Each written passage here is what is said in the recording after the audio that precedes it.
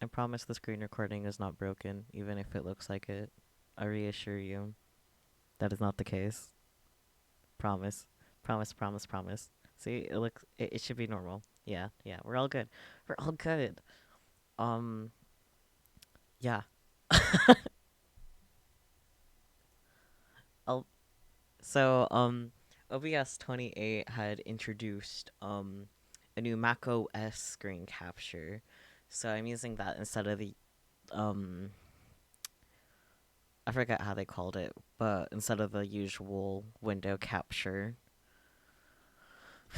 Chapter 5. We should be able to finish Chapter 5. I don't remember how many chapters there are in Steins Gate. I know there's like 6 endings. Hang on. I think it might be an extra. Clear list.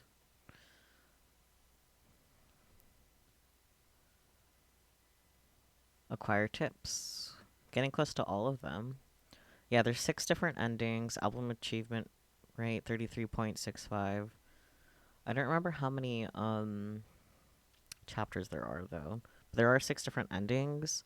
I guess depending on the ending we get will determine if you want to go for the other ones after it. Knowing us, you probably will. Let me double check how many chapters there are. How many chapters in Steins Gate? That's Steins Gate 0. I mean regular Steins Gate.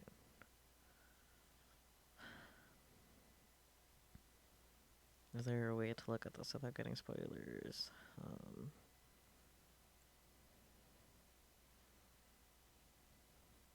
Release, plot. Don't care about the summary. I just want to know how many chapters. 1, 2, 3, 4. Yeah, 4 was a kind of long one, huh? The summary's taking forever. 5 is the one we're currently on, which is also long. 6, 7,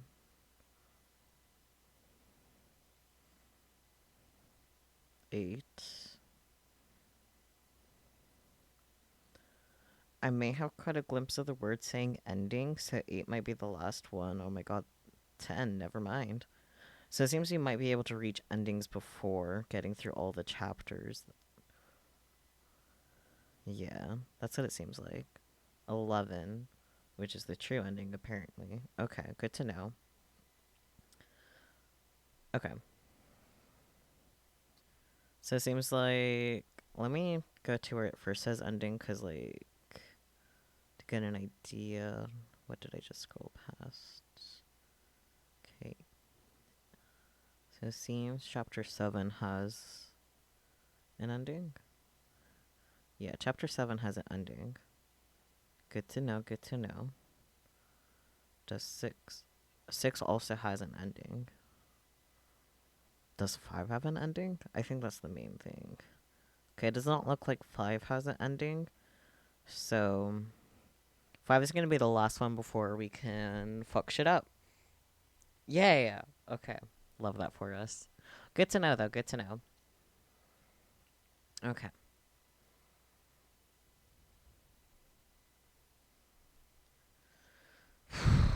Man, am I ready for this? I don't fucking know. I think what I'm most not ready for is after finishing chapter 5, since I know that's when endings will start coming in. Alright. No one has touched the time leap machine since that discussion. Ridiculous as it sounds, I can't shake the feeling that it might suck my memories out and fling them into the past. Oh, the machine does have its appeal, of course. We're all tempted by the idea of becoming humanity's first time leapers. Yet the fear of what could happen won out in the end. Perhaps as a way to forget our fears and move on, we decided to hold a celebration to mark the completion of the device. Everyone feels the need to let loose after working so hard on the project.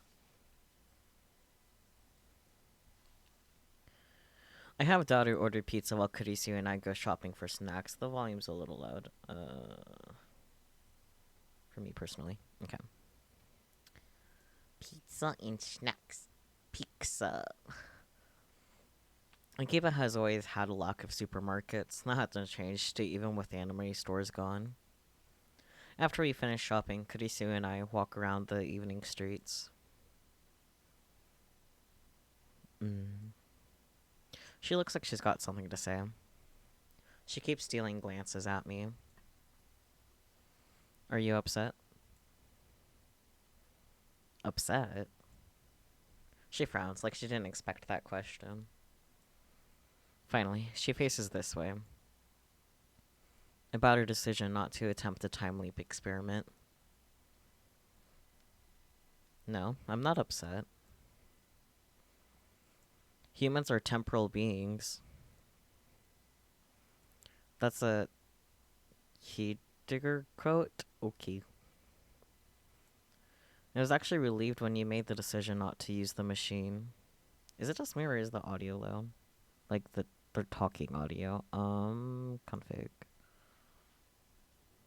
Yeah, that's fine.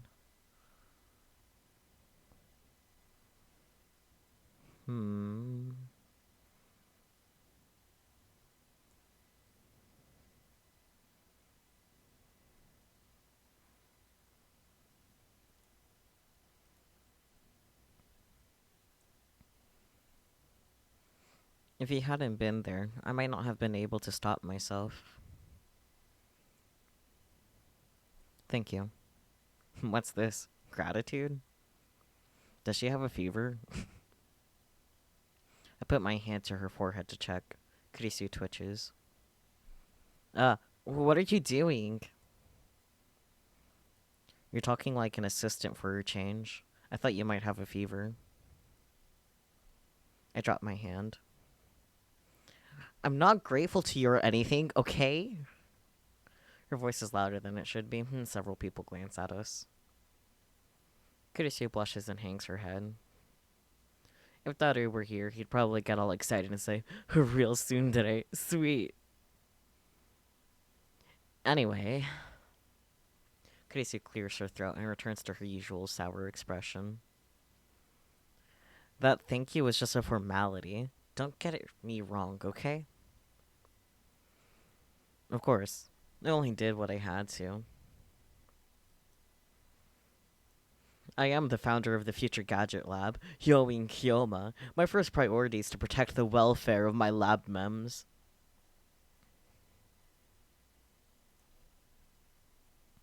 So I have no need for your thanks. Oh god.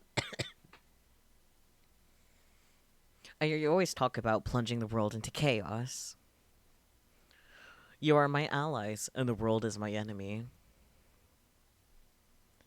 I'm speechless. You're too self-righteous. You say speechless, yet you're speaking. Don't argue semantics. It's quite mysterious, really. It's only been 2 weeks since Kurisu and I met. And yet it already feels natural for us to be walking together, exchanging banter like this.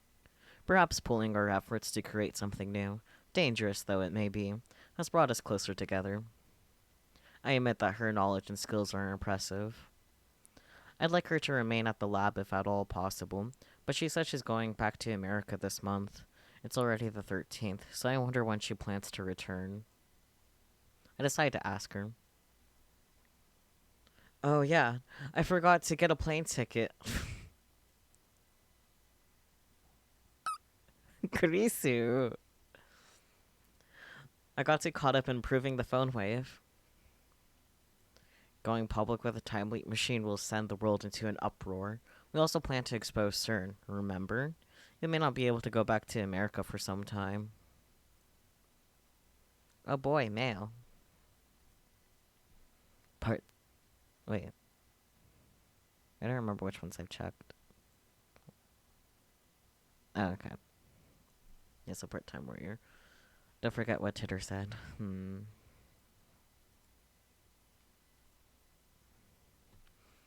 I guess you're right. I should call Mama and let her know. Looks like things are going to get busy. Naturally, I want Kurisu to stay with us to the end. A little bit after we return to the lab, Mairi gets back.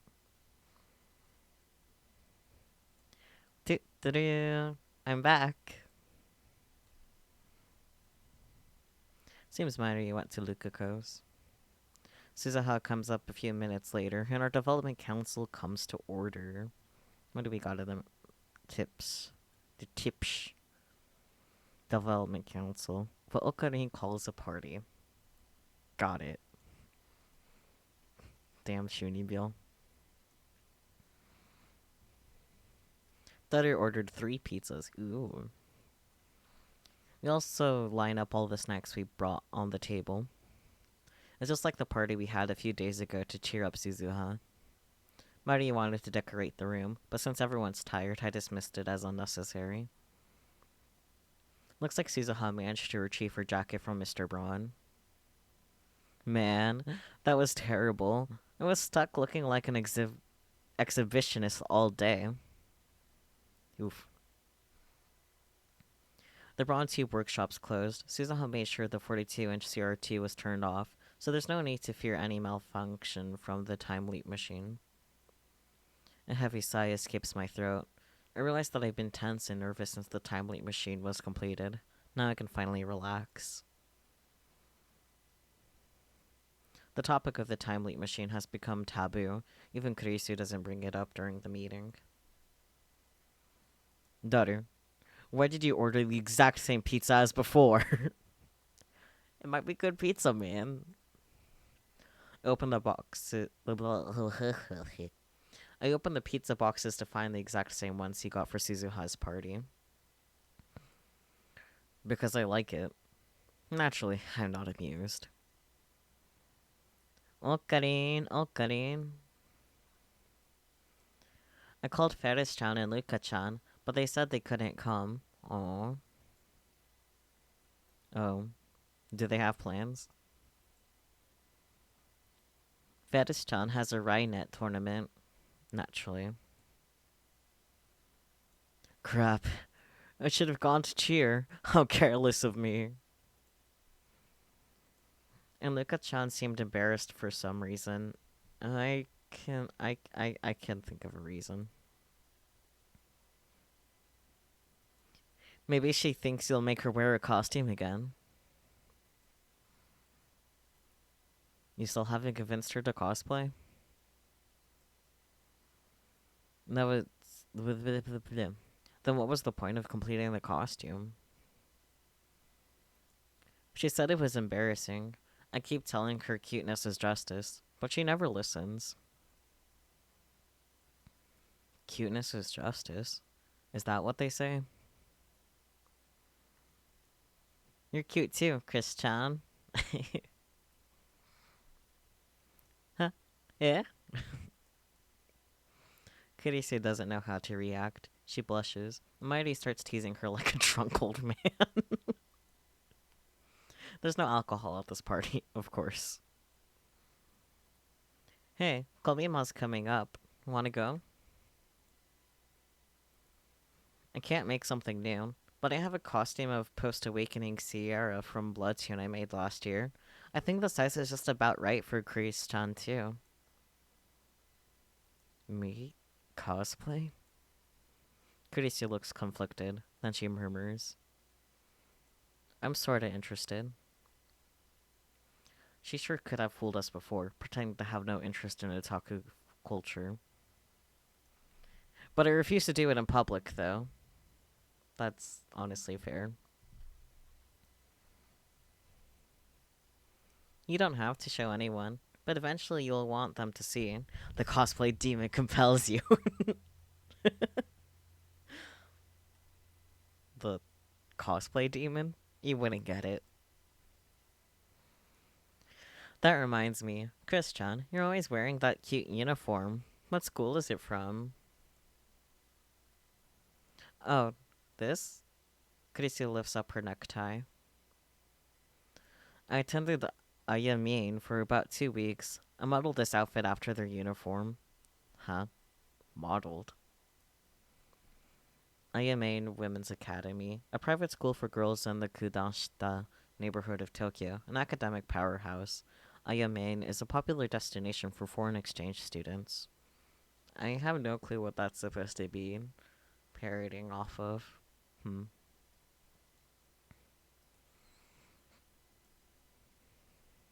Oh, their uniform is really cute, but you made it even cuter. You might have a really good design sense.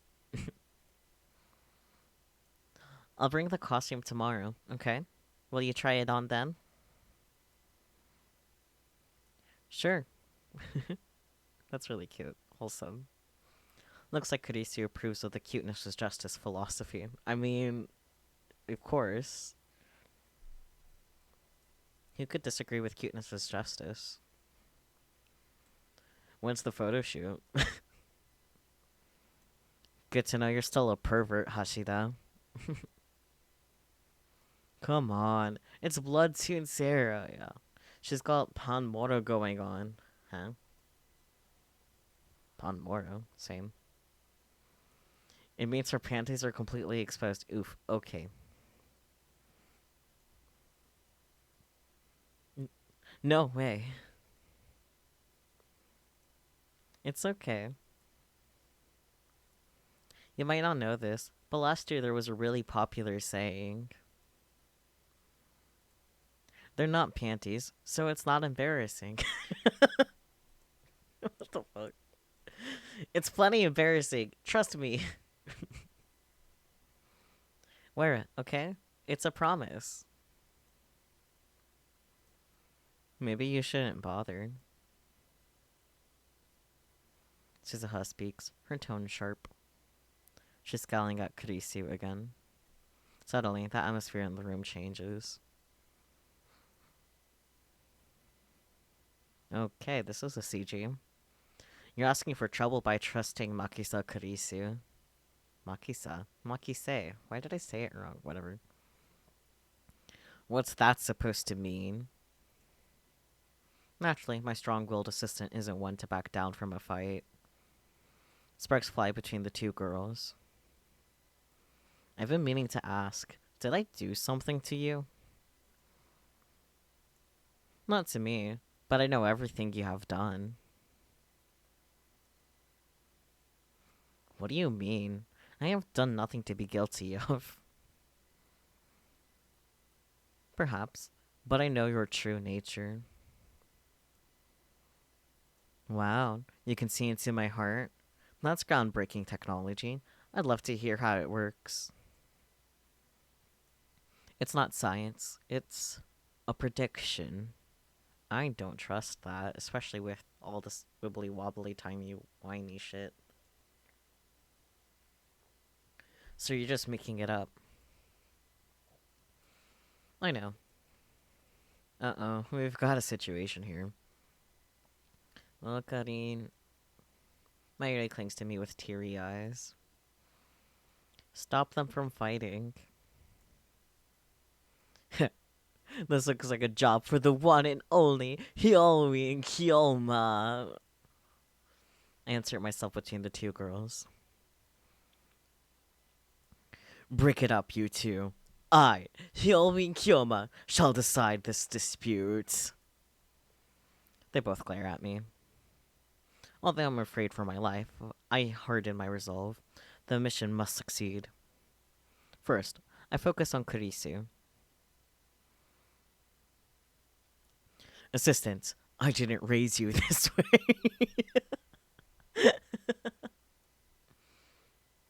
You didn't raise me at all. If you want to become a true mad scientist, you must learn to keep your emotions in check, even as you cackle your way to victory. Nobody asked you, and I'm already a scientist.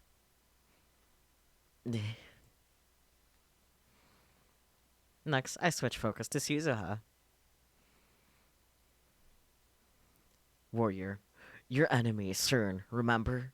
You must conserve your strength through Ragnarok. I warned you before, Okabe Rintaro. Makase Kurisu is a threat. You're going to mention that here? Now? Oh. What's this about, Okabe? Their eyes are like laser beams boring into my skull. I want nothing more than to flee for my life. But Mayuri's watching me anxiously. I need to defuse the situation.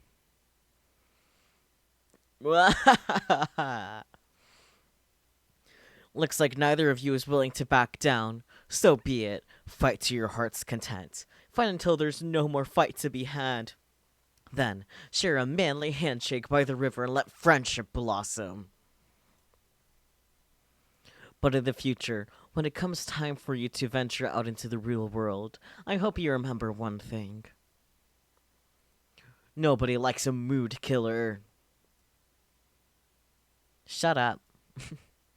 Getting yelled at by both of them at the same time sends shivers down my spine. It's coming. I quickly seize my right arm. Ah! Why now, of all times? Calm down, right arm of mine. I turn around and head back to Mayuri. I'm sorry, Mayuri. At his rate, I'll end up hurting those two. I have no choice. The rest is up to you. Jeez. Mayuri puffs her cheeks out and goes over to the two girls. Guys? Mayashi doesn't like it when you fight. Let us all get along, okay? Hearing this, the two combatants reluctantly comply. I expected this would happen. Mayuri's the oil that keeps the gears of the lab churning along. The throbbing in my right arm dissipates. Daru comes over to chat with Suzuha, and gradually peace returns to the lab. I don't know, I'm being paranoid about the game audio. Game audio's good. No dropped frames. Fuck yeah. We're truly winning here. We're the absolute winners. I don't know what else I'm trying to check here. My brain's not attached properly, but that's okay. Alright. Kuritsu is in the development room, making a call, probably to her mother in America. I sit on the sofa and watch TV while sipping Doc P. Kinda wish I had Doc P right now, but that's okay. The TV is running a game show where contestants guess the prices of popular items at high-class restaurants. Mayuri sits down next to me. Oh, you know what? I was gonna mildly check the screen. I don't like that the black bar is up on top, but that's okay. It's not the end of the world. Okay. Carrying on. She peels a banana and begins eating it. Hey, Okarin. Mary slowly looks around the lab, smiling all the while. It's been really lively here these past few weeks. Huh. Yeah, I guess it has. I established the Future Gadget Laboratory around the time I entered college. It was the first step in my plan to bring chaos to the world. That was around the middle of March this year, which means it's almost been 5 months. I don't know why that made me laugh. Not half a month after it was established, Mayuri showed up. I'm still not sure why, and became a lab mem. For about a month, it was just me and Mayuri. Then in early May, I finally got Daru to join. All it took was telling him that the lab was just a 3-minute walk from Maid Queen plus Nyan Squared. This location on the outskirts of Akiba has always been quiet. Mayuri isn't the type to object to every little thing like Kurisu, nor the type to make dumb jokes like Daru, so the lab was very peaceful back in those days. It was quite a pleasant place to be. And now the lab mem count has increased to 8. It happened in the blink of an eye, or so it seems. They didn't come today, but Lukako visits occasionally, and Ferris is a familiar face at Maid Queen plus Neon Squared. Or at least she was before Maid Queen disappeared. I remember feeling out of place the first time I came to Akiba, but now it's like a second home. It's fun. Mayuri, too, seems pleased by the increase in lab mems. Now that there are 8 lab mems, Mayashi thinks it's getting a little cramped in here. First, we don't have enough chairs. The sofa file only has room for two. Then there's Daru's personal desk chair. Those are the only chairs in the lounge. There's some pipe chairs in the development room, but they need to stay there. We should buy more. Do you have money, Hokarin? New chairs will take all my savings. Then I need to get a part-time job again. I guess you can use some of my salary. Aw, Mayuri's such a good girl.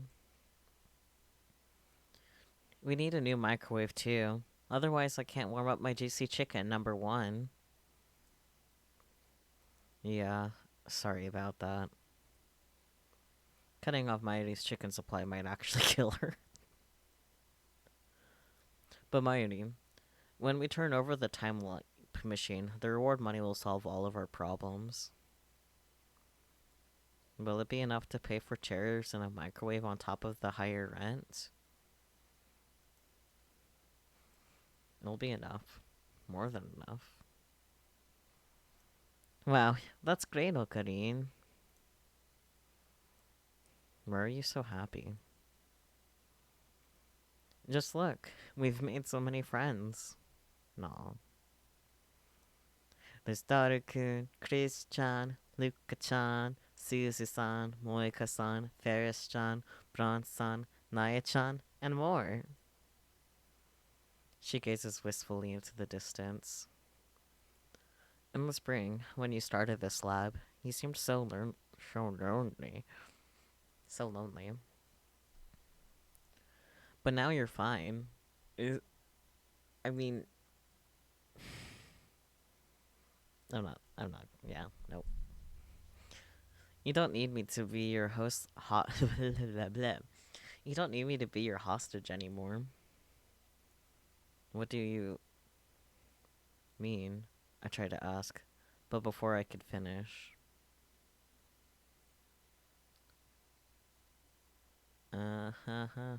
Terrorist bomb threat suspends Yamanote Sobu Keihin Tohoku lines.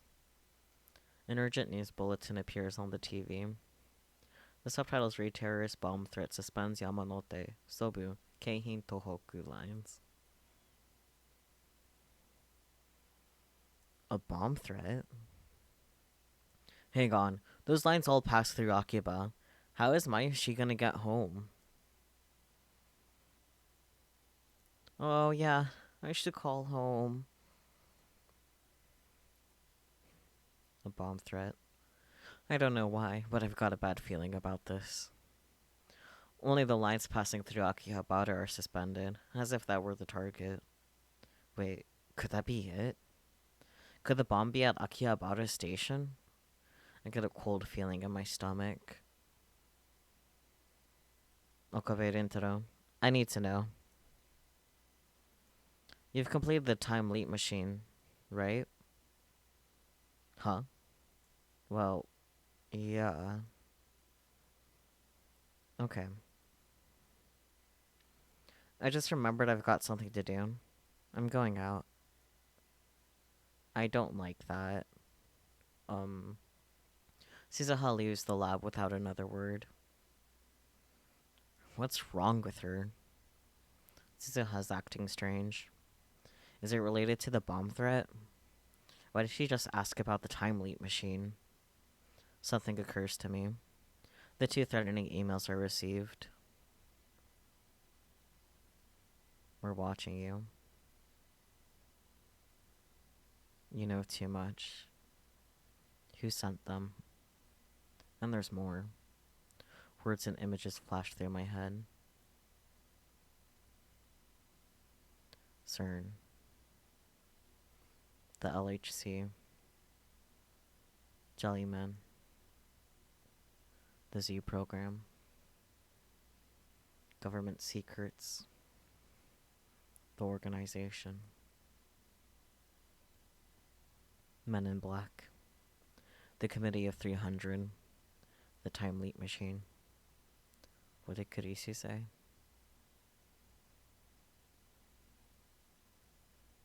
We may have created a monster here.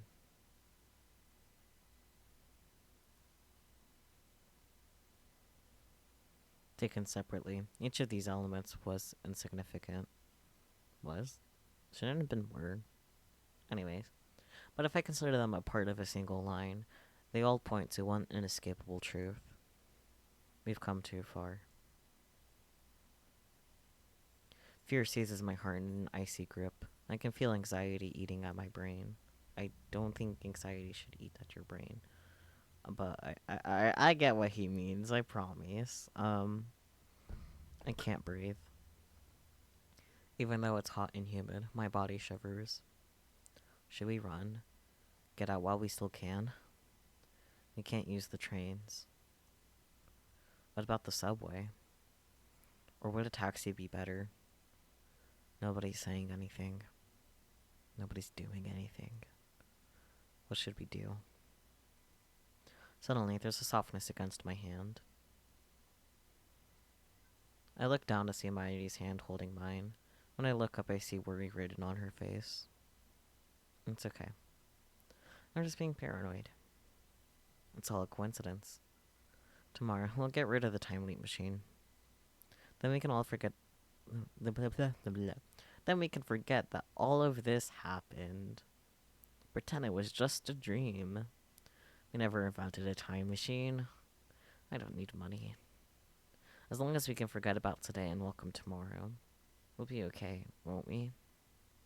My anxiety doesn't go away. I look over Mairi's head at the entrance to the lab. The door is unlocked. Anyone could just waltz right in. I hear sirens wailing a few streets away. Is the audio misbehaving?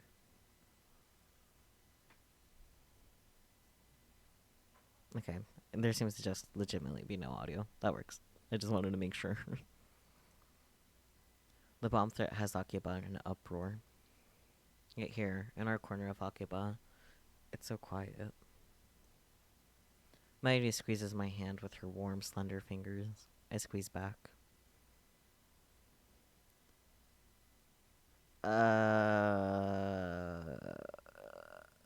Don't like that. The next thing I know, the door slams open. 5 men burst into the lab. Their movements are swift and sure, professional, and each of them is carrying a gun. They spread out just inside the door and aim their weapons at us.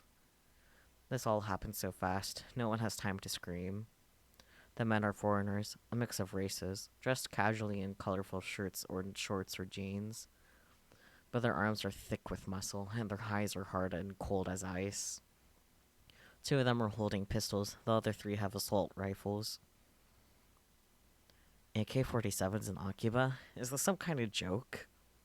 One thing is certain, these guys aren't terrorists. Tourists. They're definitely terrorists. I don't know how whatever. They're for sure not tourists. Hands in the air. Nobody move. The dark-skinned crew-cut man barks an order. It feels like I'm dreaming. Did I fall asleep watching an action movie? This is the first time so many people have gathered in this room. Suddenly the lab feels small. What an odd thing to be thinking at a time like this. The first to obey is Daru. Then Carisi raises her hands. Then me. Last is Mayuri. Silence. Time seems to grind to a halt. The men say nothing, but their guns remain steady, muzzles pointed at us. On the TV, a comedian laughs. What is this? Are we on candid camera? Then I hear a new sound coming from outside. The sigh. Blah, blah, blah. The sound of high heels. A woman is coming up the stairs. Are these men waiting for her? Is she their leader? A squad of battle-hardened commandos, led by a beautiful woman. It's like something out of a manga. Nothing seems real. Before long, the woman appears. Moika. What the fuck? Kiryu Moika. The part-time editor. The male demon, Shining Finger, who is never seen without her phone. Lab M005. Moika. She's their leader. The least imposing woman I've ever met. Even now, she doesn't meet my stare. Her eyes are aimed down at the floor. What's going on here? Moeka-san? We're taking the time machine. As always, her words are barely audible. It's ridiculous. Laughable. And yet, I can't laugh. My heart is a jackhammer in my chest. The inside of my mouth is drier than a desert. I stay still with my hands in the air. Makase Krisu, Okabe Rintaro, Hashida Itaru. The three of you will come with us. I don't understand. Why is Moeka here? I don't know, but I have to ask. What's going on here?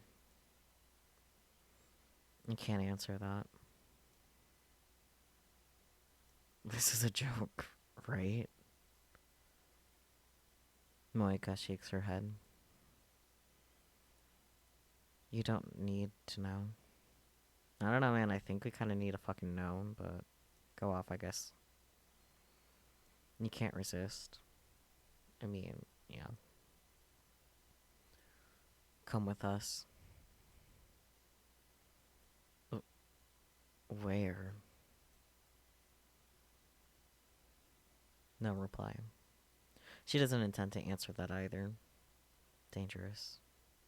These guys are dangerous. Look at their guns. Nothing good can happen if we go with them. I try to refuse, but my voice catches in my throat. I can't stop staring at their guns. Are they real? They're not going to start shooting, are they? I'm not going anywhere until you answer. You can't refuse. You have nowhere to run. We have men stationed throughout Akihabara. Wait. Something clicks in my head. It was them. They sent the bomb threat. They stopped the trains. Why? To keep us here? Just for that? I don't want to hurt anyone. The three of you, come with us.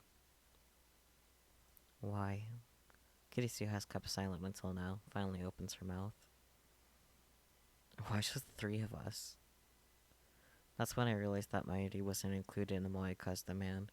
She only wants Kurisu, Daru, and me. I'm not answering your questions. Come with us. It's your only choice. We're not getting anywhere. Okunin. Daru's voice is shaking. I turn my head to look at him. He's deathly pale.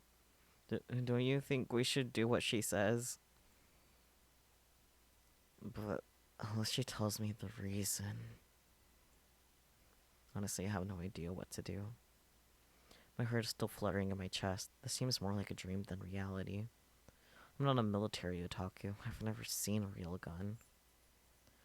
The black shine of their weapons looks somehow tacky. They lack the imposing feel you expect. I'd believe her if she told me they were fake. Mayuri suddenly speaks up. Moeka-san, you're a lab mem too, aren't you? It's as if Mayuri asked my question for me. Moeka was a strange woman, but I welcomed her as a lab mem all the same. What is she thinking right now? An answer. Moeka pulls a gun from her belt and points it at us. I realize that Moeka isn't holding her phone. This is the first time I've seen her without it. Not like that matters now. Moeka's gun hand is trembling. Is the situation affecting her too? It must be. She's terrified of talking to people. Our mission is to silence you. Silence us? Your refusal to come will change nothing. Does that mean she plans to kill us? Why? What did we do? Who sent you? Who are you people? We... Moeka suddenly lifts her head. For perhaps the third time since I've known her, she looks straight at me. Her eyes are dark and empty. Are from CERN. Saw that coming. CERN? M4. The dark-skinned man speaks up. Is he addressing Moeka? Watch your tongue. Moeka hangs her head again. In my head, I replay the words she just spoke. CERN. They're from CERN? Why CERN? Of course, who else could it be? Come with us. Now. Moeka raises her voice in frustration. If you continue to resist, I'll have to resort to extreme measures. Moeka slowly raises her gun. She points the muzzle at... Not Mayuri. Mayuri. My whole body instantly goes cold. Shina Mayuri is not needed. Stop! I lunge at Moeka, but the dark-skinned man is faster. Gah! Something strikes my chin with crushing force. The shock numbs my entire body. Stars explode behind my eyes. I fall to my knees, powerless to stand. Everything goes dark. What happened?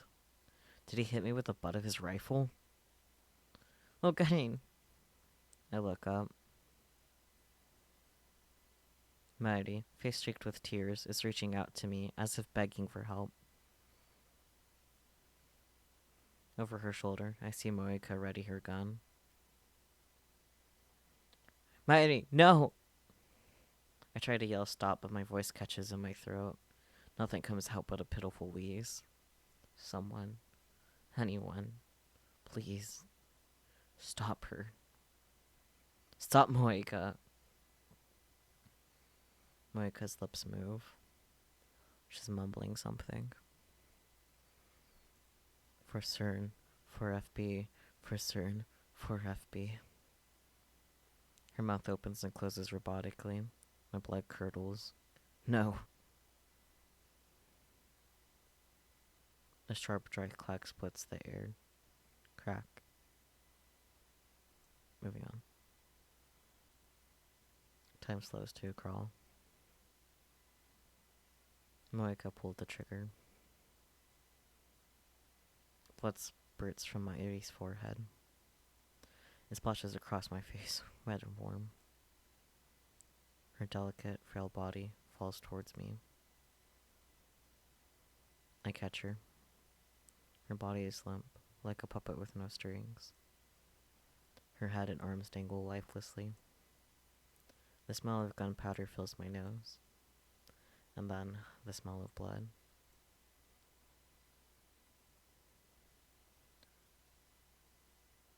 Yeah, I'll just accept that voice acting.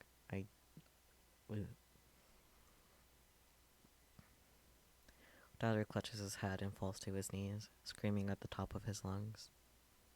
The sound jerks me back to my senses. In my arms, Mairi takes one short, shallow breath. And then... Oh, Cuddy.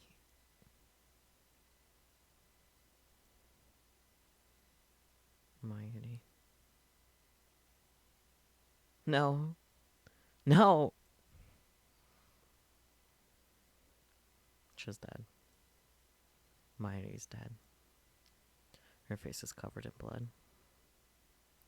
Her blood stains my hands. It's warm. You three, come with us. Now. No more warnings. Resist, and we'll kill you too. I hear a voice, but I can't comprehend what it's saying. What is this? What's going on here? Is this a joke? May I have created a monster here? This is a dream, right? Right? I feel nothing. My mind is blank. I shake Mayuri's shoulder. Mayuri? Wake up, Mayuri. You'll catch cold if you sleep here. If you're tired, you can stay overnight. Or I can take you home if you prefer. We'll ride the train back to Ikebukuro together, like we used to before daughter joined, when it was just the two of us. Memories of her smile roll through my head, 1,000 different smiles from 1,000 different occasions. If I look away, she'll disappear. Thank you for the head pats. Very necessary.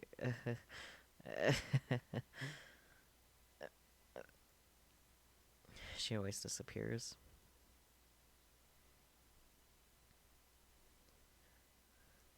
But now you're fine.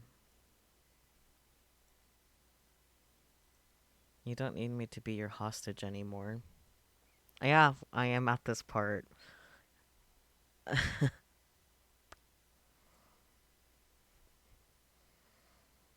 No, Heidi. I still need you. Left for me. Like you always do. Greet me with your silly toot-to-do. Tell me it's a lie. Tell me you're alright. Heidi.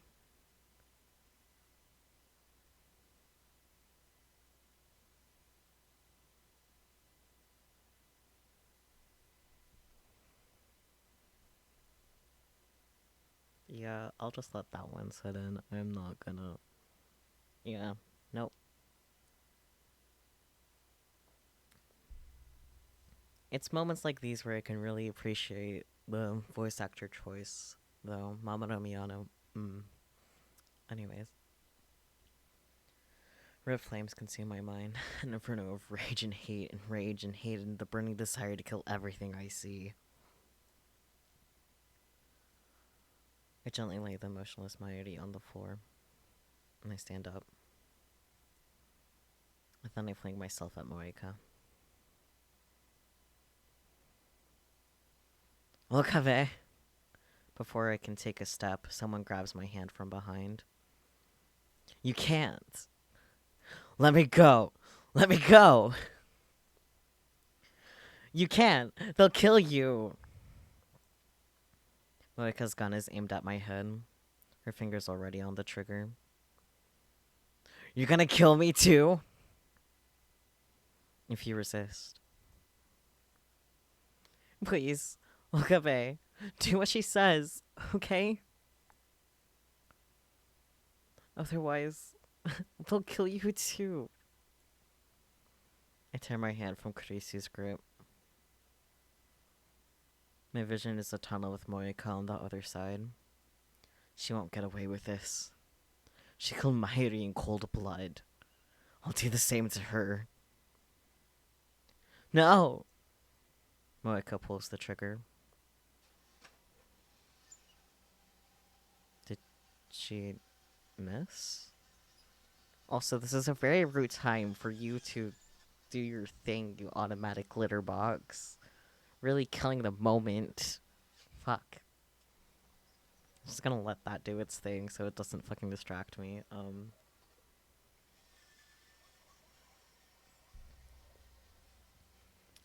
Any minute now, the litter box will be done with this shit.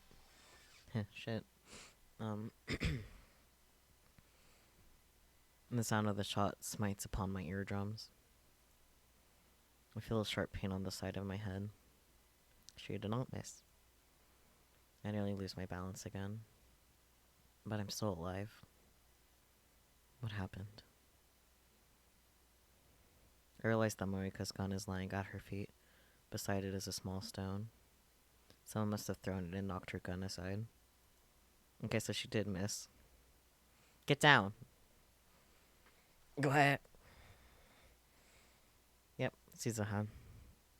Suddenly, Suzuha is there in the doorway, knocking one man down in the blink of an eye. Before anyone can react, she darts into another man's range and delivers a piercing elbow strike to his solar plexus. The man drops to his knees, gasping for air. The remaining men turn their guns on her, but she throws the incapacitated man toward them to block their aim. She then slides into the feet of the man at the rear, tripping him forward, and in a single smooth, flowing motion, drives her knee into the man's face as he falls. Who the hell?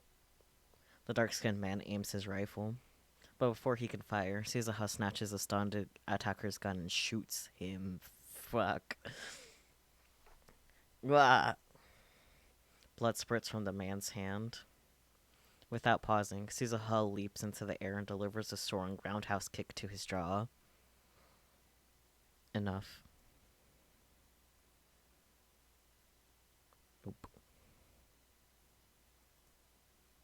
The next thing I know, the 5 men are down, and Moika's gun is aimed at Suzuha's face. But Suzuha doesn't back down. Her gun is trained on Moika's neck. It's a standoff. Neither moves. Silence returns to the room. Who are you? 42.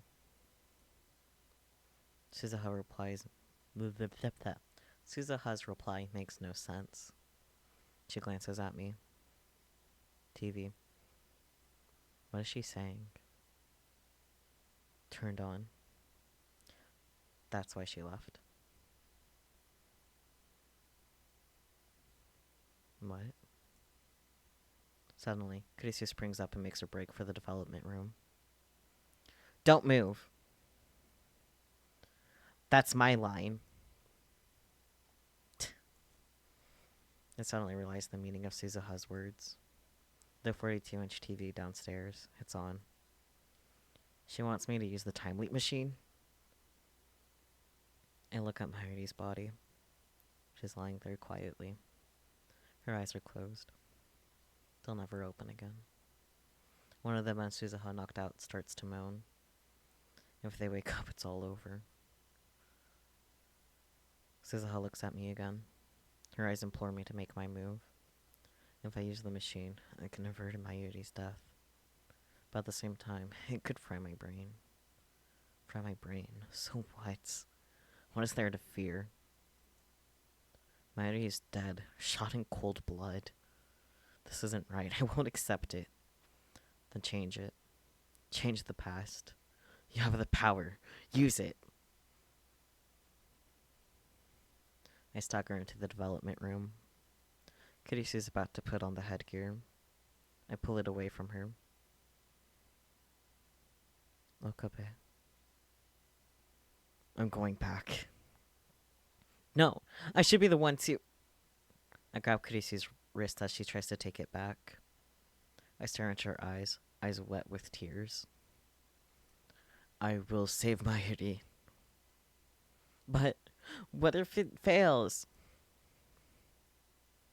I ignore her and put on the headgear. Moika's last shot grazed the side of my head. My ears are still ringing, and there's blood on my neck. It doesn't matter. I might fail. I might even die. But I have to try. It's my only chance to save Mayuri. Kurisu bites her lip and activates the by 68,000. Okabe Rintaro, one of them's moving. Get in there. Kill them. Damn. Kids. Them meddling kids and their stupid dog. Anyways. The crew cut man staggers into the development room. Acting purely on instinct, I grab feature gadget number 4, mode snake from the shelf, and flick the switch. White smoke instantly fills the room, rendering it impossible to see. Kill them! Kurisu! Okay. Are you sure? Are you sure about this? Really? Do it, Kurisu! Activate the machine!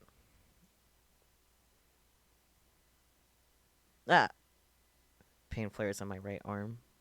Was I shot? It doesn't matter. I see blue-white light shining through the smoke. The discharge is starting. Ugh. The light rapidly grows brighter. The floor begins to shake. The singularity's open.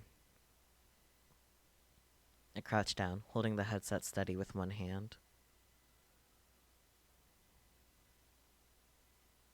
Wait for me, Mayuri. I won't die here. I'll cross through the time to save you. Leap my memories. Leap to the past. Leap! The world explodes into light.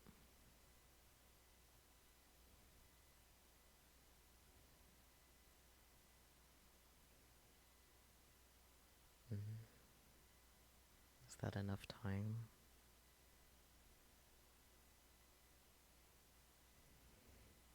We're already in chapter 6 now. I didn't realize we weren't that far off. Mayuri? Mayuri? No matter how many times I call her name, Mayuri doesn't answer.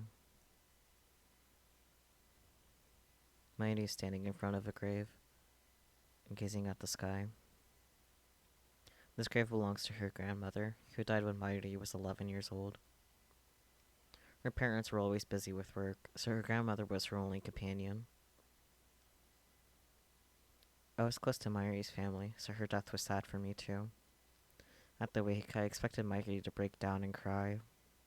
She didn't. Instead, she spent the whole time gazing vacantly at her grandmother's memorial portrait. 6 months went by. I had advanced to middle school, so Mayuri and I no longer commuted together. But whenever I passed the cemetery on the way home, Mayuri would always be standing there. Every day, rain or shine, she would stand there for hours before the grave, staring wordlessly at the sky as if she could see her grandmother in heaven. In her hands, an old pocket watch. The watch had belonged to her grandmother. Mayuri always held it when visiting the grave.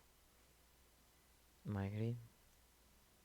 No matter how many times I called her name, Mayuri did not answer. Back then, Mayuri wouldn't talk to anyone, not to me, not even to her parents. Whenever I saw her standing there, staring at the sky, I felt unease grip my heart. Her gaze was so earnest, her intention so pure, that I feared some power might grant her wish and carry her off to heaven to join her beloved grandmother. And so, to ensure that nothing like that happened, I made sure to stop by the cemetery every day. I would stand next to the sky-gazing Mayuri and call her name. Mayuri? But no matter how many times I'd call her, Mayuri wouldn't reply. The only sound in the lonely cemetery was the echo of my voice, calling her name. It was raining that day, too. Mayuri had a light blue umbrella. In contrast to the umbrella's color, the sky was glazed gray, covered in clouds. After a while, the rain stopped. Rays of light shone through gaps in the clouds, a stunningly beautiful sight. Rembrandt's rays, they are called, were sometimes the angel's ladder. Suddenly, a strong wind swept through the cemetery. It caught Mayuri's umbrella and carried it into the sky. Mayuri seemed not to notice. She kept staring at the sky. And then, slowly, so very slowly, she stretched her hand out to the sky, as if to grasp the rays of light, as if her grandmother were reaching down to pull her up. And then she lifted herself on her toes. To me, it looked as if she were floating up towards heaven. Impulsively, I grabbed Mayuri's outstretched hand and pulled her into my embrace. In retrospect, my fears were just a childish fantasy, but at the time I truly believed that Mayuri might vanish. I won't let you go. I won't let anyone take you away. I realized how embarrassing the words coming from my mouth were. You're my hostage now. My guinea pig. Nice cover, dude. It was the first excuse that came to mind. Before her grandmother died, Mayuri and I were fans of a popular TV series about costumed heroes battling evil. I particularly admired the villain, a mad scientist. I even got pretty good at mimicking his lines. I was doing it to hide my embarrassment. I could feel my face growing red, but I kept up the mad scientist act all the same. If nothing else, it was better than admitting my insecurities. There is no escaping me.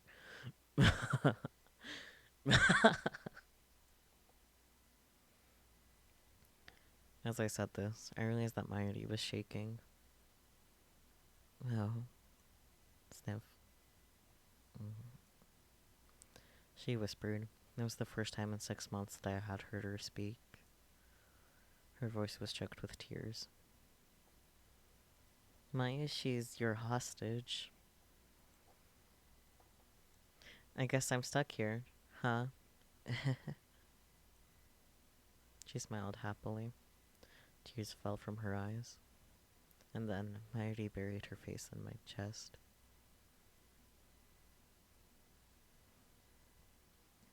Where am I? Who am I? I can't see. I can barely think. A terrible screech fills my head, like feedback from a giant speaker. Ah! Okay, yeah, I'll just let him do that. Yeah. It penetrates my brain like 100 sharp needles stabbing me right behind the eyes. I thought brains weren't supposed to feel pain. Then how do headaches work?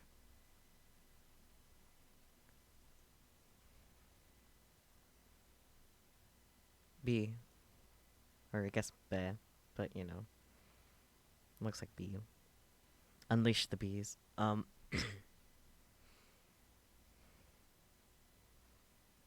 I wish I was like half as good as Mamoru Miyano is with voice acting because I cannot do those screams even if my life depended on it.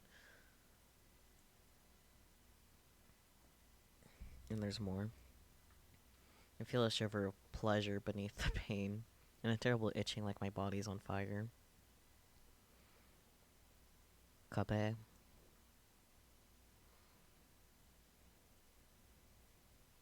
I want to crack open my skull and tear out my brain. I want to scrape out my soft gray matter with my fingers and eat it. Oh, be. The assault on my brain is driving me crazy. Who am I? Okabe, what's wrong with you? Ugh. Ugh. Bright light. Suddenly, the shattered pieces of the world reform. I slowly come back to my senses. I'm in the lab, standing in front of the phone wave name subject to change, with my cell phone to my ear. No, not the phone wave name subject to change. Since headgear is attached to it, it's the time leap machine. It's hard to breathe. Give me oxygen. I hear a low, wheezing groan and realize that it's coming from my own throat.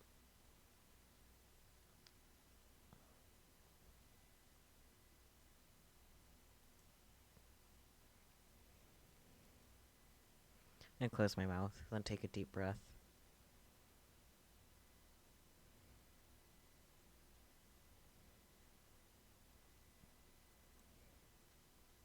The insides of my throat feel like they're burning. I resist the urge to cough and continue filling my lungs with air. I notice that I'm drenched in sweat. The drops sliding down my forehead are annoying. I try to wipe them away with the back of my right hand. My hand obeys, slowly. Something is off. It's like my body and my mind aren't totally in sync with each other.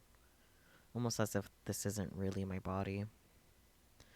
As if my nerves aren't communicating properly with my extremities. I try blinking slowly. This might just be my imagination. Could this be exhaustion? I haven't slept much lately. I try to move my hand again. There's no disconnect this time. This is my body. Okabe, are you listening? A familiar voice. I turn around slowly. Kurisu's there. She stares at me, perplexed. What was all that screaming for? Intense pain. What is she talking about? Are you sick?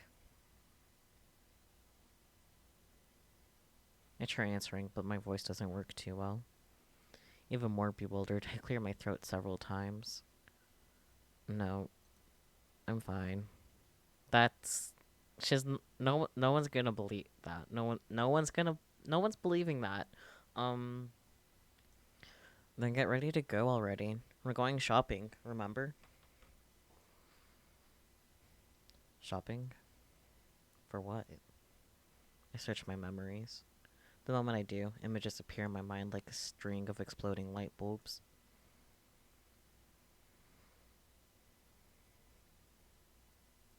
Humans are temporal beings.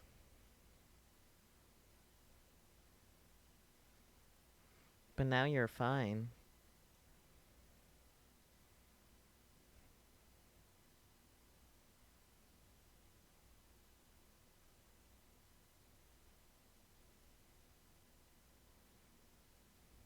Are you sure about this? Really? Uh, I remember now. I use the time leap machine. You'll remember the future. That's right. What am I standing around for? Where am I? Huh? I grab Creasy's shoulders and pull her close. What time is it now? What month? What day? Hey, that hurts. Calm down.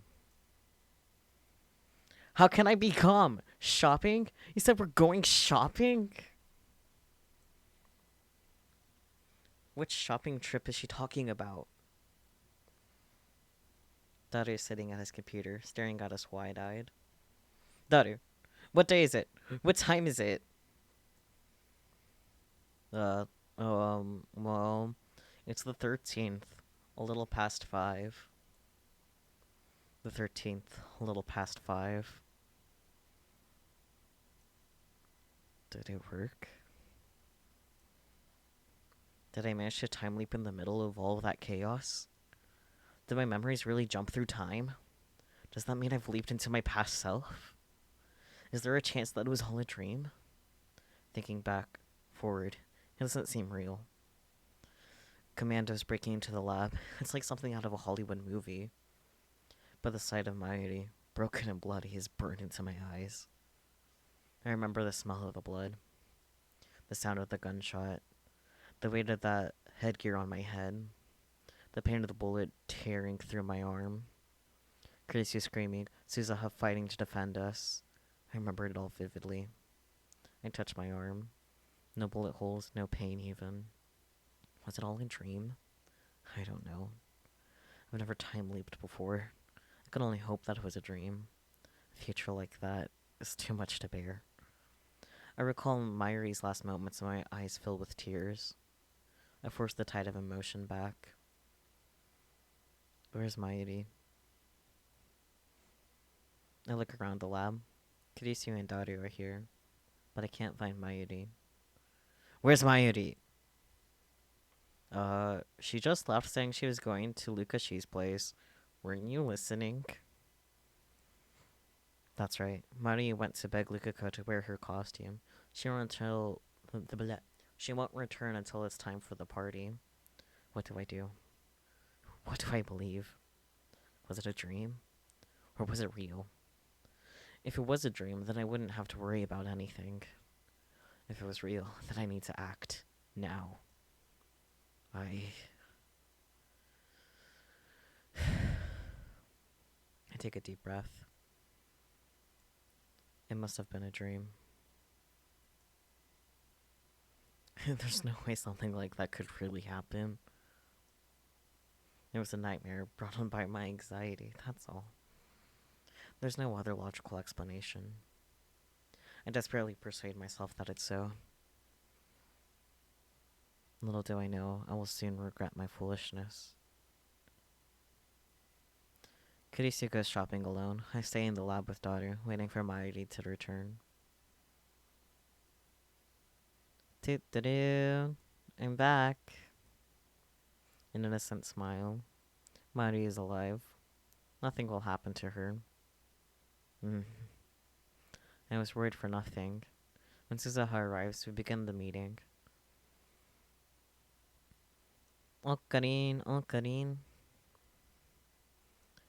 I called Ferris-chan and Luka-chan, but they said they couldn't come.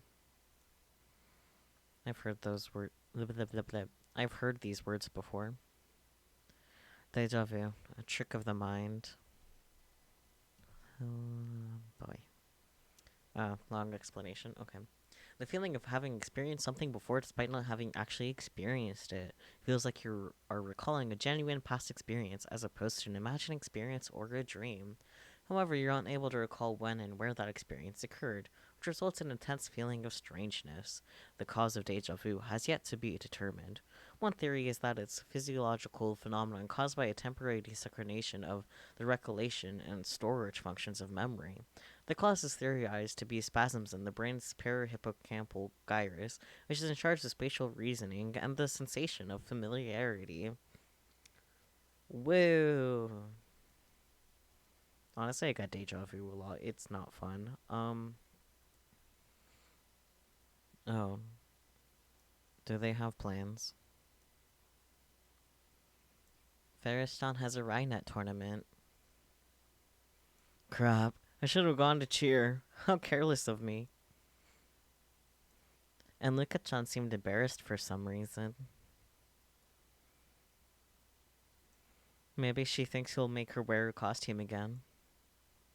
It's just like my dream. I never remembered a dream this vividly before. I remember every word that was spoken. You still haven't convinced her to cosplay? She said it was embarrassing. I keep telling her cuteness is justice, but she never listens. Cuteness is justice? Is that what they say? You're cute too, Chris-chan. Huh? Yeah? Hey, Komima's coming up. Wanna go?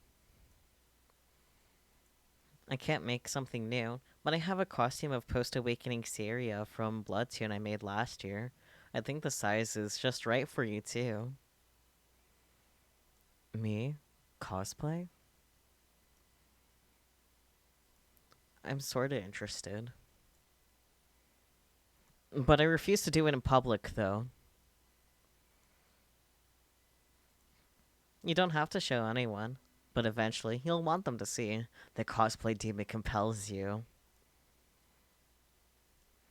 That reminds me, Chris-chan, you're always wearing that cute uniform. What school is it from? Oh, this? I attended the IU main for about 2 weeks. I modeled this outfit after their uniform. Oh, their uniform is really cute, but you made it even cuter. You might have really good design sense. I'll bring the costume tomorrow, okay? Will you try it on then? Sure. When's the photo shoot? Good to know you're still a pervert, Hashida. Come on, it's Bloodtoon Caesarea. She's got Pon Mono going on. Pon Moto, I can read. Pon Moto going on. Pon Moto? It means her panties are completely exposed. No way.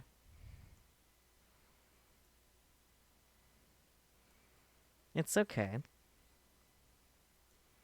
You might not know this, but last year there was a really popular saying. They're not panties, so it's not embarrassing. Japan is over. Wear it, okay? It's a promise. Maybe you shouldn't bother. Suzuha speaks, her tone sharp. She's scowling at Kurisu again. Suddenly, the atmosphere in the room changes. I remember this too. I feel like I'm losing my mind here. You're asking for trouble by trusting Makise Kurisu. What's that supposed to mean?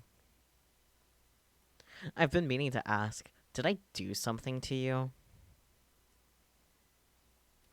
Not to me, but I know everything you have done.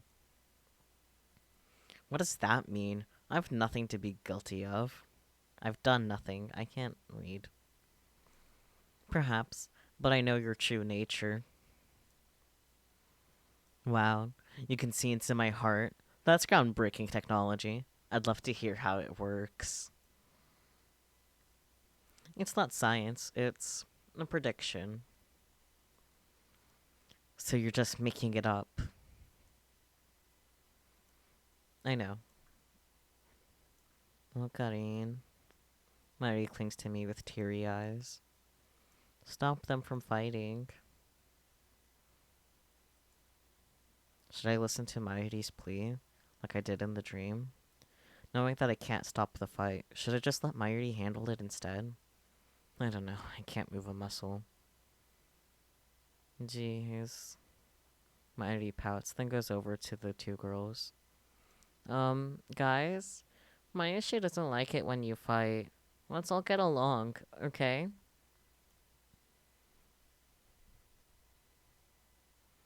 Daru comes over to chat with Suzuha, and gradually peace returns to the lab. Kirisu is in the development room, making a call, probably to her mother in America. I sit on the sofa and watch TV while sipping Doc P. But I can't pay attention to what I see on the screen. It doesn't enter my head. Mayuri sits down next to me. She peels a banana and begins eating it. Hey, Okarin. It's been really lively here these past few weeks, huh? Stop it. Why are you saying the same things as in that terrible dream? It was a dream. It has to be a dream. It's fun. Mayuri smiles happily, not noticing my lack of a reply. Now there are 8 lab mems. Mayushi thinks it's getting a little cramped in here. First, we don't have enough chairs. We should buy more. Do you have money, Okarin? I shake my head wordlessly. For some reason, I'm afraid to look Mayuri in the face. I guess you can use some of my salary. We need a new microwave too. Otherwise, I can't warm up any juicy chicken #1.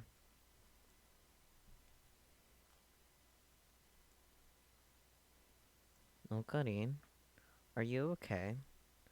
You don't look so good. It's nothing. Are you feeling sick? Then you need to rest. Want to lie down? You can lie on my lap, okay? I'm not.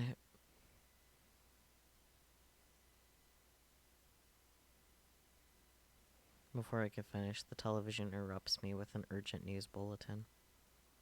The subtitles read Terrorist bomb threat suspends Yamanote, Sobu, Keihin Tohoku lines. A bomb threat? Hang on. Those lines all pass through Akiba. How is Mayushi gonna get home? Oh, yeah. I should call home. No. It can't be. It's the same. Every last thing, the same. Okabe Rintaro. I need to know. It was a dream. You've completed the time leap machine, right? It had to be a dream. But if it was a dream, then why? Are you listening? Uh, the time leap machine is done. Okay. I just remembered I've got something to do. I'm going out. Suzaha leaves the lab without another word. What's wrong with her? Does she know what's about to happen? Nothing's going to happen. The break-in was a dream. But no matter how hard I try to convince myself of that, I can't shake the icy hand clutching my heart. I can't breathe. Even though it's hot and humid, my body shivers. I remember this feeling too, from the dream. Did I choose wrong? Was I granted a second chance only to let it go to waste? I sobbed feeling against my fingers. I look down to see Mayuri's hand holding mine. When I look up, I see worry written in her face. I reflexively look towards the door. If the dream wasn't a dream, then any second now. Yep.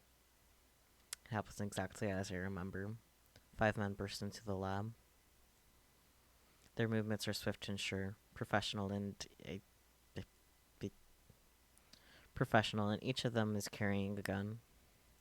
They spread out They spread out just inside the door and aim their weapons at us. I recognize each of them. There's no denying it now. I did leap through time. It was the future I remembered.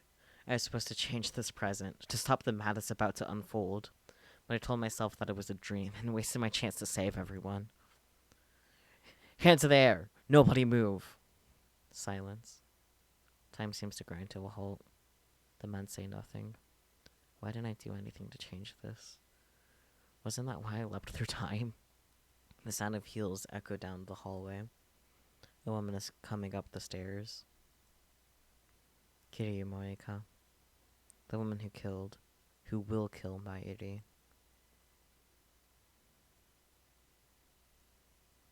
The dream is real. Those were memories of the future. This is happening because I did nothing to stop it. Moeka-san? We're taking the time machine. If I kill her first, will Mayuri live? I consider the option, but soon give up. The real danger is the men behind her. 3 of them have assault rifles. They'll gun us down the instant I try anything. My only hope is for Suzaha to make her move before Mayuri is shot. Is there even a chance? Makase Kurisu, Okobe Rintaro, Hashida Itaru. The 3 of you will come with us. You can't resist. Come with us.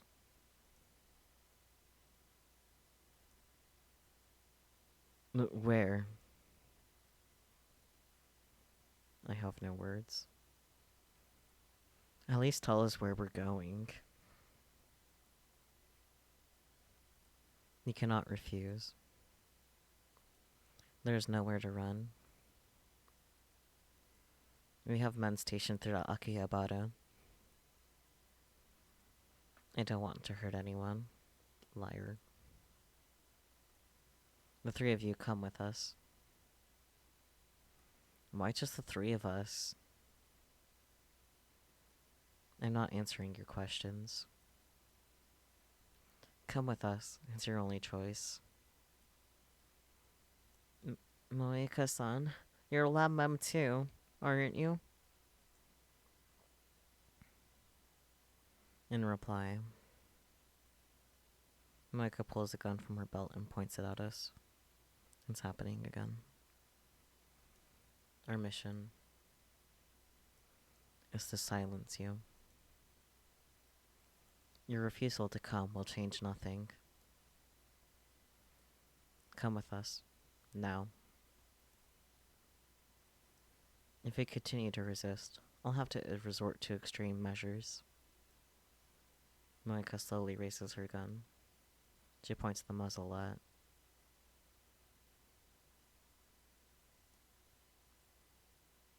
Shina Mayuri is not needed. I try to shout stop, but my voice catches in my throat. Nothing comes out but a pitiful wheeze. I turn to Kurisu for help.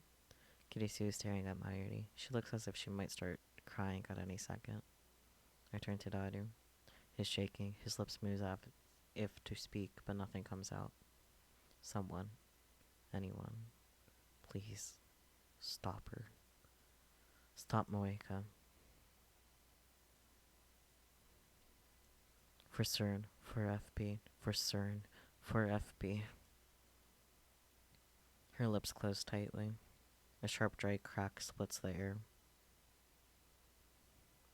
Time slows to a crawl. Moeka pulled the trigger. Blood spurts from Mayuri's forehead. It splashes across my face, white and warm. Her delicate, frail body falls towards me. I catch her. Her body is limp, like a puppet with no strings. Her head and arms dangle lifelessly. The smell of gunpowder fills my nose. And then the smell of blood.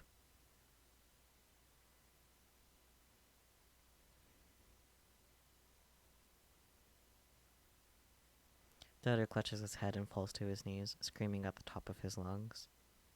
In my arms, Mayuri takes one long, rapid breath. And then... Oh, Kari...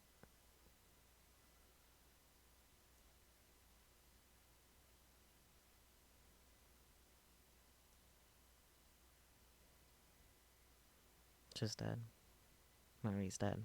Again. Her face is covered in blood. Her blood stains my hands. It's warm. You three, come with us. Now. No more warnings. Resist, and we will kill you too. I hear a voice, but I can't comprehend what it's saying. It's the same. I knew it would be. I let Mayuri die again. Because I didn't believe my own memories of the future. I lay Mayuri down on the floor. I'm sorry, Mayuri. I'm so sorry. I stand up. Rage takes hold of me once again. I'm helpless to resist. I take one menacing step towards Moeka. Okabe! Kurisu grabs my hand before I can take another. You can't. Let me go! You can't! They'll kill you! Moeka's gun is aimed at my head. Her finger's already on the trigger. You're gonna kill me too? If you resist. Please, Okabe, do what she says, okay? Otherwise, they'll kill you too. I grit my teeth and suppress my anger. Just then, something small and round strikes Moeka's gun hand.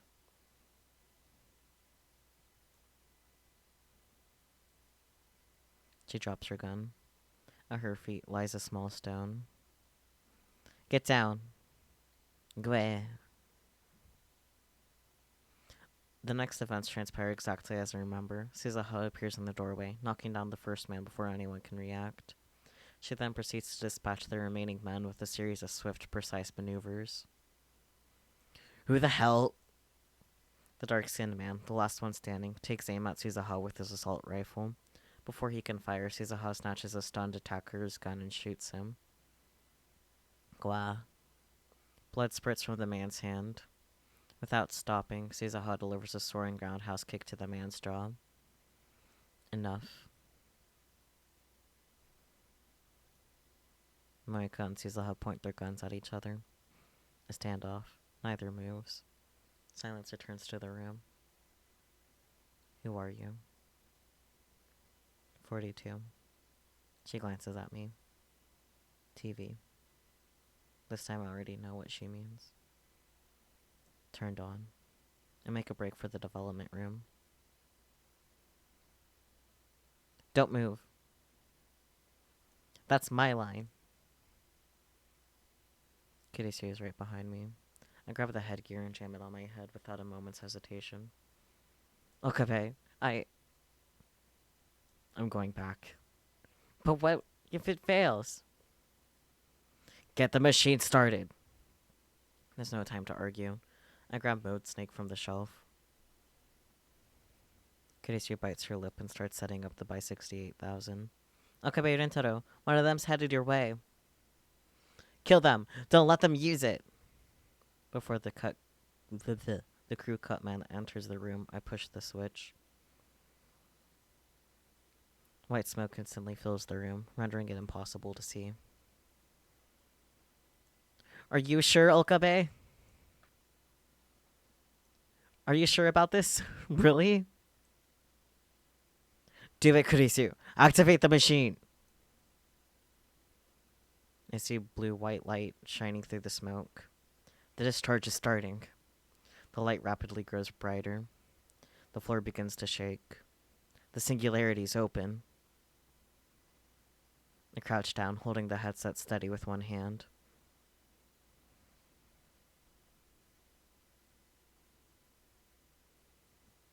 This is reality. It wasn't a dream. I burned that fact in my mind as I prepared to time leap. One more chance. The shaking begins. Please, give me one more chance. One more. The world explodes into light. Once more, rather.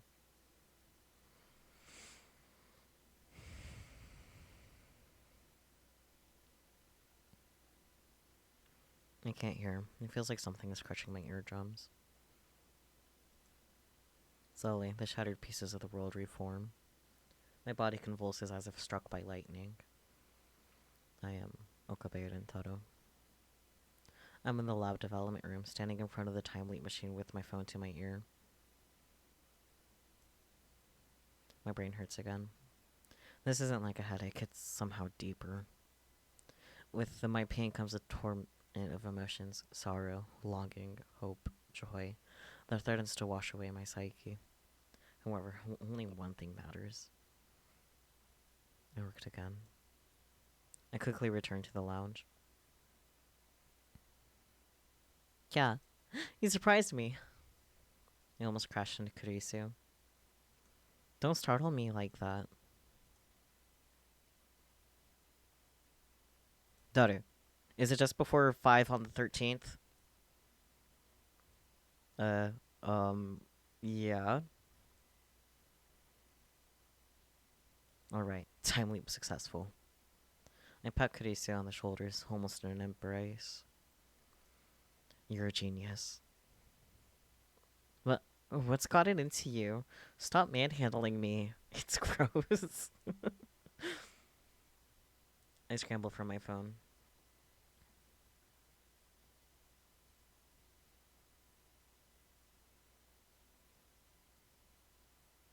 Tutturuing. Maya, she's here.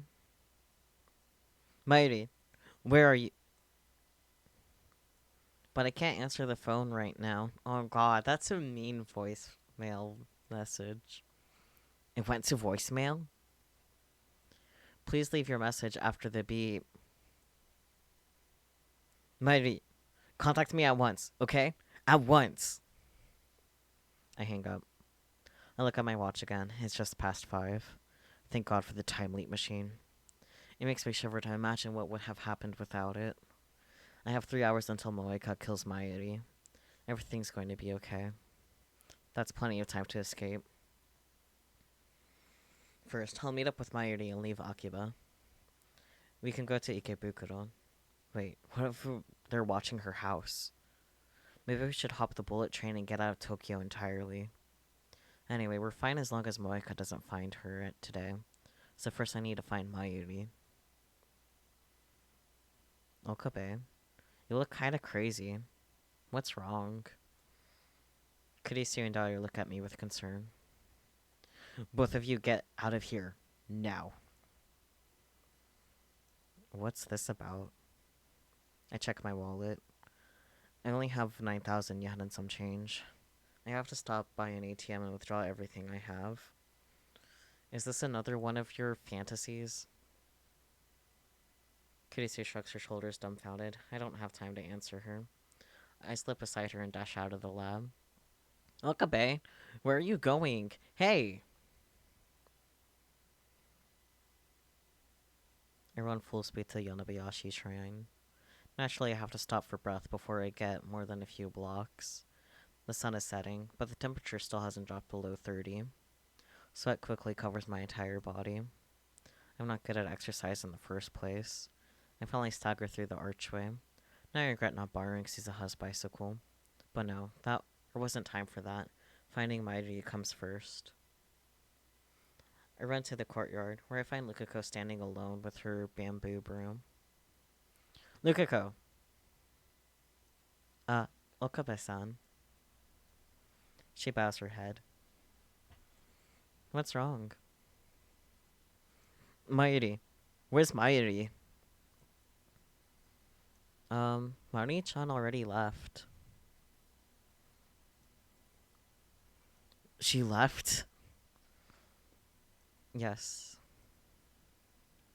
When you see her, can you tell her that I'm sorry? I'd really prefer not to cosplay. I don't want to disappoint her, but it's too embarrassing to dress like that in front of people. I finally catch my breath. I don't have time to listen to Lukako's apologies. Mari went back to the lab? Yeah? I think so. That doesn't make sense. I knew she comes to the lab around 6:30. It's still 5:30. No matter how slowly you walk, it shouldn't take more than 20 minutes to get to the lab. So what was she doing for the extra 40 minutes? We don't have time for this.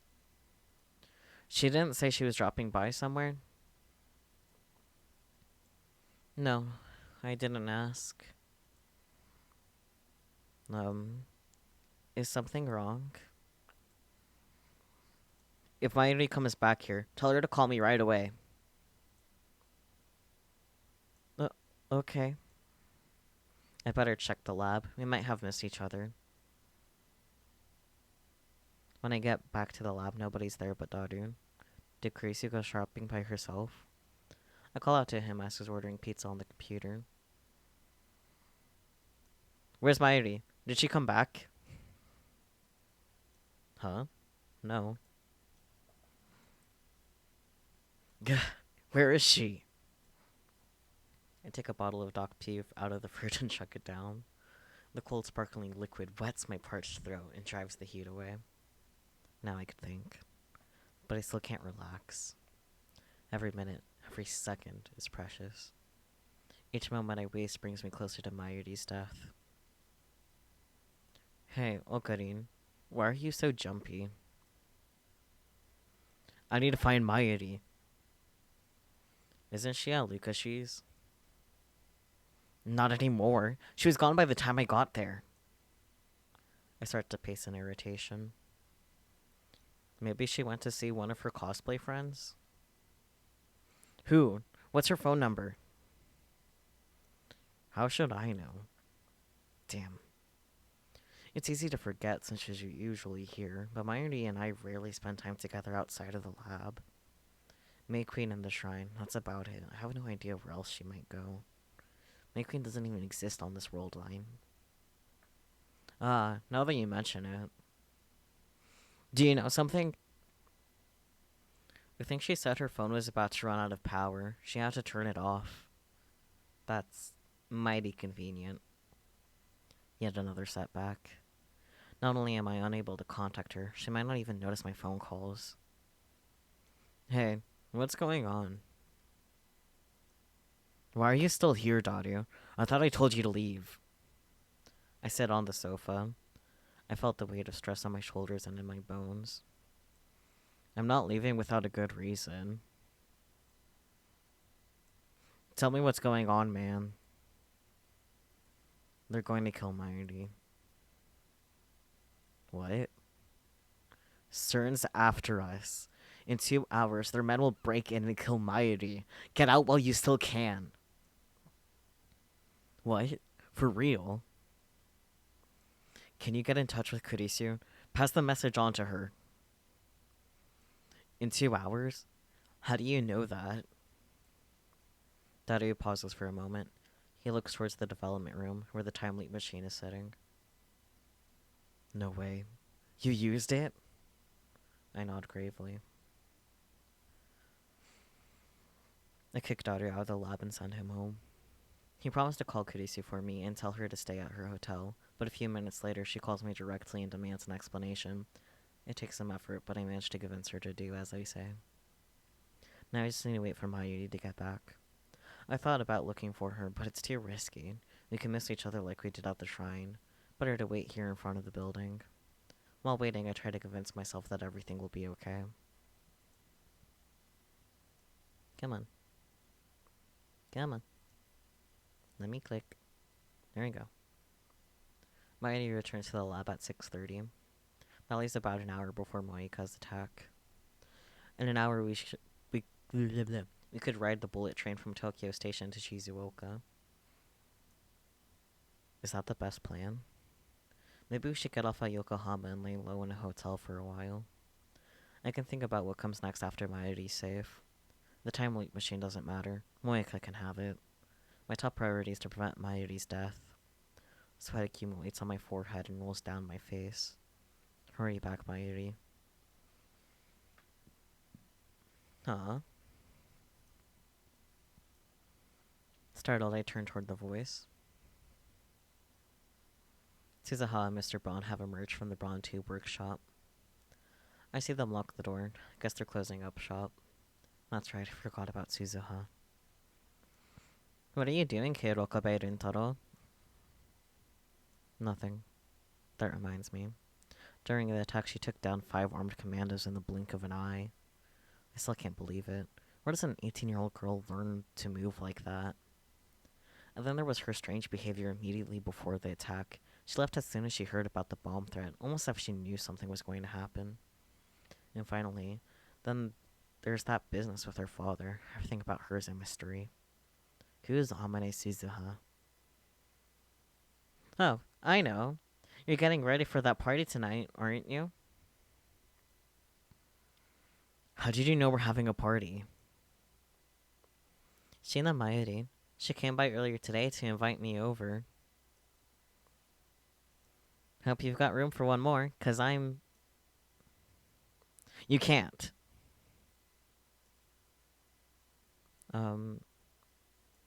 Am I a bother? No. It's okay. I understand. I guess I'm still an outsider. That's not it. What's wrong with you, Okabe? Let my part-timer join your little club. You owe her, remember? It's thanks to her belly that I let you off the hook for shaking the building last time. My belly? Hey. Suzuha has recovered her jacket. She's properly dressed now. She's got a fine belly, tight and well trained. I'm standing right here, you dirty old man. The party is cancelled. I'm sorry, part-time warrior. But please go home today. Cancelled? Yeah, sorry. I attempt to smile, but with little hope of success. I don't know what's going on, Okabe, but don't do anything reckless. He's the master of reckless behavior. Huh? It's weird to have him give me advice. I thought he was just a dirty old man who loved CRTs. Maybe he's sharper than I thought. Or maybe he's telling me to stop shaking the building. I got in a fight with Mayuri. Things are a little complicated right now. That's all. That's the best lie I can manage. Oh. Is there gonna be blood? I understand she doesn't know, but oof. Blood? I mean, look over there. Suzuha points across the street. I turn to look. To my surprise, there's Mayuri walking up the street with a big bag. When she notices us, she waves her hand with a ditzy smile. Oh, hi, Var. Welcome. How's it going? Hope you're well. It's nice to see you. Uh, I got distracted. Right, yes. When she noticed us, she waves her hand with a ditzy smile. Mayuri. Huh? Weren't you fighting? She looks really happy to see you. I ignore Suzaha and run to Mayuri. Really? The tutu to redeem? But, hi Spooky. Welcome. Uh, oh my god, Var. Thank you for cheering 12 bits. Oh my gosh. I really appreciate it. But, for your tutu to redeem, Spooky. Toot-to-doo. You're welcome. You've missed a lot, Spooky. Um, yeah. That's kind of all I got for that. Um, Var. Thank you for the 11 more bits. I really appreciate it. Oh my gosh. Uh, uh, I ignore Suzaha and run to my 80. The clock on my phone says 6:33.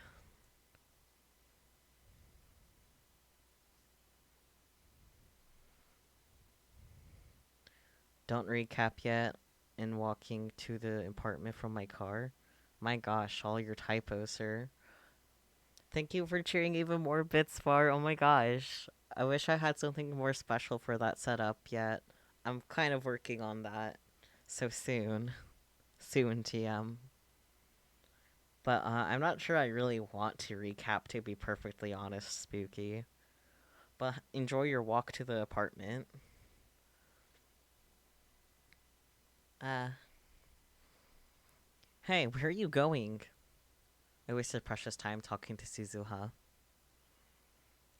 Thank you for the head pat, Spar. I appreciate it. I'm gonna go ahead and drink some of my beverage, to be honest.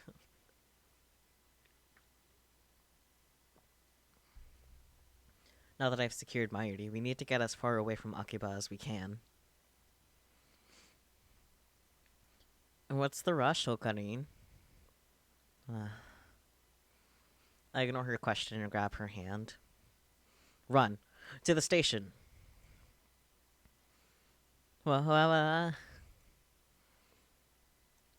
Wait, my bag. Forget it, just run. Thank you for the hydrate, Var. I will do that. Uh,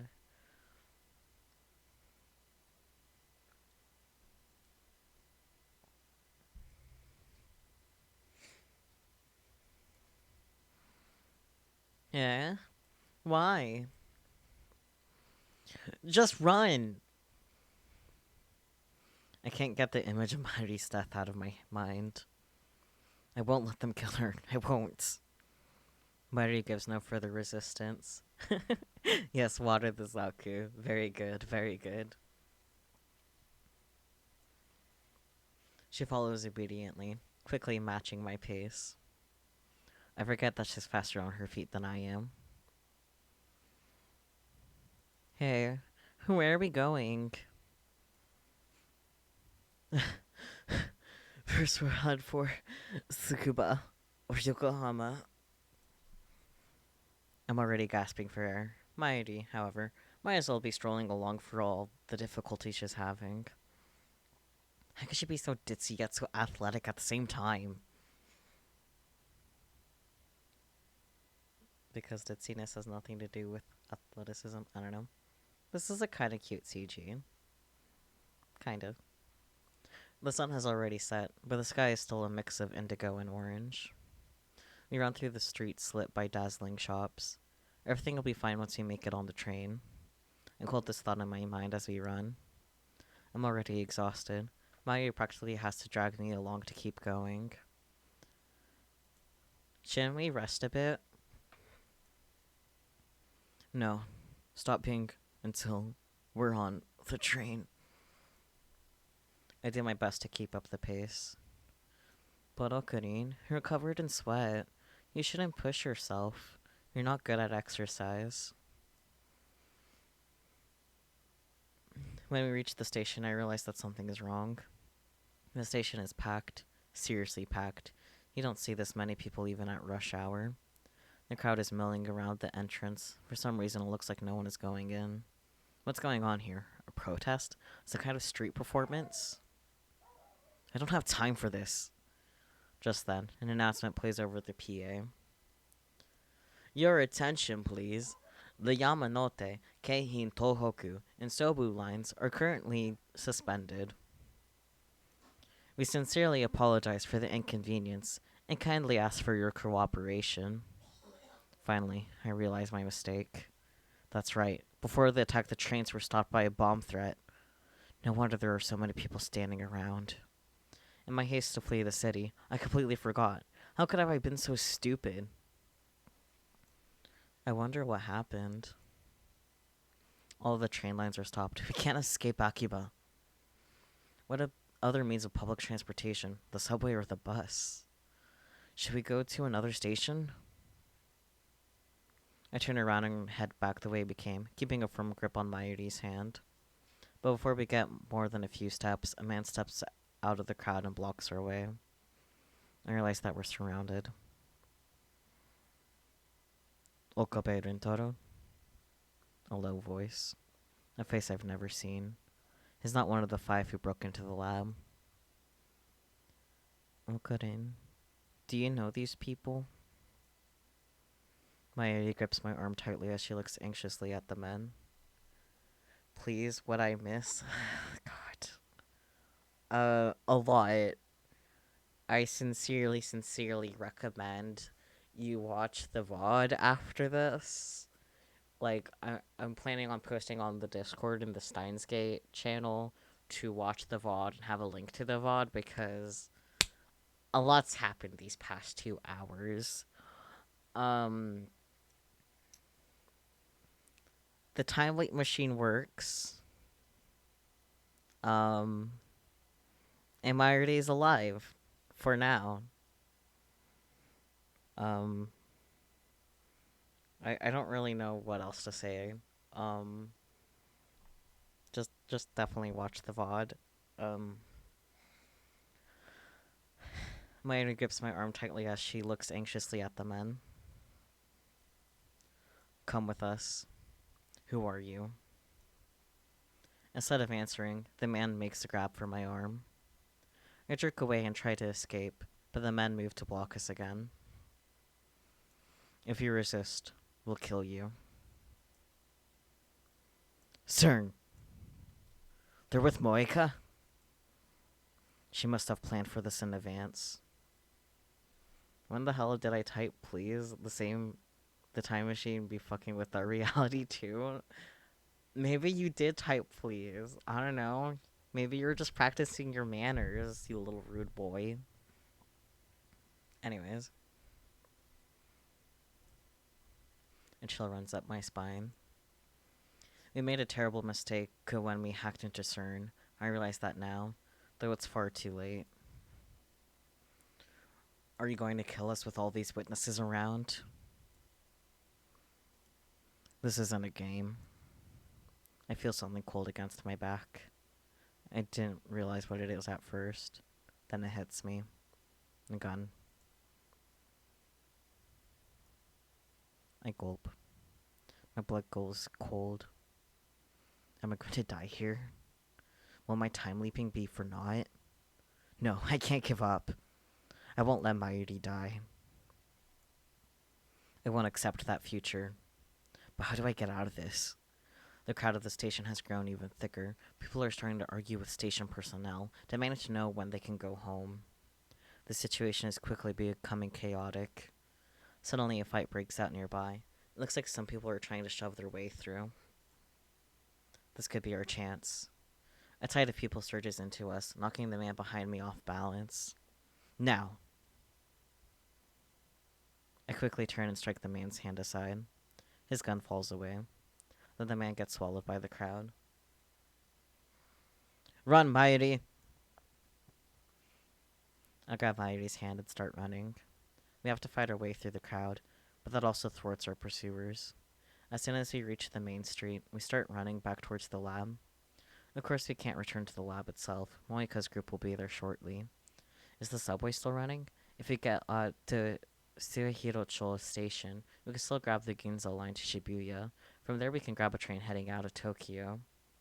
I still haven't recovered from my exhaustion. I don't know how much longer I can hold on. We can't stop now. I have to keep running. It doesn't take long before a new obstacle appears. Four men walking together up ahead suddenly stop and turn to face us. I've got a bad feeling about this. They don't look like Otaku. Are they with CERN too? My fears are confirmed when the four men start walking towards us, arms spread to block the street. No doubt about it. They're after us too. I turn to flee back towards the station, and there I see the first group of men closing in behind us. We're trapped, enemies on both sides. There's only one choice. I grab Mayuri and make for the nearby side street. Where are we going, Okarin? I'm trying to get to the Suihirocho station without using the main streets. But as we pass UPX, several men on the bridge point at us and shout something. Are they with CERN too? How many men do they have? We turn back and change course.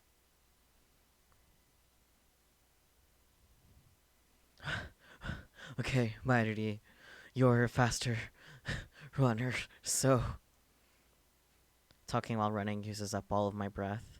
Sweat drips into my eyes, making it hard to see. You, go on ahead. Go to Hariti Shrine in Ikebukuro. We'll meet...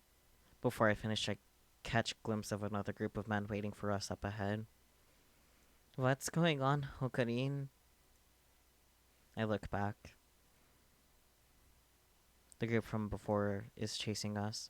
We're surrounded by enemies. The familiar streets of Akiba are filled with agents of CERN. I recall what Moika said. You have nowhere to run. We have men stationed throughout Akihabara. Despair seizes my heart. Is escape impossible?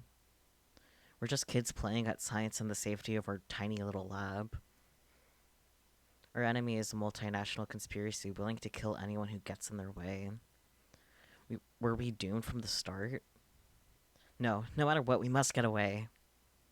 Leading Mayuri by the hand, I push my way through the crowd, then jump the fence onto the road.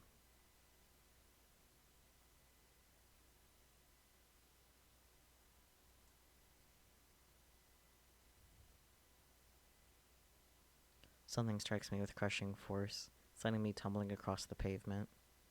I come to a stop several meters away. My body is racked with intense pain.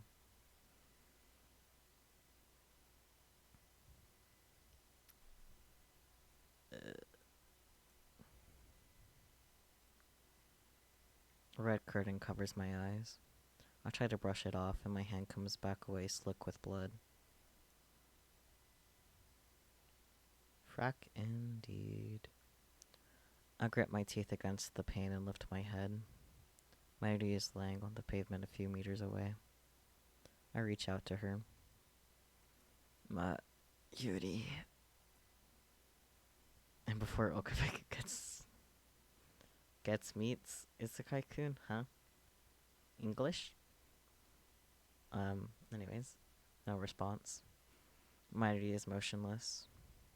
No. Did the impact kill her? Mayuri.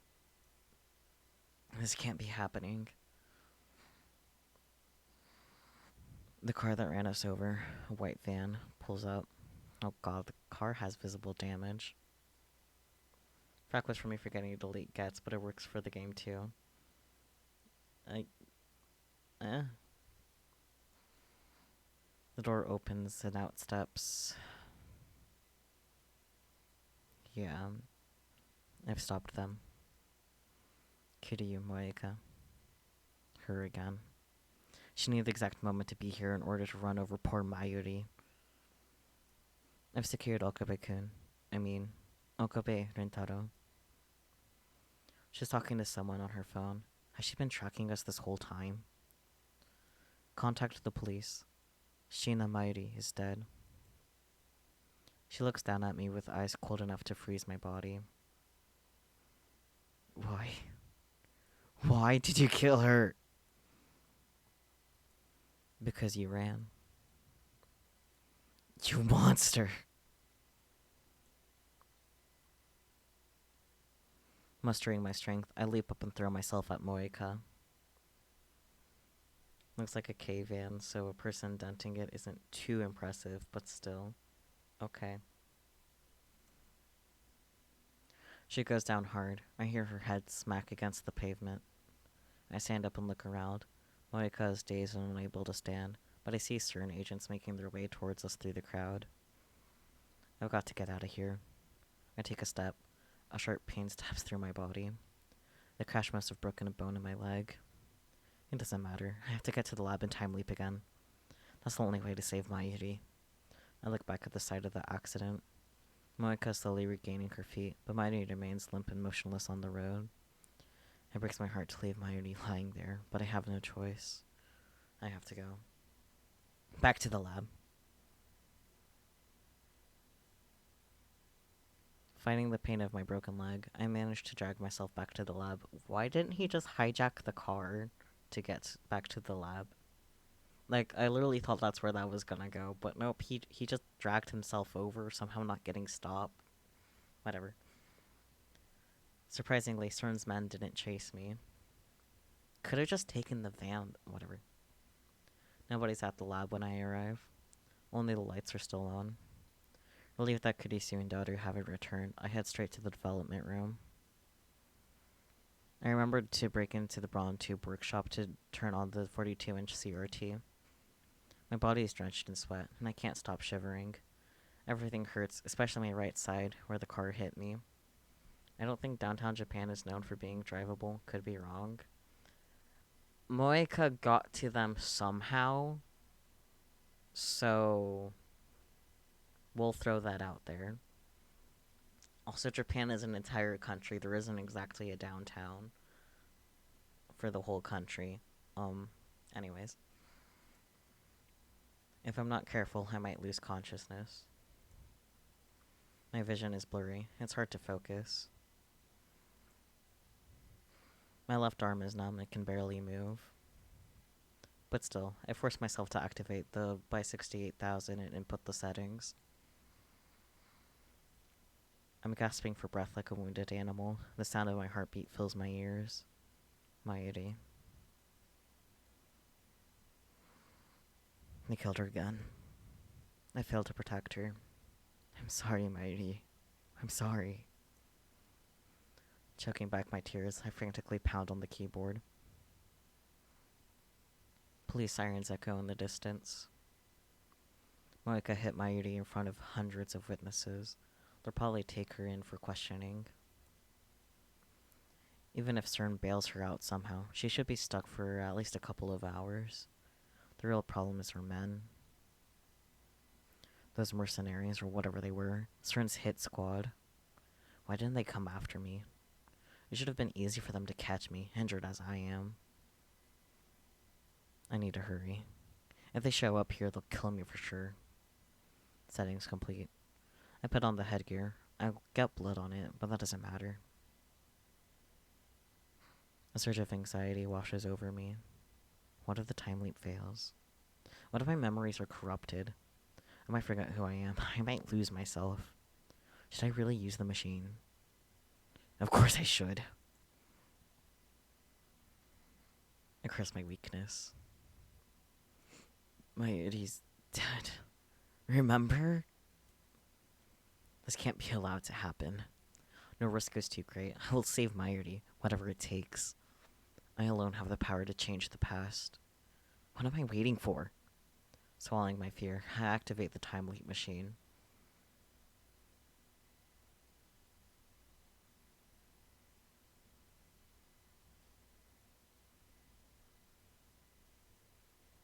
That's different. Oh, never mind.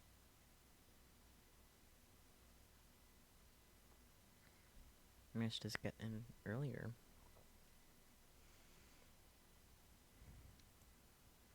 A screeching in my ears, needles stabbing into my brain, 1,000 emotions flooding my senses. The world bends, pulses, then returns to normal. The pain of my wounds has vanished like magic, replaced by a piercing pain in my brain. I fight back a wave of nausea and take stock of the situation. I'm sitting on the sofa with my phone to my ear. Another successful time leap. That makes 3. It looks like the time leap machine works perfectly. I'm sure it would boost Carisi's confidence if I told her. But they'll have to wait until Mayuri's out of danger. I stand up and look around the lab. Where's Mayuri? What? Carisi, who was dozing off next to me, wakes up with a jerk at the sound of my voice. Don't shout. I've been working all night, so let me rest a bit.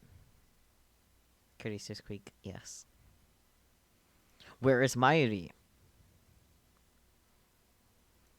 What's wrong with you? She went to Lukashi's, remember? Damn, she already left? I should call her, send a mail. I need to get in touch with her somehow. Mayuri went to see someone after leaving the shrine. The question is who? Think. Consider every possibility. Damn, why did I forget? Before I time leaped, I should have asked Mayuri where she was today. I'm not thinking straight. I have to calm down. Wait, I know. Last time we failed because he went to Akihabara Station. I should have known that CERN would be watching. This time we'll take a taxi to another station, the hide somewhere till things calm down. For now, all I can do is wait for Mayuri to return. It's driving me crazy. I consider explaining the situation to Kurisu and Daru, but I just don't have the strength to do that right now. Besides, I don't want to get them involved. I'll take care of it myself. I won't let any more of my friends die. As before, the Braun Tube workshop closes early. Mayuri appears as Suzuha and Mr. Braun are leaving. We run through Kanda Moyojin's back streets to Ochonamizu Station, taking only minimal precautions to avoid attracting attention. We have to get there before Sobu line shuts down. We manage to make it to the station without being stopped, but when we get there, I see a group of men waiting by the entrance. They look like CERN. Change of plans. We turn around and head for the Shin Ochanomizu Shin Ochanomizu subway station. We arrive at the station later than I intended. I don't usually come here, so I got lost. I stare nervously at the platform clock. According to the scrolling display, the Yamanote, Keihin Tohoku, and Sobu lines have already suspended operations. Wait, it looks like the Shiyoda line has too. It must be protocol to assume that nearby stations may be threatened, and even stations on unconnected lines. Damn. Mayuri hasn't said a word about my strange behavior. This is the 3rd time I've led her on this escape, but each time she follows me without complaint. Does she really trust me that much? Maybe she can feel my desperation. That's why I want to so badly... That's why I want so badly to save her. We've been together for more than a decade. She's like a little sister to me. I'll leap as many times as it takes.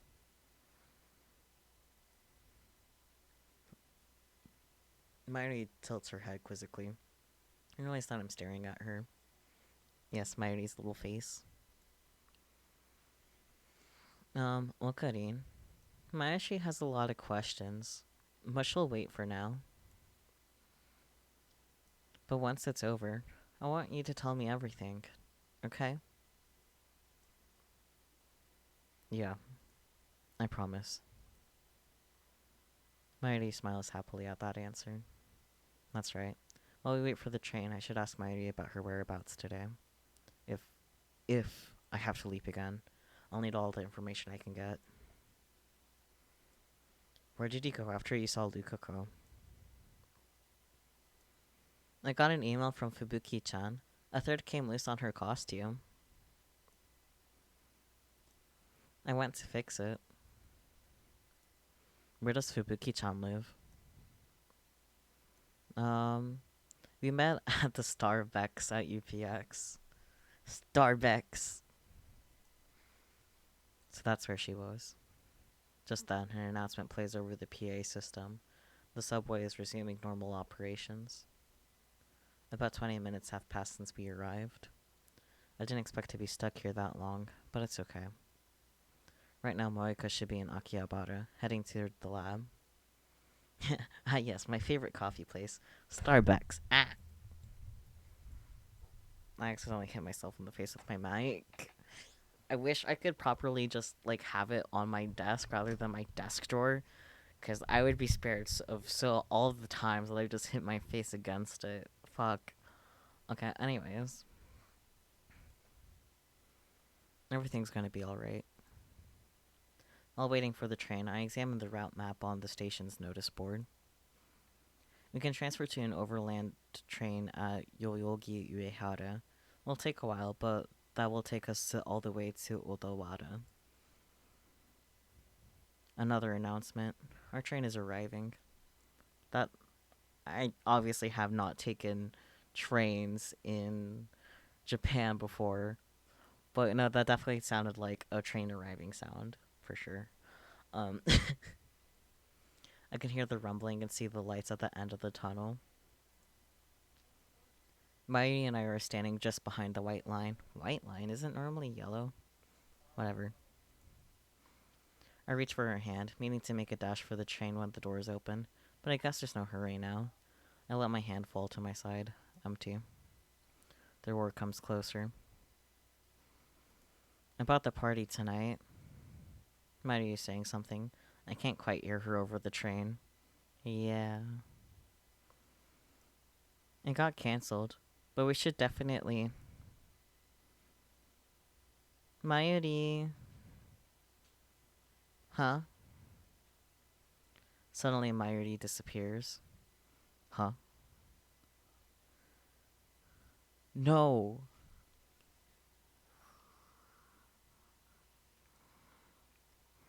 I hate this game. There she is, leaning out over the tracks. She's off balance, as if she stumbled or someone pushed her. She seems to hang there for a moment, and then the train comes screaming into the station. It's like Starbucks, but the only music that plays is 1994 album One Foot in the Grave by Beck. That was a very bad joke. That's a really bad joke. I hope you feel ashamed. I hope you feel very, very ashamed. You better feel ashamed of yourself, Spooky.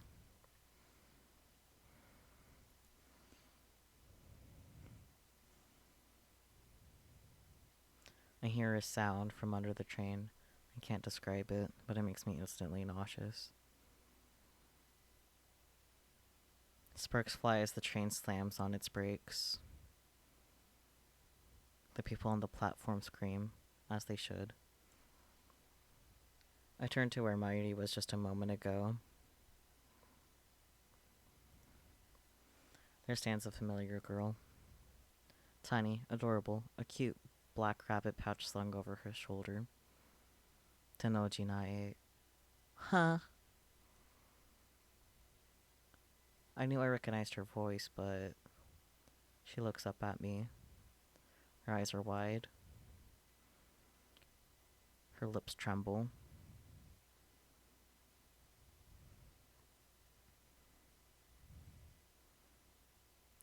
I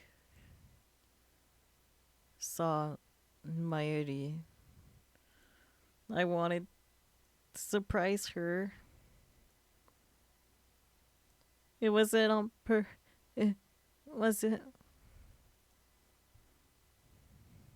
She stares at me for a few more seconds, as if waiting for me to say something, then turns and runs away. I've heard less gruesome shit from grindhouse movies. Good for you. The platform is in chaos. The PA informs us that there's been a personal injury accident.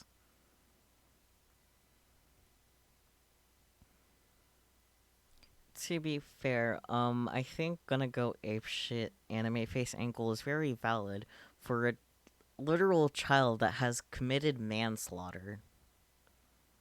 Anyways, Naya's already gone. I don't go after her. Instead, I peek timidly through the gap between the train and the platform. One side of the track is a wash of red. My mind is blank. I can't think.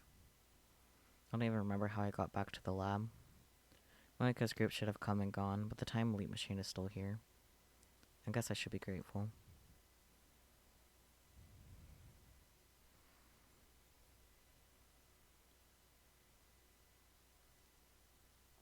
It takes longer than usual to set up the machine. For some reason, I have trouble recalling my own phone number. At last, it's ready. Now, take me back.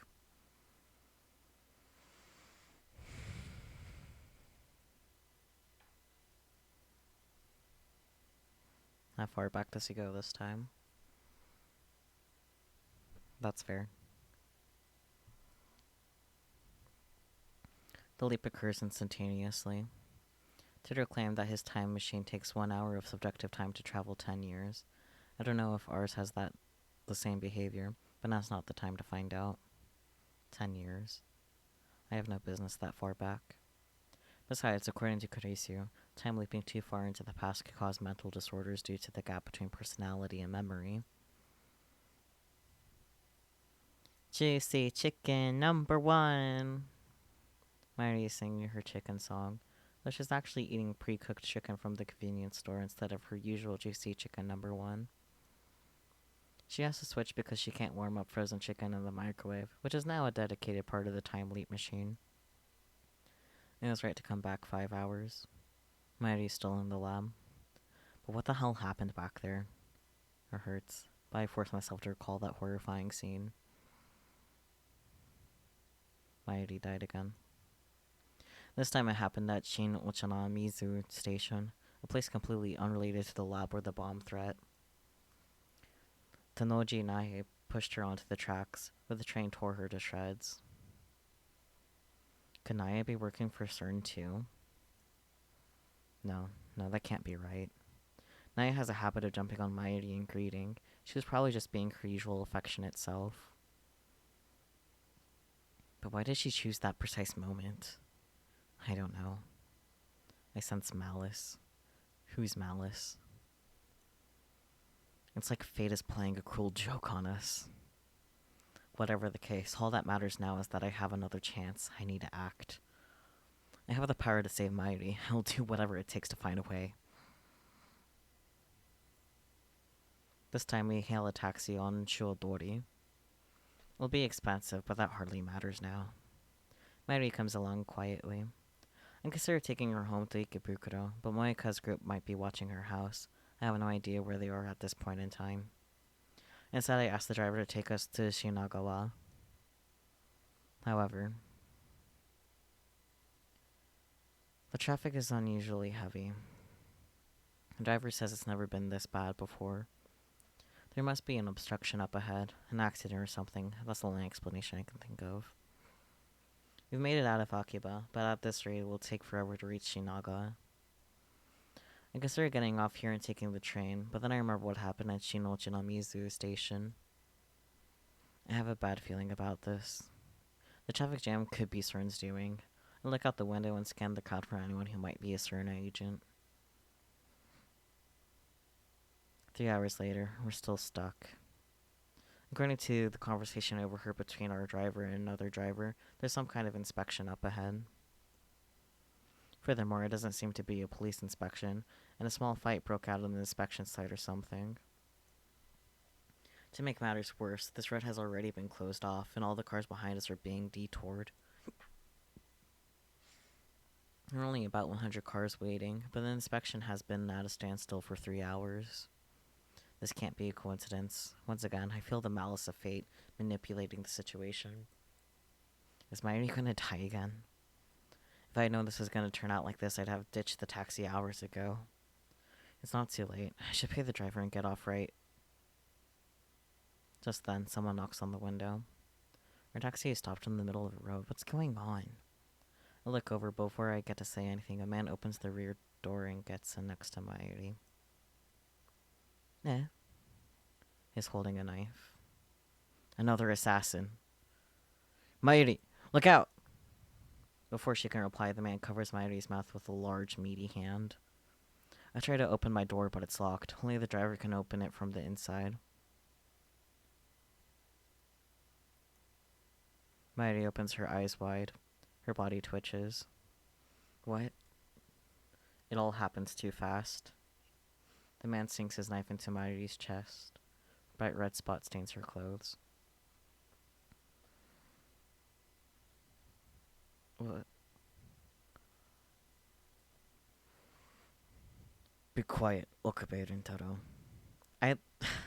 Man who stabbed Mayuri. Accurate, but like, they didn't have to put it that way. I'm sure there were plenty of other options. Fucking... Another man gets into the passenger seat. He points a gun at the driver and says something to him. Strength drains from Mayuri's body. Her eyes slowly close. A tear rolls down her cheek. I watch her die inches away, powerless to stop it. I can feel her last breath against my skin. They killed her again. Why? Why? Why can't I save her? Why won't you let me save her? Who decided that Mayuri must die? Moika? CERN? Or does the world itself wish for Mayuri's death? I won't accept that. I clench my jaw and throw myself forward, driving my forehead into the killer's nose. He falls back. I shout to the driver. Open the door! I crawl out of the taxi and take off running through the traffic jam. After running for hours, I make it back to the lab. Luckily, the time leap machine is still there. I have to leap again.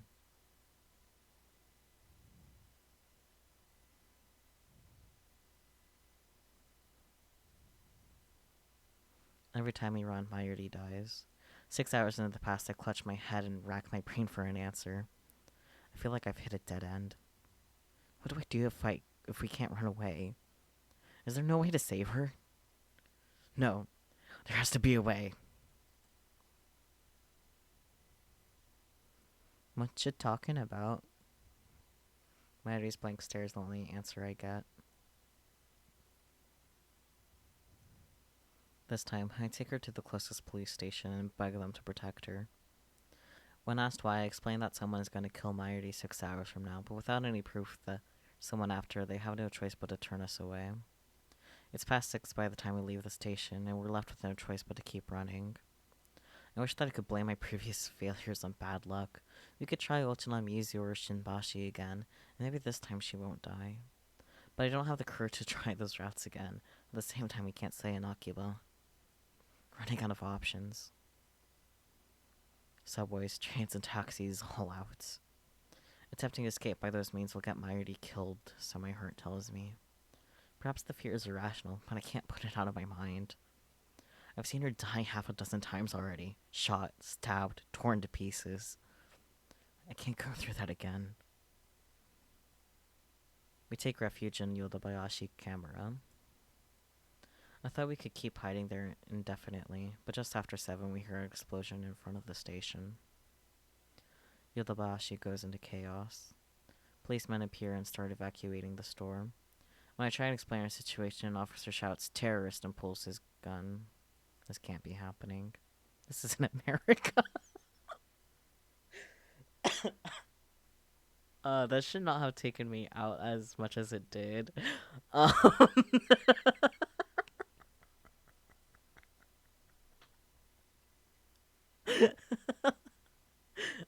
I need a moment from this. This isn't America. Yeah, he ain't wrong.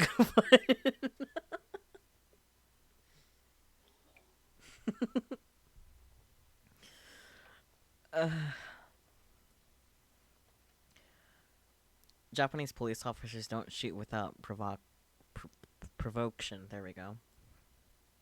Mayuri dies, of course.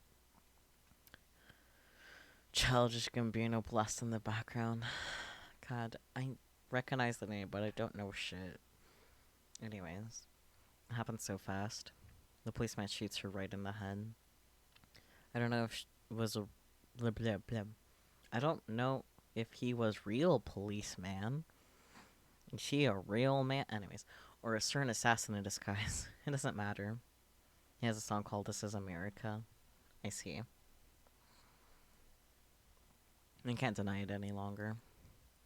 The world itself is killing Mayuri.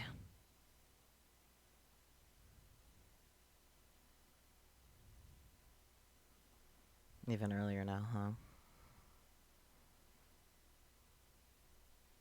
This time I don't leap into action immediately. Instead, I sit on the couch and collect my thoughts. Every time I try to save Mayuri, it ends in the worst possible way. To make matters worse, I no longer even know what I'm supposed to be saving her from. Cause and effect. Why does Mayuri die? At first I thought it was Moika and her hit squad sent by CERN to steal our time machine. But as I leapt back in time again and again, the cause of Mayuri's death kept changing. Has he considered letting Mayuri know what's up, or did that already not work? So far he's told, only Kurisu and Daru about the whole thing. Like, I don't think he's really had a chance to tell Mayuri because he's gone straight into action of, like, let's escape the situation and it not working. And, yeah, you were here for the train part. He did tell her that he promises to tell her after they, like, are safe and whatnot. So that hasn't exactly happened yet. Anyways. At Shin no Mizo Station, she died because Naya pushed her off the platform. Sern had nothing to do with that. It was an accident. Each time I leap, she dies in a different way. What does that mean? I've been thinking for an hour, and I'm no closer to an answer. I want someone to tell me, but who can I ask? I'm the only person in history to leap through time. No, there's one more. John Titter. But he's not replying to my emails anymore, and he hasn't posted on the @channel in days. I'm not even convinced he's a real time traveler. I decide not to run this time. Instead, I take a different approach. Strike first. I send Monica an email. I need to talk to you about our time machine. Meet me alone. I designate the roof of Radicon as our meeting place. 2 weeks has passed since the satellite crashed, but it's still there and the building's still closed. At least the security has lessened, so it's easy for me to sneak in. Not that there's any sneaking to do, I just walk in through the front door like I belong there. No one questions me.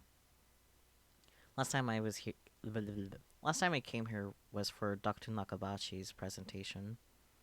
Of course, on this world line, the presentation was cancelled.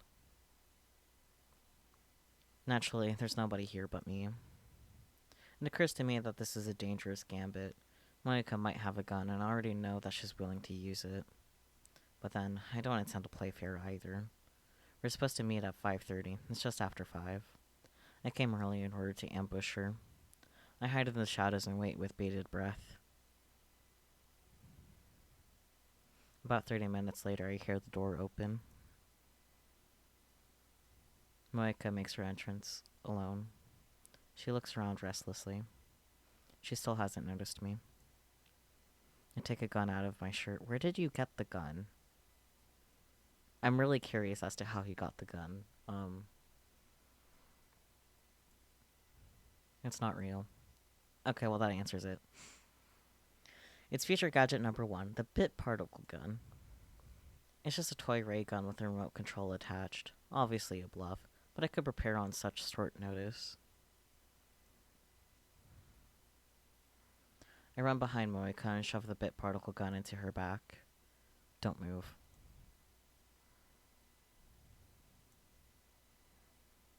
Hands up. Just like a Hollywood movie. But this isn't a movie. This is real. And she isn't an actress. She's a murderer. After Moika raises her hands, I feel through her clothes. Sure enough, she's carrying a gun. I take it from her and press it into Moika's back in place of the bit particle gun. Sorry to disappoint you. The first gun was a toy.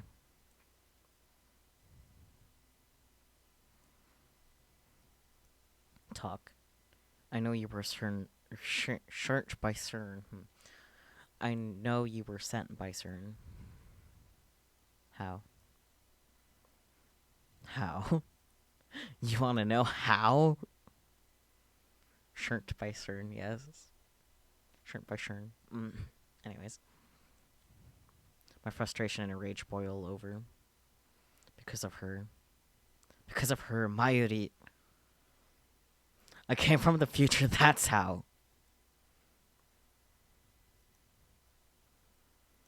You think I'm lying? I've repeated the last several hours a half dozen times already.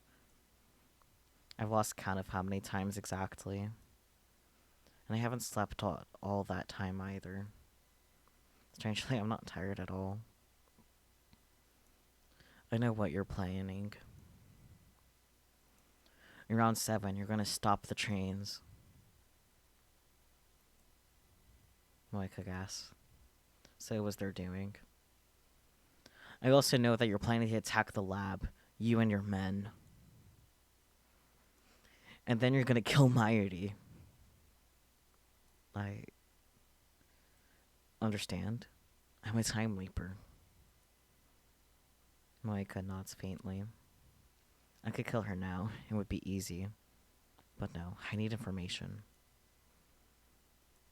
Who are you people? Rounders. Moika answers with surprising obedience. I guess she values her own life, even though she has no problem depriving other people of theirs. Rounders? What does that mean? How are you related to CERN? By email. Huh? No. Speak. Have you been in a time travel related accident? Are you in need of legal representation because a multinational conglomerate is chasing you through the streets of Tokyo? Call the paralegal offices of Shern and Shern today.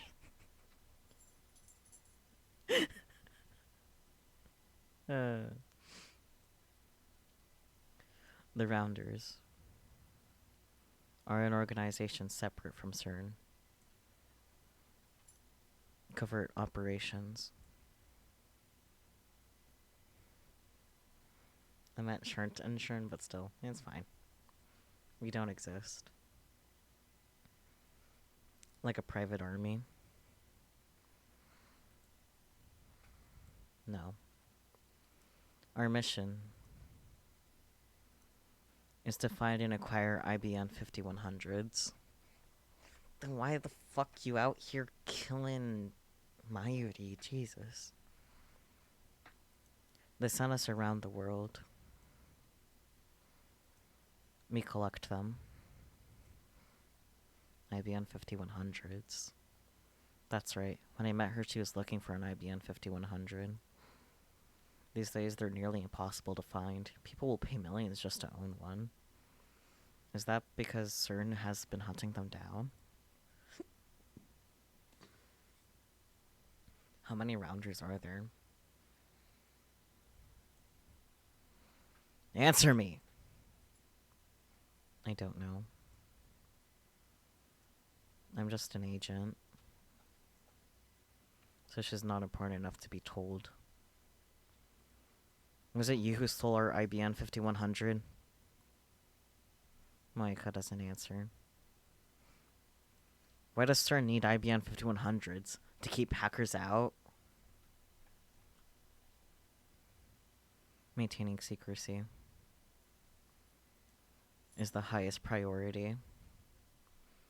Look, you gotta murder some innocent cosplayers vaguely connected to the resources requiring in order to make some omelets. It's just how the world works. I don't know about that one, buddy, but I know you're making a joke. It's fine.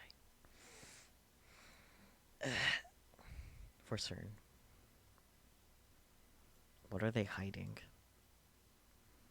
We already know they've killed hundreds of test subjects with their time travel experiments. We didn't need an IBM 5100 to find that out. Are you saying the IBM 5100 database has information more sensitive than that? I don't know. Because you're just an agent. My tone is sarcastic, but Monika nods. Damn, she's useless. Why did you attack the lab? Rather, why will you attack the lab? Isn't it obvious? Because we hacked into CERN. 3 reasons. First, because of what you know. We were ordered to silence you, so CERN did know about the hacking. Second, for the time machine. The one you made. They want our time machine. CERN must be trying to monopolize time travel technology. Third, the reason it happens today. You plan to make your time machine public.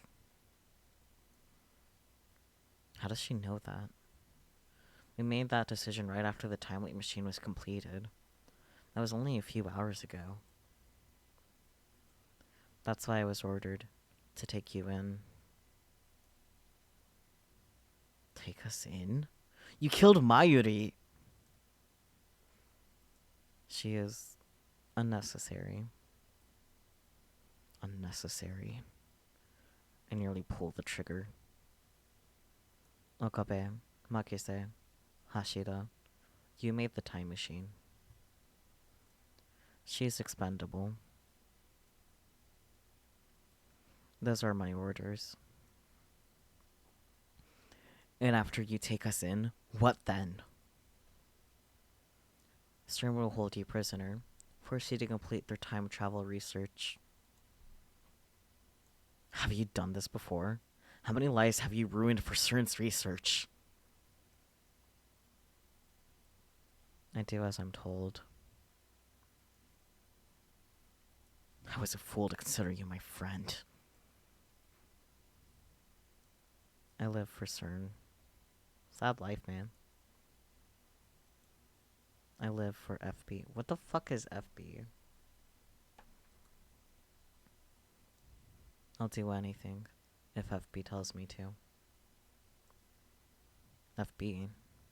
Is that the name of her supervisor? I live for Facebook. Yeah, that's come to mind as well. Okabe-kun. Is it you? Are you John Titter? What? John Titter. Titter. I said it correctly. How dare I? I've been saying it wrong on purpose. Titter is a lot funnier than the correct Titer. Anyways. There's no one else it could be. Me? I don't have time for this. I dig the gun into Moika's back. Secret villain of Steins Gate, Mark Zuckerberg. If you want to live, you'll call your friends. Call FB. Cancel the attack. Moika shakes her head. I don't have the authority. I don't care. Find some way to stop the attack. Otherwise, I'll kill you. I can't do it. I'm not a killer. My hands are trembling, just like Moika's were before she shot Mayuri. Why? Why did you kill her? She was hesitating. She didn't want to pull the trigger, but she did. You didn't want to kill her, did you? So why? I just obey. FB. Then bring that son of a bitch here. Moika shakes her head again. I don't care about your authority. If you don't do what I say... I can't.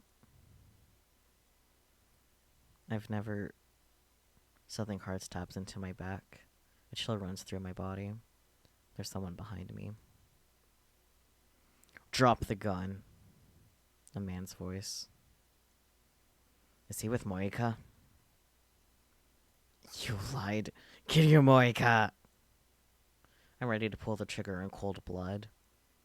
We promised to meet alone. Moika doesn't answer. I said drop the gun. I'll give you the time machine. Just don't kill anyone. Even if you do that. Even though I'm still pointing the gun at her, Moika steps away and turns to face me.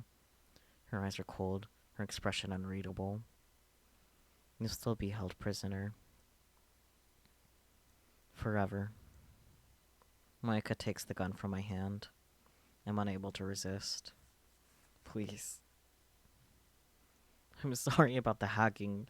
Just please, don't kill anyone.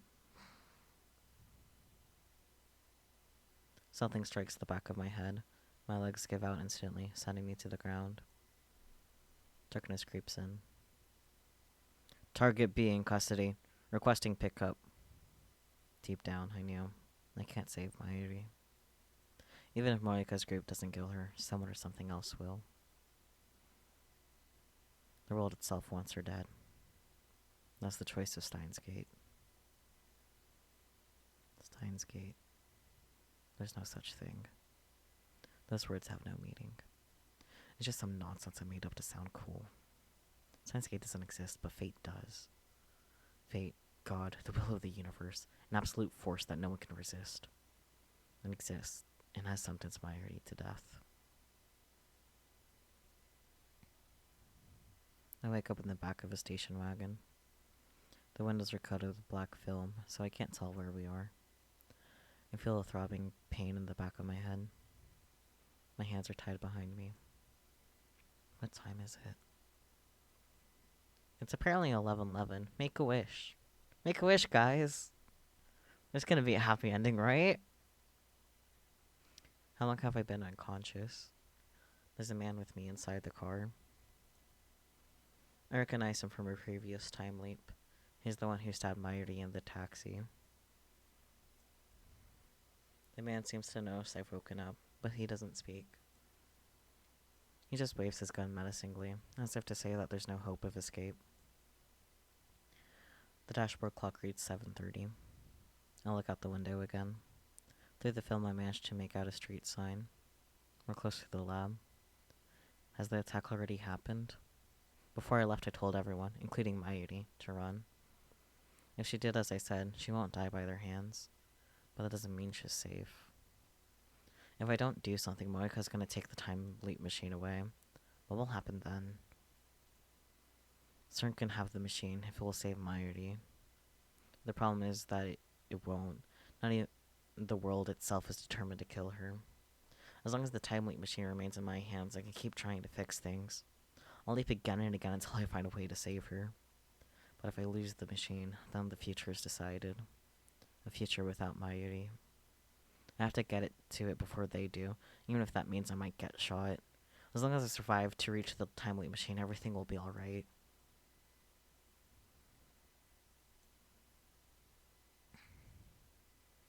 My bound hands still limit me to headbutts and kicks, but I somehow managed to knock down the man guarding me and escape. My chest and neck are covered in blood. I must have been shot during the struggle, but thanks to the adrenaline pumping through my body, I barely feel any pain. I can still move. That's all that matters. I run up the stairs with my hands still tied. I can only pray that I'll be able to operate the time leap machine quickly enough. Mayuri, Kurisu, and Daru are in the lab. So are Moika and her men. When I open the door and burst in, everyone looks at me in surprise. Wakanin! When she sees my tattered body, Mayuri runs up to me with tears in her eyes. Wait! I try to stop her. In the corner of my eye, I see Moika take aim at Mayuri. I try to put myself between them. I try to cover Mayuri with my body. Okay, wait, showing up completely feral. I mean, that's him in a constant state. But a man grabs me from behind and pulls me back. Fucking asshole. I watch, helpless, as Mayuri's tiny body drops to the floor. Her eyes, wide and wet with tears, seem to stare into mine. But I can see that they have already lost their light. She's gone. Again. Again. Again. What happens next is the same as before. Suzuha defeats the Rounders, and Kurisu helps me time leap.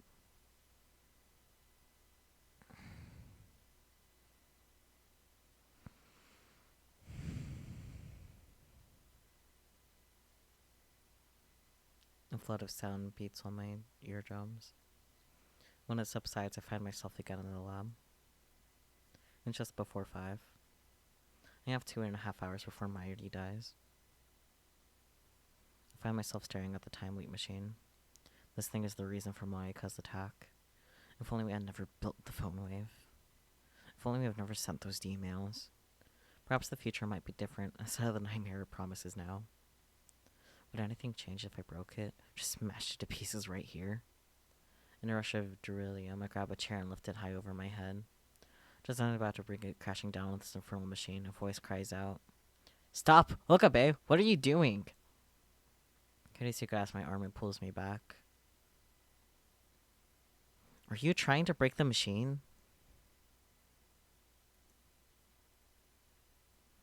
You don't have to break it, Okabe. We already decided not to experiment, remember? Anyway, put the chair down. I lower the chair slowly. Not because Kurisu told me to, but because I realized what would happen if I really did break the machine.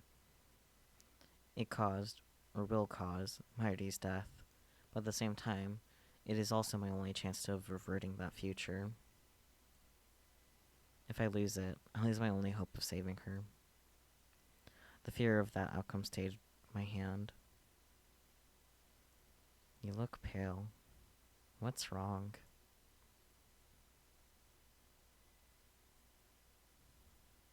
Are you listening? I can't deal with this. Not now.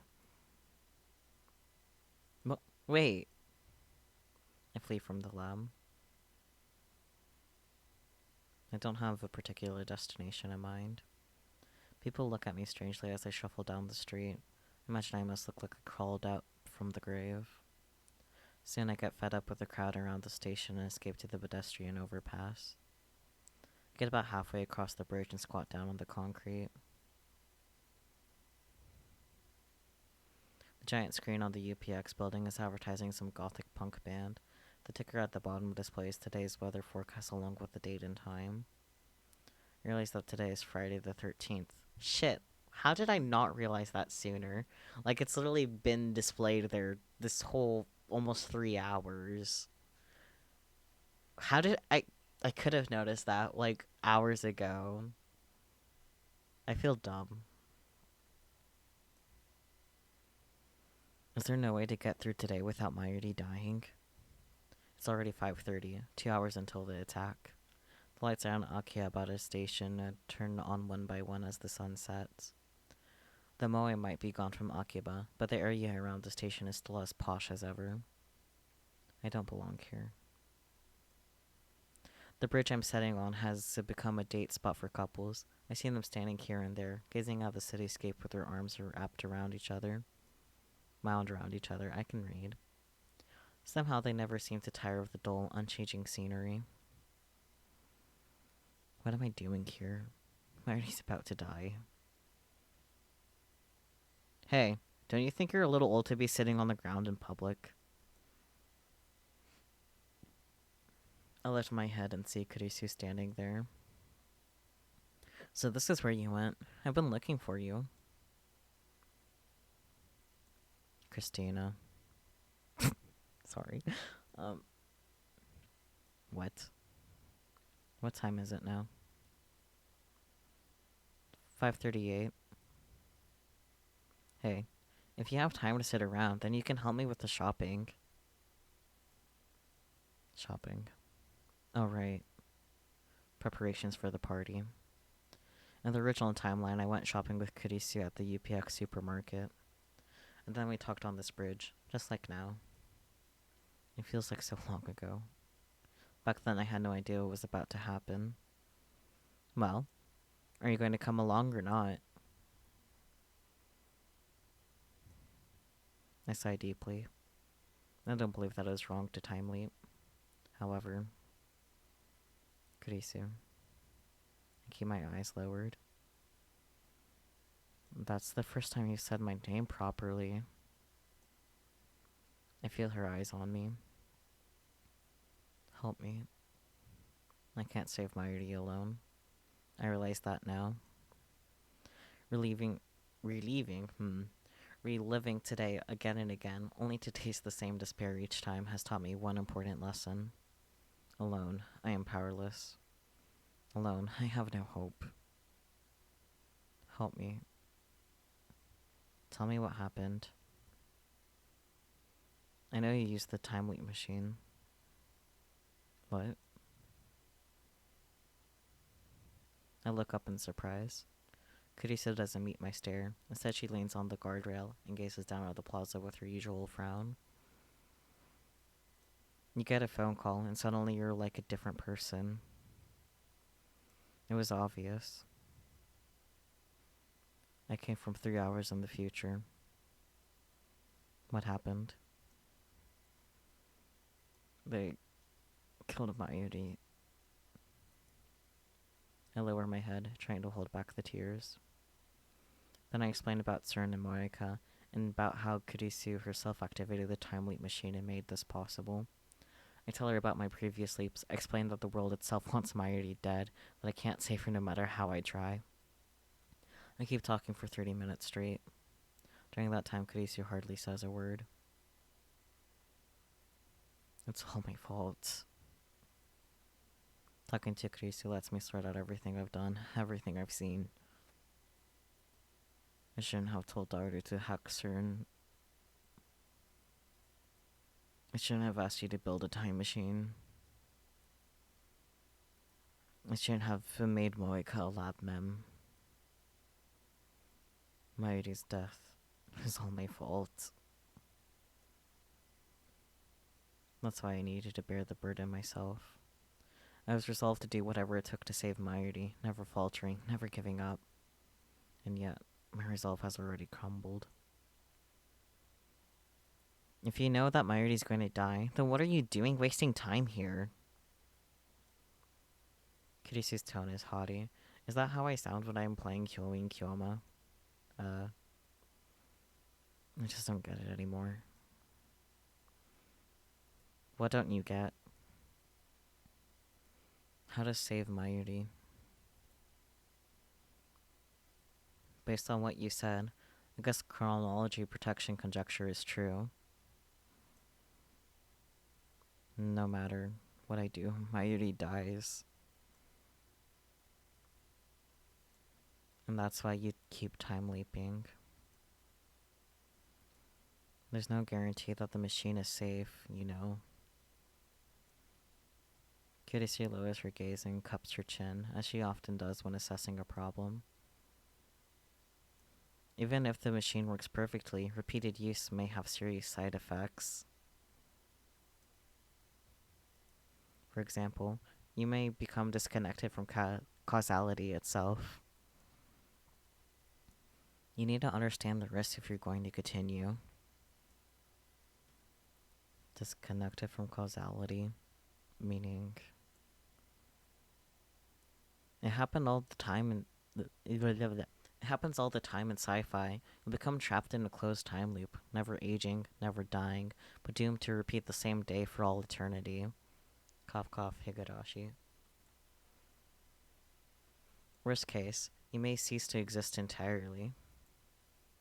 What? Every trace of your existence will vanish. Nobody will remember you, because your life will have never happened. Leaping through time is that dangerous. Humans are temporal beings. Kurisu looks surprised. Heidegger. I was thinking of that quote too. I heard it from you first. Man. This isn't the first time I've leaped. Right. Of course. Kirisu squats next to me, thinking deeply. If what you said is true, then I want to save Mayuri too. But, as the co-creator of the time leap machine, I can't recommend its continued use. Will you listen to my advice? I can't do it alone. I know that now. I need your help. I have to save Mayuri. I can't do it alone, but together, we might have a chance. I need to believe that. Kurisu hands Okabe a gun. No! Spooky. Please, lend me your strength. Kurisu sighs. You're such a stubborn fool. What you've been through, I'm surprised it hasn't broken you already. Incredibly, she sounds concerned about me. She looks at me for a moment, then turns away as if embarrassed. But she visited America recently, right? Stop. Behave yourself. I'll help. Anyway, I'm not doing this for you, okay? Okay, tsundere. I'm doing it for Mayuri. Yeah, of course. That, and I think you'll make a good test subject. Kurisu, you're not the mad scientist. Go back into your original tsundere role. Now you're talking like CERN. It's completely different. Glock versus Makarov Akubimo bumps in the distance? Huh? How so? I only experiment on you.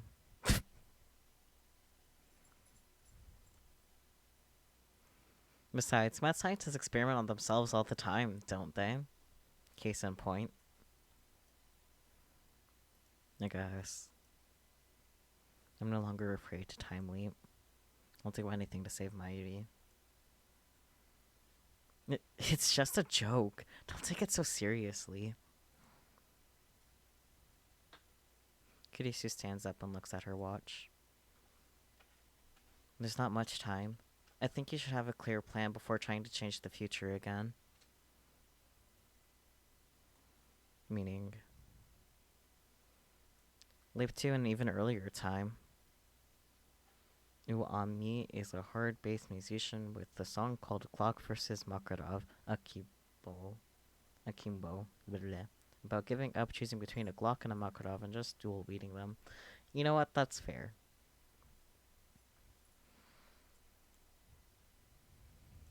Then explain the situation to me again. Kurisu's right. My actions so far have been almost entirely random. And look where that's gotten me. I need a real plan if I'm going to save Mayuri. Let's go. Kurisu stretches out her hand. I grasp it and pull myself up. Mayuri and Dart are already back when we return to the lab. Suzuha is there too. To get rid of them, Kurisu and I explained that we forgot to do the shopping, so could they please take care of it for us? I have to cough up the money to convince them to go, but it works. I understand why you can't tell Mayuri, but why can't you tell Hashida? I'll tell him when it's necessary. For now, it's not, and I don't have time to explain.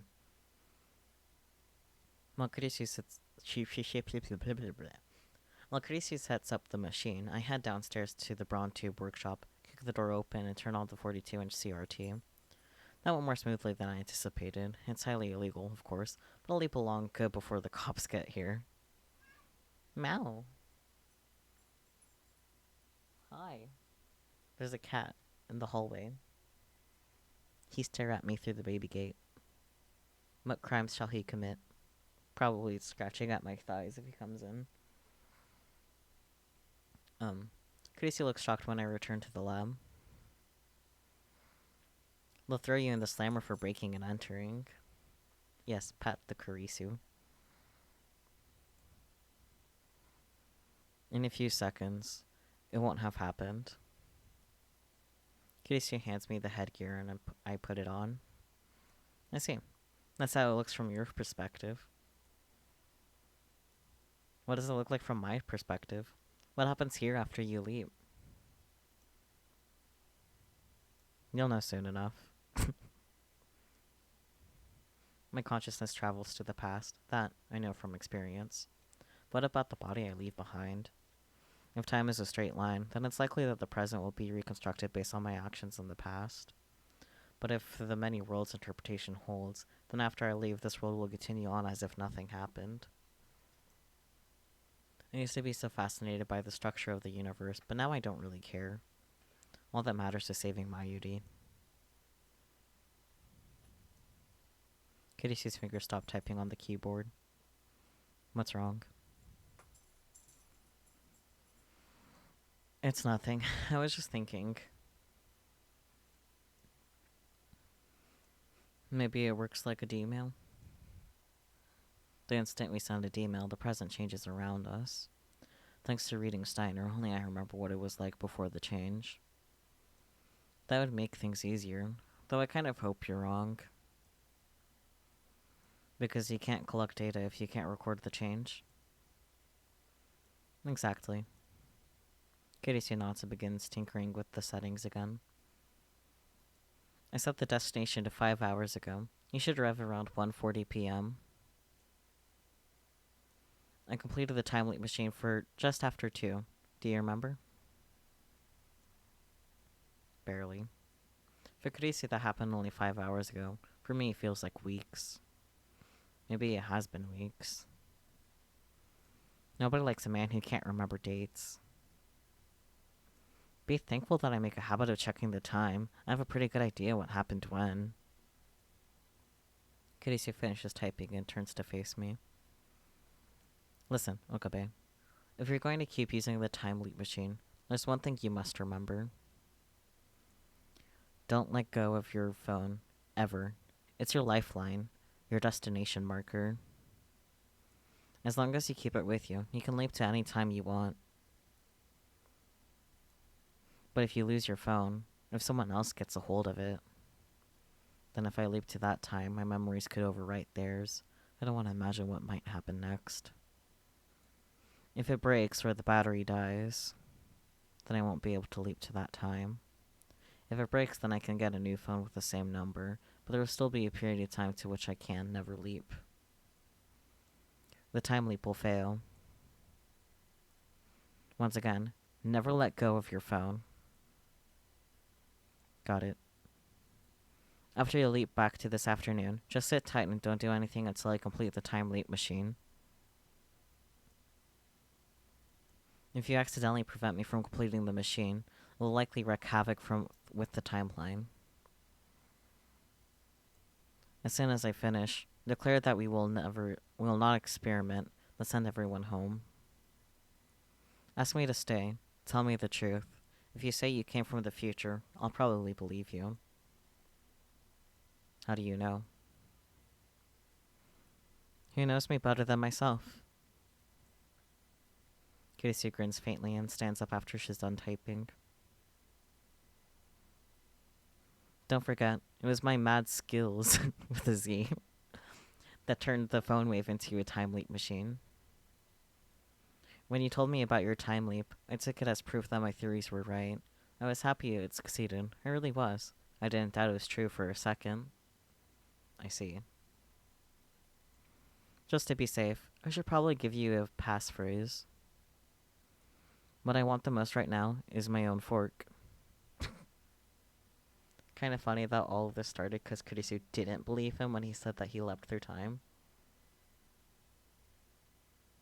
I don't know what you're referring to be perfectly honest.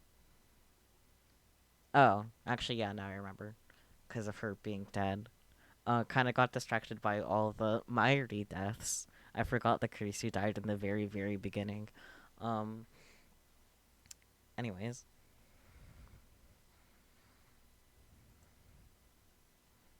What? It doesn't mean anything. Okay.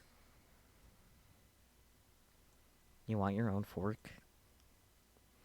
I already have my own spoon. Wait, that doesn't matter.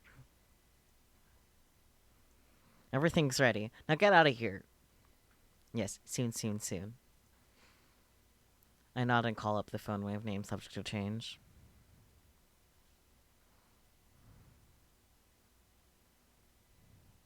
Be careful. And remember, I'm always on your side. Cutie Sue touches my shoulder, then steps away.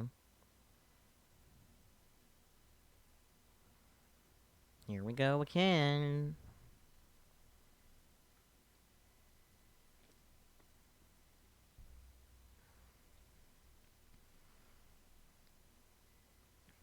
I lie back on the sofa with my phone in my hand, needles in my brain, and whining in my ears. These sensations never get any easier to endure. I look at the clock. It's about 1:45. There's a high school baseball game on TV. It's about 15... In about 15 minutes, Casey will finish the time leap machine. All it needs are some final adjustments, so there's nothing for me to do but wait. As the pain in my head subsides, I realize that my head is throbbing. Why? Now I remember. Right before this, I had an argument with Mr. Braun in which he introduced his fist to my skull. Yeah, that feels like it happened forever ago. Ugh. Mary is at her sewing machine, working on her costume. Daddy is at his computer, collecting moe artwork from the internet. Kirisu is in the development room, upgrading the time leap machine. I sit, motionless, as the minutes tick by. Suddenly, the sound of the sewing machine stops. Okanin, can you come here? Mary shows me her costume. Can you hold this for me? Spread it out like flap. Maishi, say flap again. Flap. I got a flap. Stop, daughter. Stop it, perv.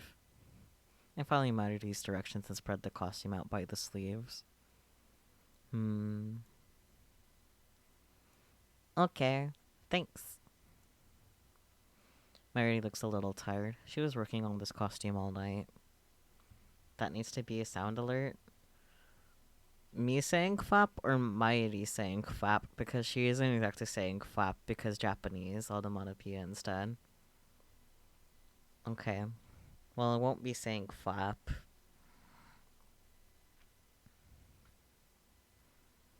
But then she smiles, brighter than the sun. All done. I said something here, didn't I? What was it? I can't remember. I finished before Chris-chan. We were racing.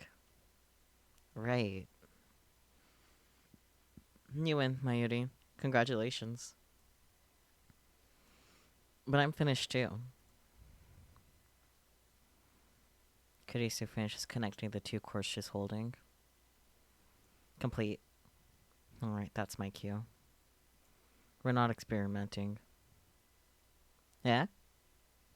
Crap, was that too soon? I just finished, and you're already shutting it down? What I have been doing these past 3 days? Time leaping presents a host of problems. I want to consider them all carefully. Huh? That's an unusually respectable opinion coming from you.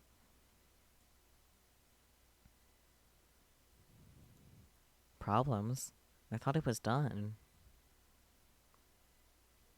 Squished Mayuri's cheeks, the power of the sun, in the palm of my hands.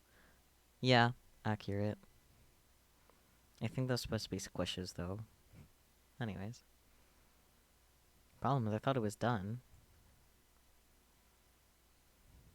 I'll explain later. Everyone's tired, so let's go home.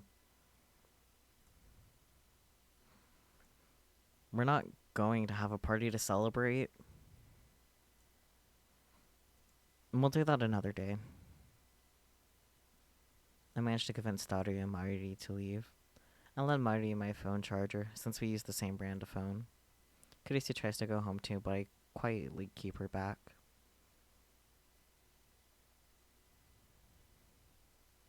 What? Are you upset? Yeah. Probably because I shot her down right after she finished the time leap machine. She'll feel relieved later, but only after she has time to fully consider its implications. It came from 5 hours in the future. Gracie do be like that, yeah. Kurisu peers me with a piercing glare. Is that supposed to be funny? Her narrowed eyes make me believe that looks can kill. Don't glare at me like that. This isn't right. You're supposed to believe me. What made you think I'd believe something like that? You told me so. 5 hours from now, okay? Don't be ridiculous. I would never make such a baseless projection. I'd like to have a word with future Kurisu. If this is how you're going to be, then you leave me no choice but to quote you word for word. When I told you about my time leap, you said, I took it as proof that my theories were right. I didn't doubt it was true for a second.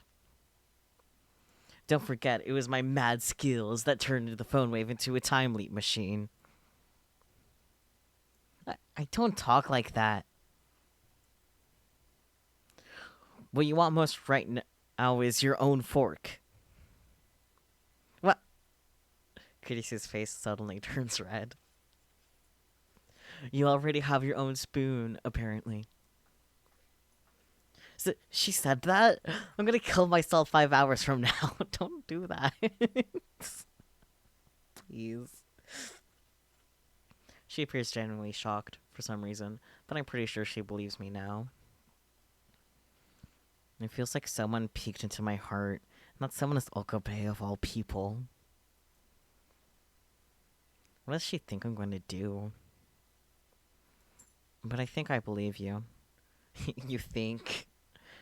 Tell me the details. I'll explain everything to Kurisu again. I'm able to organize my thoughts better since this is my second time. I see. If what you say is true, then we have a serious problem. You don't fucking say. If Kurisu were a Pokemon, she'd say soon all the time. Please. There are 5 hours until Mayuri's death. We need to come up with a plan before then. Future me said that chronology protection conjecture holds, but I don't think that's quite right. The conjecture says that according to quantum theory, time travel is impossible due to the danger of disrupting causality. But when you time leap, there's no chance of a second paradox. There's no chance of a time paradox occurring. Two of me don't exist at the same time, and I can't bring anything with me to the past. All the changes were the memory stored in my temporal lobe. So at the very least, time leaping can't cause a grandfather paradox. So I was right. The universe itself is censoring me, correcting any changes I try to make. If that's true, then time leaping can't save Mayuri. Nothing you do will change the result. I can't accept that. Neither can I. The world is trying to kill Mayuri. As a scientist, I refuse to believe such nonsense. What about the many worlds interpretation? I just need to observe the world where Mayuri doesn't die. The many worlds interpretation. That might have something to do with how Mayuri means that death keeps changing. But it's supposed to be impossible for parallel worlds to observe each other. Why are you different? Because of my Esper power, reading Steiner. This is no time for your Chunibyo nonsense. There's no other explanation. You've mentioned that reading Steiner thing before. Were you actually serious? Why would I make up something like that? Our DML experiments prove that I can somehow perceive changes in the timeline when they occur. It's an ability only I seem to possess. I don't know, but I don't want to rely on something that may not even exist. Anyway, you can't control which possibilities you observe, even if the many worlds interpretation holds true. It's unreasonable to expect that you'll ever find a world where Mayuri doesn't die. Wait, we're not getting anywhere. Instead of analyzing what I've done, let's think about what we can do. Time leaping won't change the result. I just said that. Then what do we do? Calm down. How can I calm down? Do you know how many times I've seen Mayuri die? Covered in blood, gasping for breath, the light fading from her eyes, again and again and again. And all I could do was watch. I hear my teeth grinding in my skull, recalling that despair, that feeling of utter powerlessness, makes me want to lash out at everything within reach. Getting emotional won't solve anything. Why do I suddenly have the feeling that Mayuri and the others are eavesdropping right now? I don't know. You're only calm because you weren't there. True. I don't know what happens 5 hours from now. To be honest, it doesn't feel real at all. But it's not like I don't believe you. You have to stay strong, Okabe. Kurisu pats my arm. Her hand is warm and her touch is gentle. How American of her.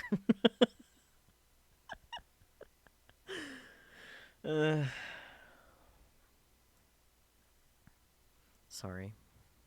She's right. Getting emotional won't solve anything. I need to calm down. Calm down. What I don't understand is how the cause can change, but the effect can stay the same. It's like causality itself is broken. Maybe Kiryu Moeka's shooting her isn't the real cause of her death. Maybe it's something larger and less obvious. For example, maybe she dies because we invented the time machine, or because CERN discovered our hacking. If that's the cause, then it doesn't really matter how she dies. Causality remains intact. Can that theory explain why Naya pushed her in front of a train? Oh, right. Anyway, the principle of causality is absolute. Deny that and you deny all physics. There must be a distinct cause for Mayuri's death. So if we figure out what it is, then maybe we can save her. Not necessarily. What do you mean? The problem is when the causal event occurred. If it happened too far in the past, then there's nothing we can do. But I can travel to any time I had a cell phone, can't I? No, it's still theoretical. But I believe that one leap with our time machine has a maximum range of 48 hours. 48 hours? I can only go back 2 days? Why didn't you tell me that before? Before what? I just finished the time leap machine, remember? That's true. Future, you didn't say anything about it either.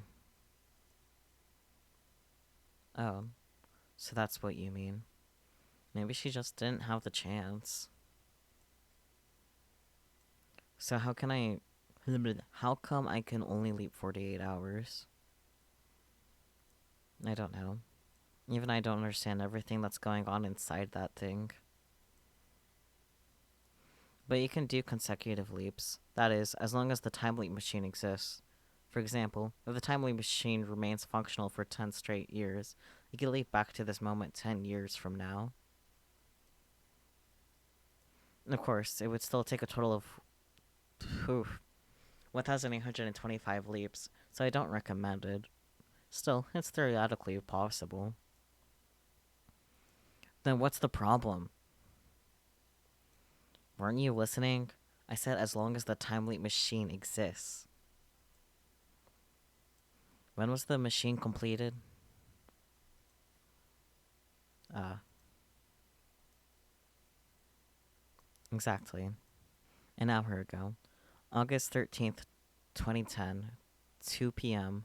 or thereabouts. It didn't exist before then. It's impossible to use the machine before 2 p.m. today. So what you're saying is count 48 hours back. I can't go farther than 2 p.m. on the 11th. Go back farther. Kurisu nods, her expression grave. The feel one, this is technically a retro game. I mean, yeah. Came out in like 2009. Most likely. Can't you improve it? Eventually, maybe, but certainly not now. I need a real laboratory with real equipment. It would be expensive, which means we need sponsors. And if we go looking, I'm pretty sure CERN would crush us. I'd say that's proven by the fact that neither you nor I have leapt from the far future yet. Have leapt here from the far future yet, rather. So basically, we can't do anything. Even with a time leap machine, we can't stop CERN from killing humanity 5 hours from now. At that moment, I hear a sound from outside the window. What? Is it Moika? Did she overhear us? I dashed to the window and looked down at the street. And Suzuha. Her bicycle has fallen over, and she's scurrying to pick it up. Our eyes meet.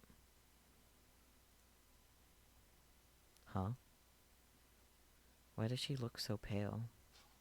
Her lips move slightly. It looks like she's whispering something, but I can't make it out from here. Hey!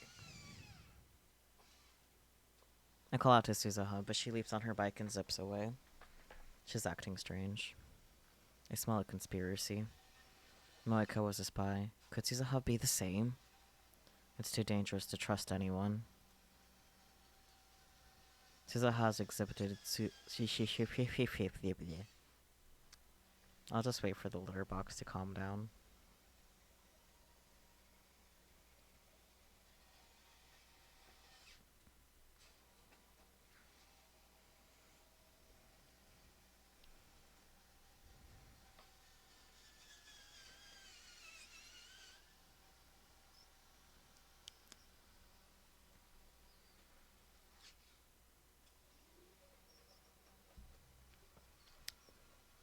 The litter box is really having a time, huh? Just keeps going and going.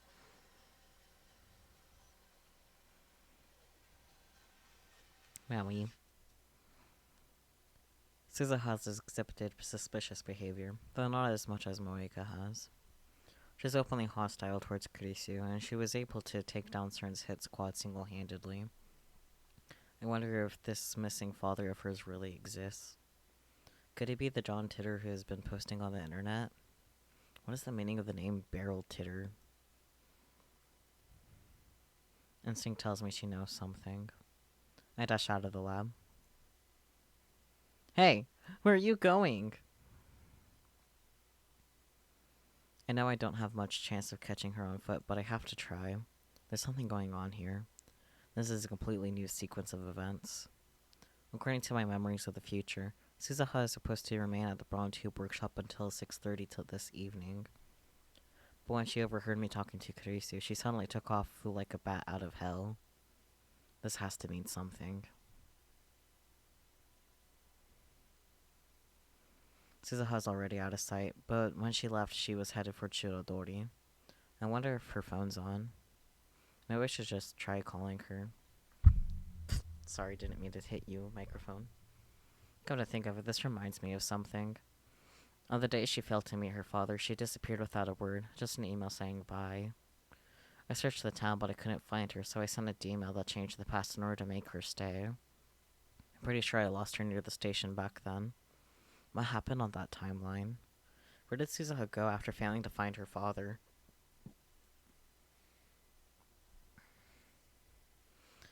I search up and down Chudodori, but find no trace of Suzuha on her bike. I have to be careful. There could already be rounders here in Akiba. I comb the area around the station's main exit, but there's no sign of her anywhere. I lost sight of her here before, so I thought she might be close by. Maybe I should corner her on the next time leap, press her for answers before she can escape. I better get back to the lab. I start walking away from the station, but just then, the people around me gasp and point. Everyone's looking up at the sky. No, not the sky. The satellite embedded in the roof of Radicon? Why now? It's been there for 2 weeks. It's practically a landmark now. But everyone looks like they're seeing it for the first time. So I turn and look up too. What? The lights on the satellite are blinking. Is someone inside? Who? Suzuha? Or could it be Moika? The satellite has remained silent through all of my previous time leaps. What has changed? Obviously the fact that Suzuha overheard my conversation with Kurisu. Previously I lost sight of her at the station. In other words, right next to Radicon. Suzuha must be up there. Everyone's staring at the satellite. This is my chance to sneak in without being noticed. The shutters are half open, just as they were when I confronted Moika. I summon my courage and crawl through the crack. When I get inside, the first thing I see is Suzuha's bike lying on the floor. So it is her. What is she trying to do? What is that satellite? How is it related to John Titter? Is it even a satellite? Nobody knows for sure. I checked online. No satellites fell out of orbit that day. Suzuha phone home, stop. When they do, whether by accident or design, they usually burn up in the atmosphere. It's impossible for one to land in such perfect condition.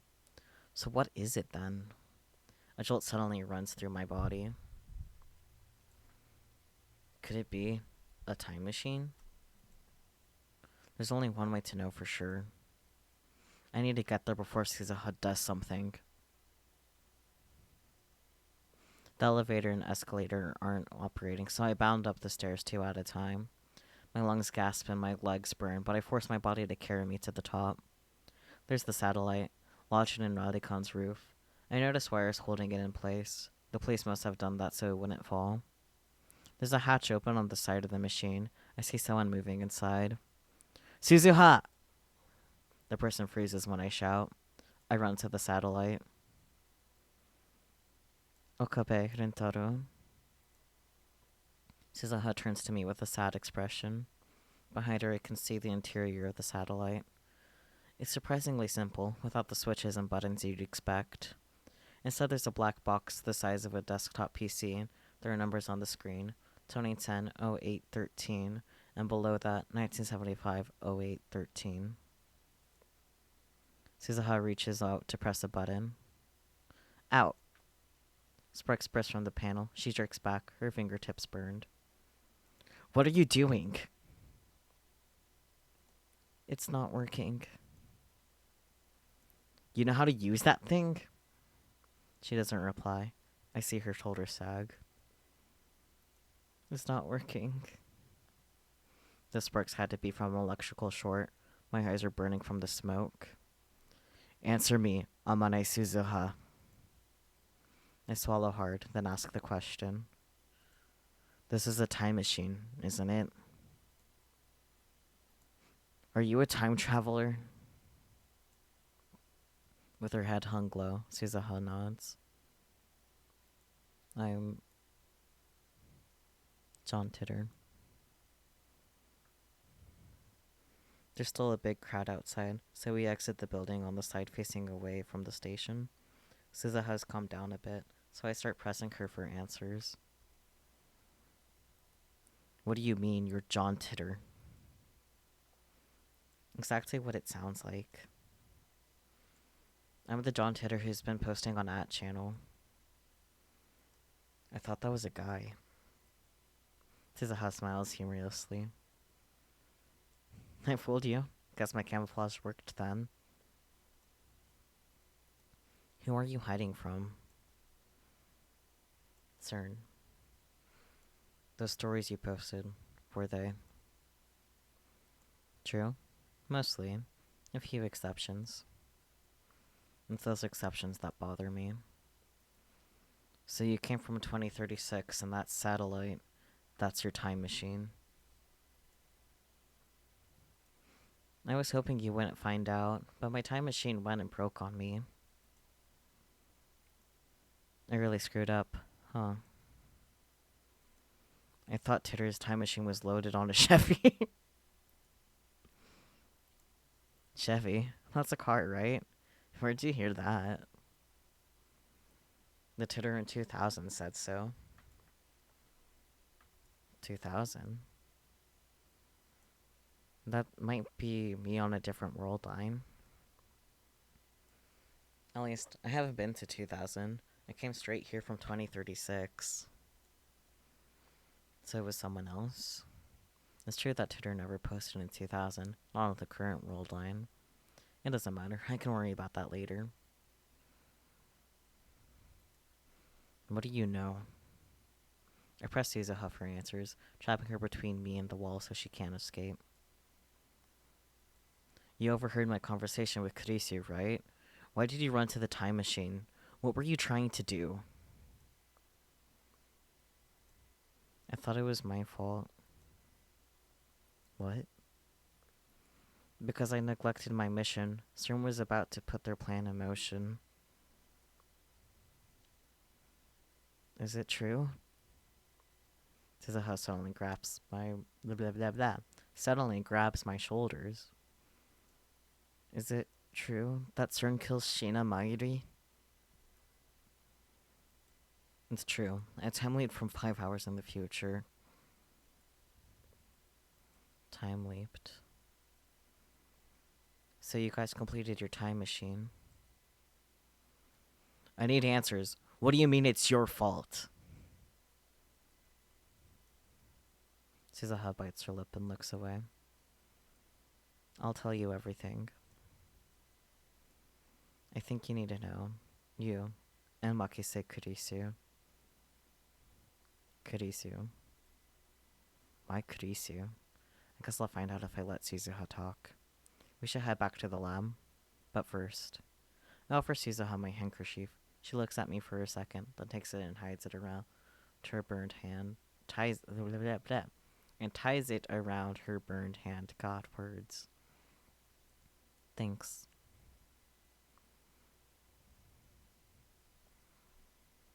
She should probably see a doctor about her hand, but there's no time for that. Mayuri's death is approaching. I just hope she's not in too much pain. I wrap a towel around her hand to keep people around us from staring.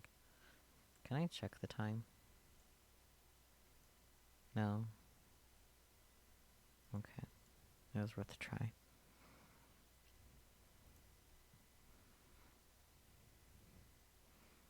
Welcome back, Kogarin. Oh, Suzu-san's with you too. When we get to the lab, Mayuri and Daddy are there for some reason. I thought I sent them home. Mayuri gives me a ditzy answer when I ask them. I really thought we should celebrate the birth of Super Phone Wave-chan. So Daru-kun and I went shopping. I should have known she wouldn't stay away. Kurisu looks as worried as I am. She leans close and whispers into my ear. What do we do? Make absolutely sure Mayuri doesn't find out. Kurisu nods slightly. What are you guys whispering about? How many times do I have to say it? No party. Come on, Okarin. That's no fun. It's not about fun. I glance at Suzuha. She still looks depressed. Suzu-san, are you feeling okay? Suzuha, Christina and I have important matters to discuss. That's why I asked you to leave for the day. Mayashi wants to hear too. I think it's serious. But Suzu-san looks sad. Mayashi's worried. Sorry. Suzuha hangs her head and bites her lip. I know she feels responsible for Mayuri's death. But why is she related? That's what I'm here to find out. I want Shina Mayuri and Hashira Itaru to stay. This concerns them too. If Suzuha says so, then I have no objections. But I quietly pull her aside and remind her not to tell them about Mayuri's impending death. Then I quickly explain Suzuha's true identity, that she posted on an @channel as John Titter, that the satellite is really a time machine, that she came from the year 2036. A girl from the future? That's awesome. Can I shake your hand? God damn it, daughter. We're not playing around here, daughter. What year were you born? 2017. Ah, God. That was like, what, 5 years ago? Are you telling me that's just 5 years old in our world? God damn. I hate that. Hate that for us. Less than 7 years. You haven't been born yet, but you're here? Huh? She's a fucking iPad baby.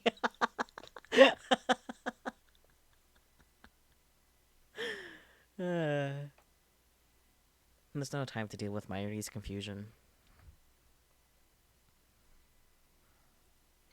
Alright, Suzuha. Let's hear it. Well, the gist is what I posted on that channel. I came from future, the year 2036. In my time, the world is a dystopia ruled by CERN. There's no war, no conflict, but no freedom either. Dystopia, thank you. A society where every activity is controlled by the government. In a dystopia, you're not allowed to eat bananas unless today is banana eating day. If you break that rule, they'll throw you in jail without a trial. That's terrible. Mayashi loves bananas. Forget about the bananas. I'm part of the resistance fighting to free humanity from CERN's control.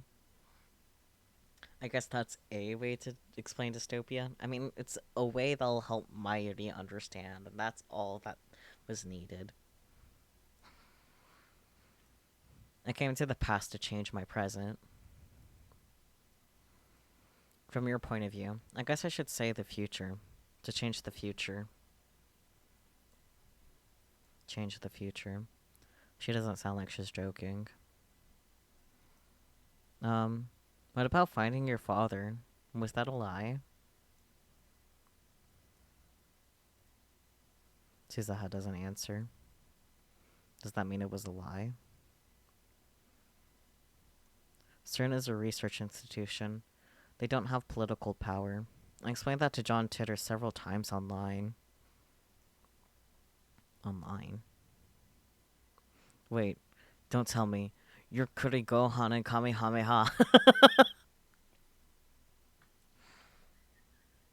Kurisu turns red and looks away.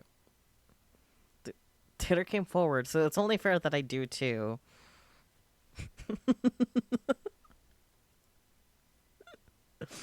In that case, I'll come clean too.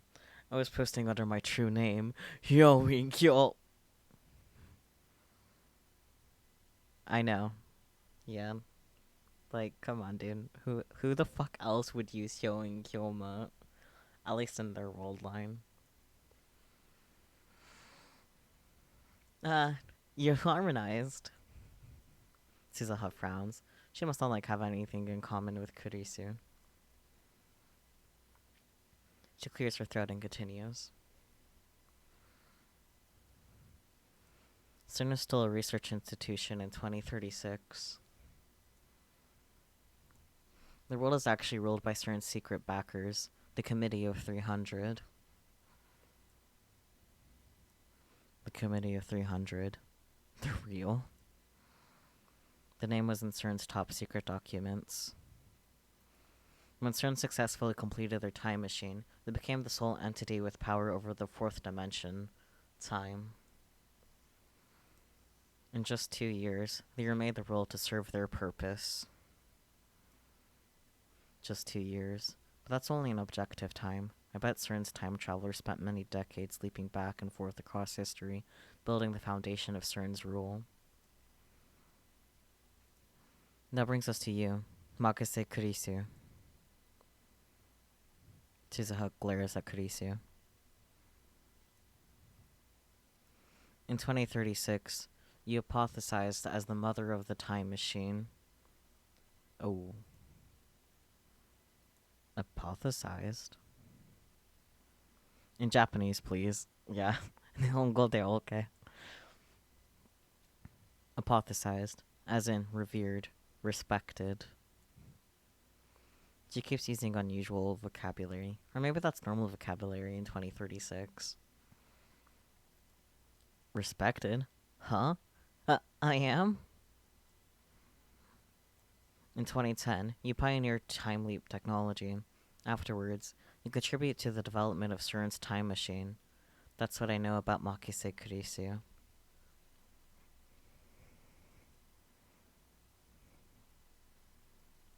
Probably because they get captured by CERN and CERN forces them to work for them.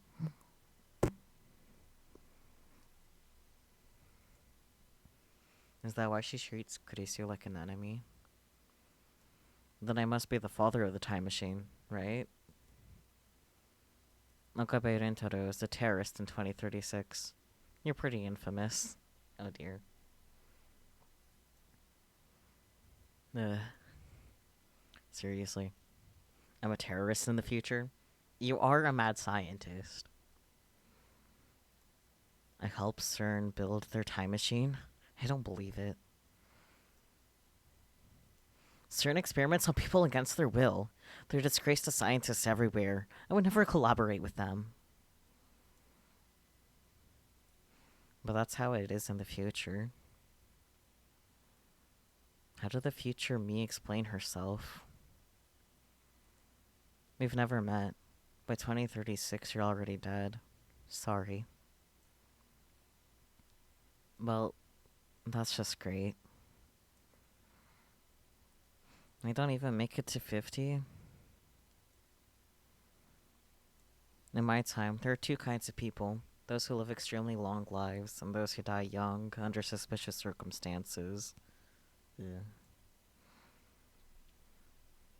People who act against CERN are erased.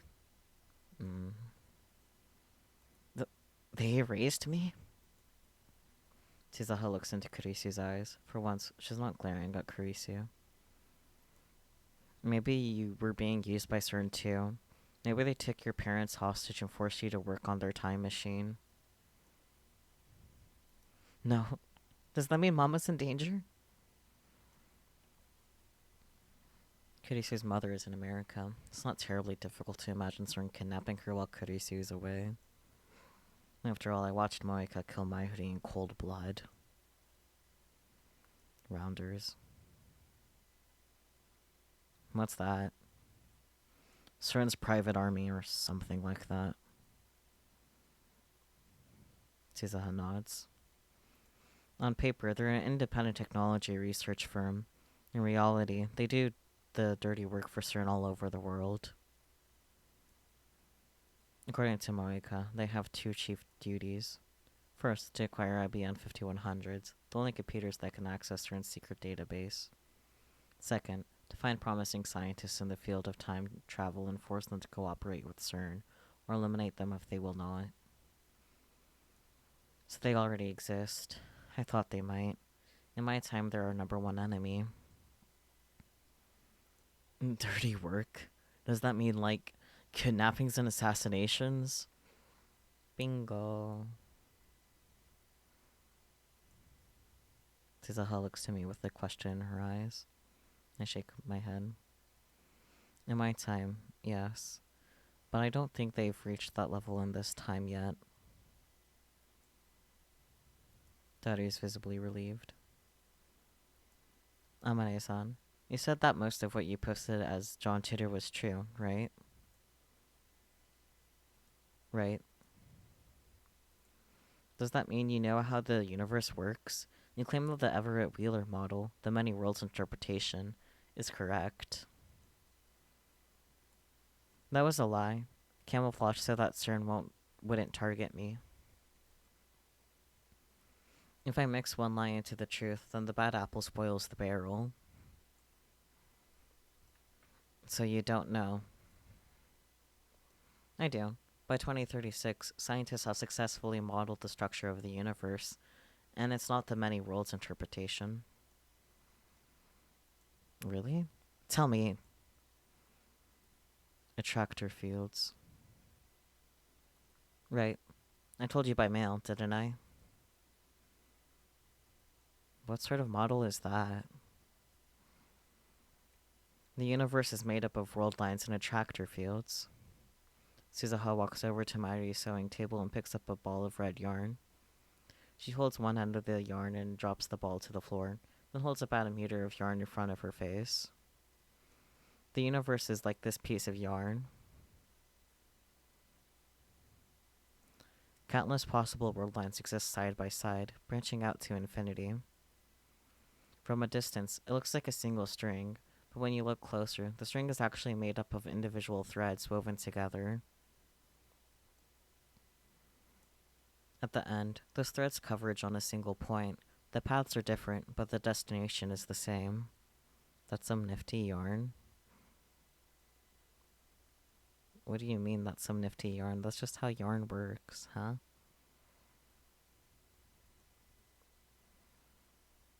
Isn't that determinism? Huh? Oh god, long one. The school of philosophy that states that every event is predetermined by previous events. The past determined the present determines the future.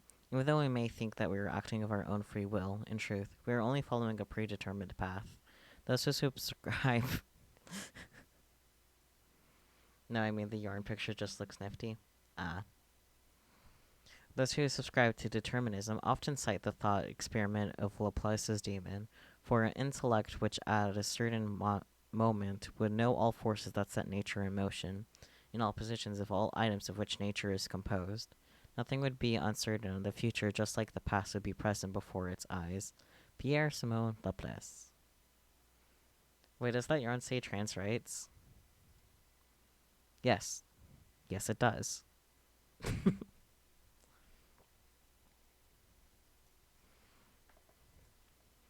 Close.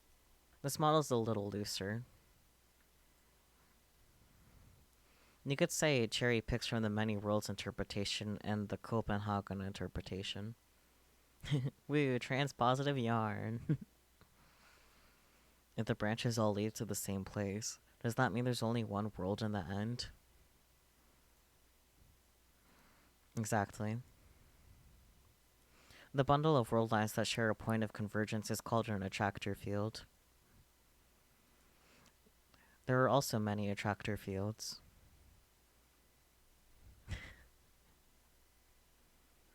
It is Mairi's yarn, yeah. The string is attractor field alpha. The threads are alpha world lines. Then Suzuha then cuts meters lengths of blue, yellow, and white yarn. Blue is beta, yellow is gamma, and white is delta. Each is made up of countless beta world lines, gamma world lines, or delta world lines. She twists the different colored strings together, then stretches them out as one fat multicolored string. Attractor fields are superpositioned like this. In each attractor field, the world lines converge on a different result. They don't interact. Each attractor field is independent of the others. Of course, they all diverge from a common point somewhere in the past, and they all converge again at some point in the future, but that takes many hundreds of years. You think of the attractor fields as long world lines, as very long world lines, rather. Can you compare it to an eroge? Teach me, oh erotic one. Daru, shut the fuck up, please. There's no one erotic one here. No, he's right. It's like an eroge. Each heron's route is an attractor field, and the small choices within are individual world lines. I mean, when you put it that way, but at the end, they all enter the true route for the grand ending. See, the thing is, Steins Gate also has a true ending and other endings, and it's not an eroge game. But I guess that would be breaking the fourth wall too much if they addressed that it's not. It doesn't have to be an eroge game. But yeah, I also hate that that explanation makes fucking sense. It's awful. The only difference is the length of the common parts. By the way, I choose the little sister attractor field. Shut the fuck up. God, that's gross. Whatever. You guys are hopeless. Better do something quick. I don't know what you guys are talking about. Suzaha does not know eroges. Fair enough. Well, eroge typically refers to hentai visual novels, right? I mean, eroge is just, you know, the gay part is just short for game. I don't remember what arrow is derived. Erotic, duh, I'm an idiot. It's just erotic game. But visual novels in general do tend to have a true ending. It's just a visual novel thing in general, though, to have, like, multiple endings. Usually, like, dating similars in particular. I need to shut the fuck up. You know what? I'm shutting the fuck up. We're moving on. Just ignore them. Let me get this straight. Think of how otage sound game, aka rhythm games. I honestly have not heard otage before. Which is funny, because I play them all the fucking time. Anyways. The reason I can't save Mayuri is that her death is the event upon which this attractor field converges. But that means the world really is killing Mayuri. But then, isn't it impossible to change the future? It always converges in the end, right? No matter what you do, the result is the same. That's right. That's why Mayuri dies no matter how many times I leap.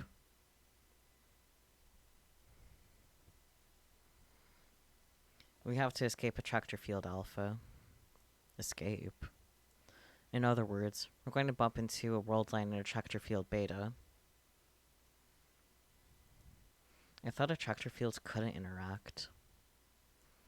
Attractor fields are normally separate, but if we go to the instant they diverge... Is that now?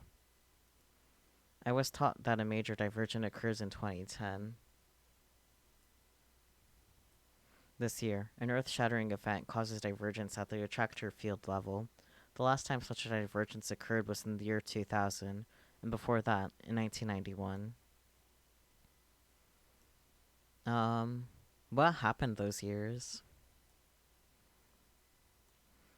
Events that changed the face of the world. Huh? 1991 was the collapse of the Soviet Union, right? But what happened in 2000? 2001 had the 9/11 attacks. I can read good.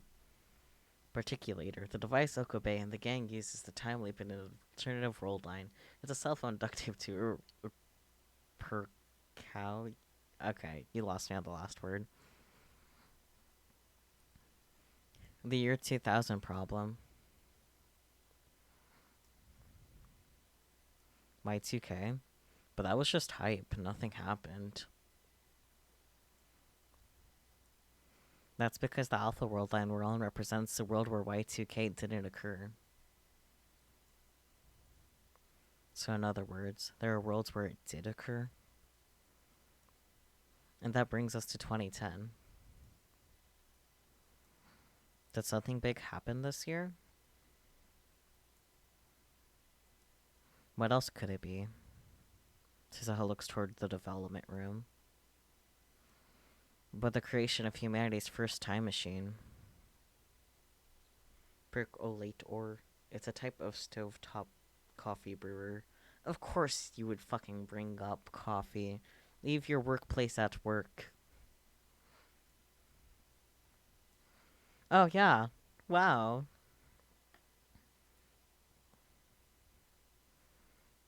One more question. Kurisu keeps plowing ahead. I guess that's what makes her a scientist. Hello? There it goes. These world lines aren't parallel worlds, are they? Let's see how the tips describe it. How's it 12:30? It feels like no time, but all the time has passed. Anyways, a universe that exists separate from ours. It is believed that some parallel worlds may be strikingly similar to ours, even contain duplicates of ourselves. Meowie. Actually, let me double check the. Yeah, okay. The audio is still all good. Whenever it gets all like wibbly wobbly, I get doubtful. No, ultimately, they're just possibilities that exist simultaneously. Then how do you observe the differences between world lines? What do you need a god's eye view to do that? Normally.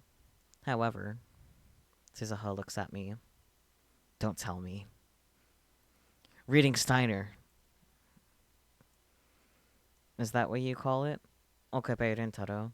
You have the power to observe changes across world lines. Correct? Yeah. That's the key. Your power is the key to freeing the world from Stern's rule. You have the power of a god. My power. If you escape a tractor field alpha and reach a beta world line, then the result will change. I feel a shiver of excitement. So there's hope? Oh, what if they go back to the world line where Kurisu dies, but it's before Kurisu dies, so this Kurisu kills that Kurisu? Huh?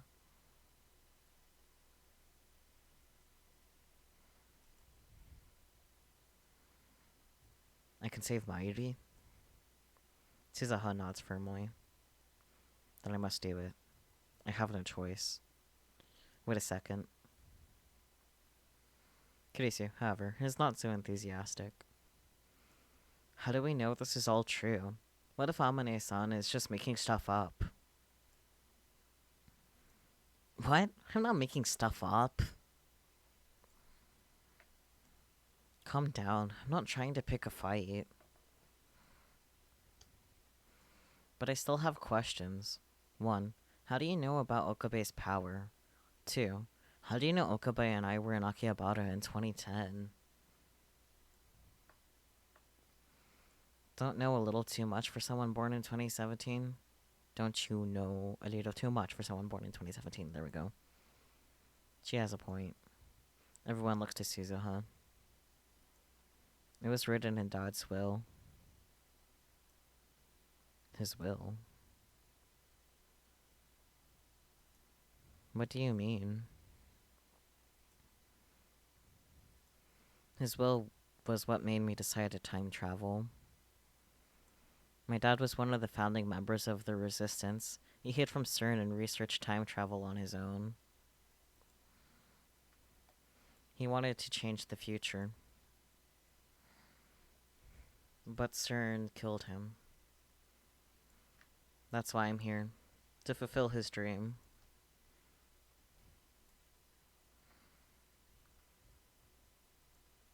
I'm sorry. Suzuha doesn't look at Kurisu. She still seems to have a grudge against her. Kurisu would never actively cooperate with CERN. I know that, but I can't just say it in front of Suzuha. For some reason, Suzuha really does see Kurisu as responsible for the problems of the future. But if that's the case, why doesn't Suzuha just kill Kurisu? Wouldn't that change the future too? Maybe she can't. World lines converge. No matter how hard I struggle, Mayuri dies. Similarly, it may be impossible for Suzuha to kill Kurisu, no matter how much she may want to. Suzuha clears her throat as if to change the subject. Akihabara, 2010. The time machines created here accelerate CERN's own time machine research. Wait. Yeah. But I was thinking that before you said that. Because, like, I'm trying to remember. The satellite crashed before Kurisu died, right? Satellite, quote unquote. Like, I'm pretty sure, yeah. In the very beginning, the satellite crashed before Kurisu first died. Because, like, they still went on with the thingy anyways. Yeah. Yeah, because Okabe went to check it out that first time, and there was someone there, and then blah, blah, blah, and then eventually meets Kurisu. And that's when Kurisu gets stabbed, and it wouldn't make too much sense for a D-mail to... Yeah, the satellite crashed, and they went on with the panel, and Kurisu got stabbed. Yeah.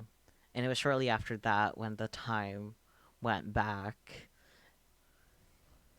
Yeah. So that could have been the world line being like, nah. Because you never got to see who killed Kurisu.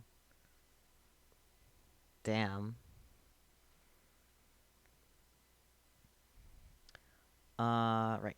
Akihabara, 2010. The time machine created here accelerates CERN's own time machine research. We have to stop that from happening in order to guide history in a new direction. Stop it? How? CERN already knows about us. That's clear from Moeka's attack. Dad believed that the ultimate cause was the very first email you sent with your time machine.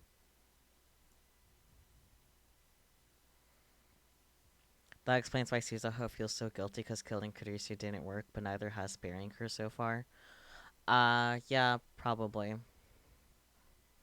An email? It wasn't because they caught us hacking? Like I said, nobody can catch my hacking. Which email are you talking about? I know. Wasn't it the email Okarin sent that said Christian died? Right, the email I sent to Daddy right after Dr. Nakabachi's conference. Oh, that. Back then we hadn't yet realized that the phone wave name subject change was the time machine. CERN's probably intercepted that email and realized what it meant. They were already onto us back then. Come to think of it, the first time I met Moeka was the day after I sent that email. Right. We really jumped in the deep end, huh? My issue's good at the breaststroke. I love you, Mayuri. Please don't die. Alright, then do a sexy underwater pose. Daughters, shut the fuck up. The thing is, Kurisu isn't technically responsible for the machine she built, but it's ultimately because the Wokobe getting the gang together, not Kurisu's own research independent of those events. Yeah.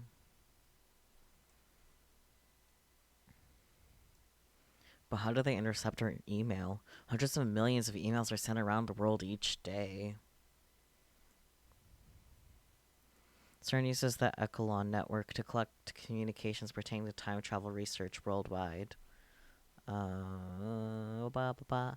Tunable.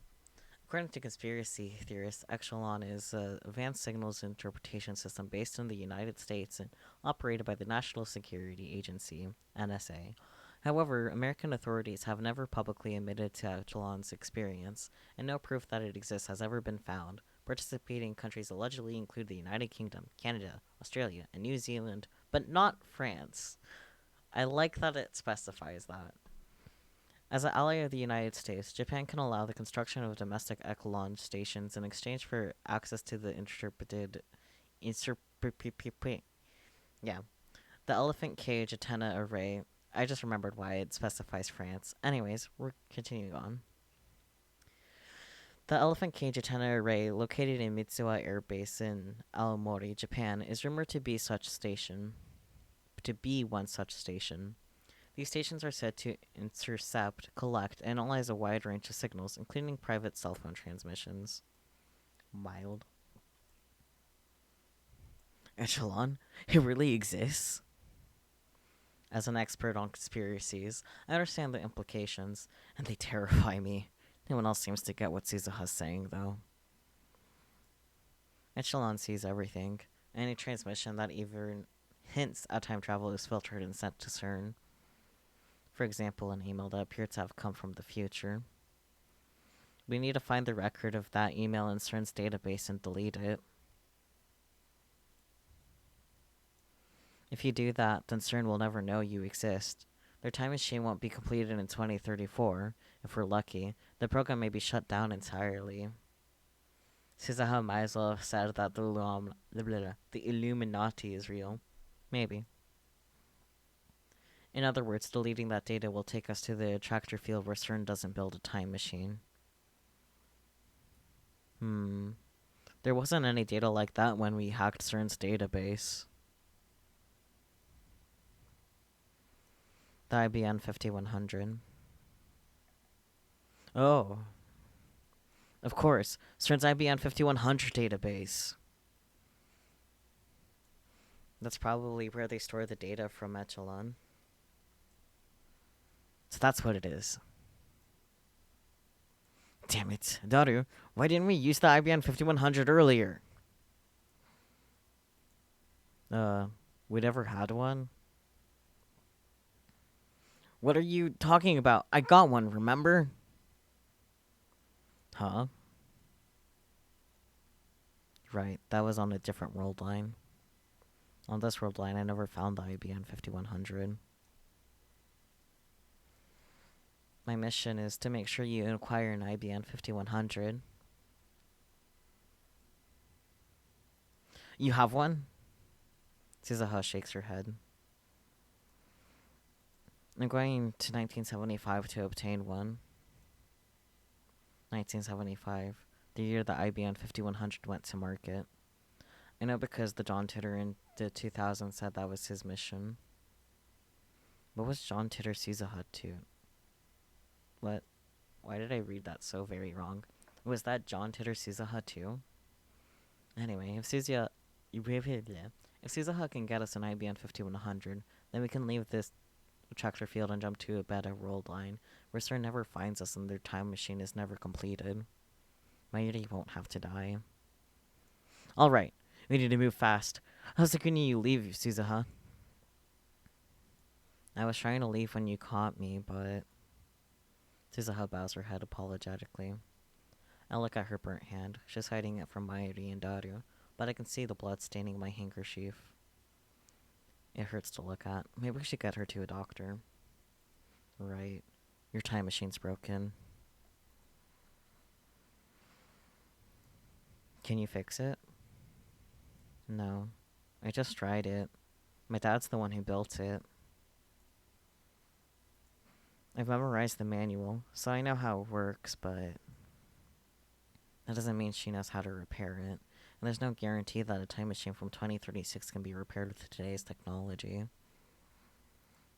Maybe we can use the time leap machine to go back before Amade's time machine broke.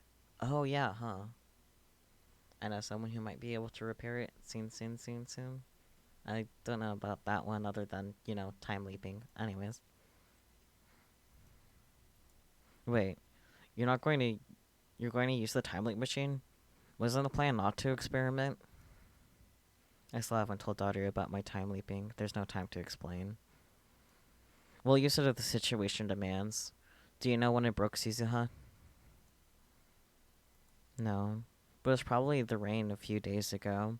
It's supposed to be airtight, but the inside was all wet when I checked it out today.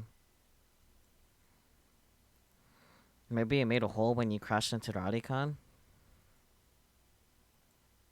That wasn't a crash. The coordinates were slightly off, so it just appeared there. Yeah, that definitely describes the whole thing there. It's not exactly the most stable machine. Anyone remember when it rained? The morning of the 10th, just before dawn.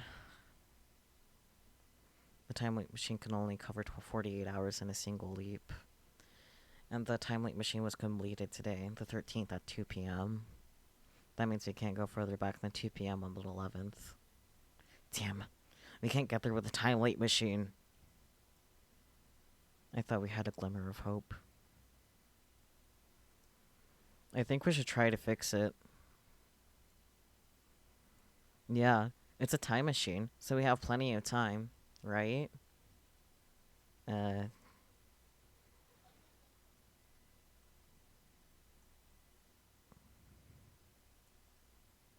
Kurisu, Suzuha, and I say nothing. We know. In less than 2 hours, Mayuri will die.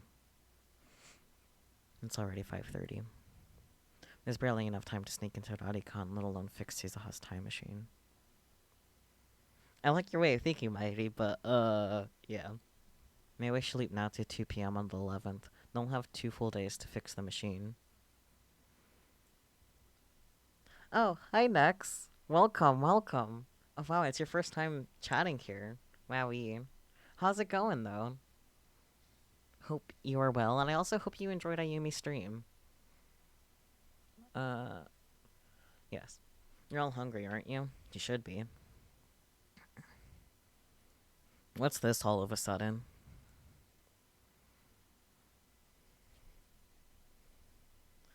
That time I finally rocked up to a stream. Honestly, yeah.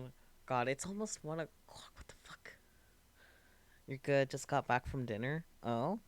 What time zone are you in? Because it's like almost 1 a.m. for me. I've been streaming for a hot minute. We haven't exactly gotten to a stopping point, though. Maishi's hungry, as expected from a glutton.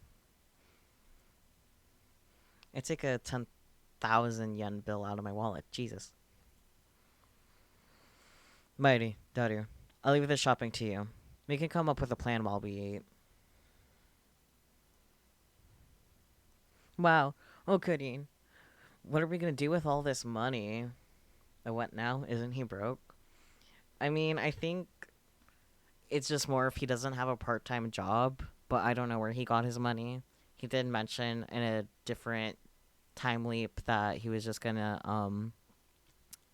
pull out all of his money and stuff. New Zealand time, so it's just coming up to 8 p.m. now. Ooh, I see. Hot Japanese for dinner in celebration for my graduation. Oh yeah, I remember seeing your post on Ayumi's server. I'm really proud of you though. It's really cool that you graduated and got your degree. Japanese is good though. Gonna have a bath later and then pass the fuck out. I am so tired and a little hungover still. Oh dear. I'm glad you're enjoying yourself. You deserve to celebrate.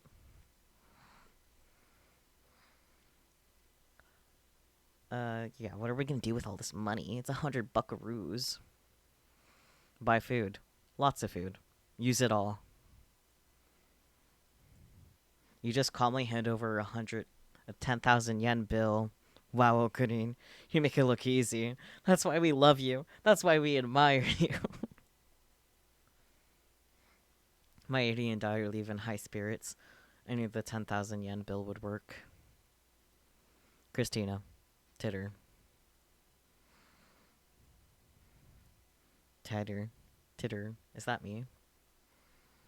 Who else? Why are you calling me that now? Because you're the one behind Titter's mask. Well, yeah, but just give up. Okabe rarely calls anyone by their name. Oh, yeah. He always calls me part-time warrior for some reason. Can't say I'd act any differently than Daru if you, Uenigiri, or Roxy did the same. That's fair.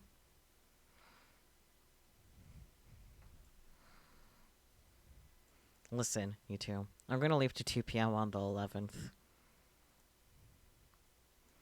After Tider explains himself again, we'll start repairs on the time machine. Our goal is to have it working by this time today. Is that the best plan? It's better than trying to fix it when we only have 2 hours left. If it doesn't work, I'll just keep repeating the same 2 days. Part-time warrior, I forgot about that. How dare you forget about that? I'm sorry. That said, $100 nowadays ain't shit compared to back in 2010. Yeah. Titter, we're counting on you to get us, counting on you to get us an ID on 5100.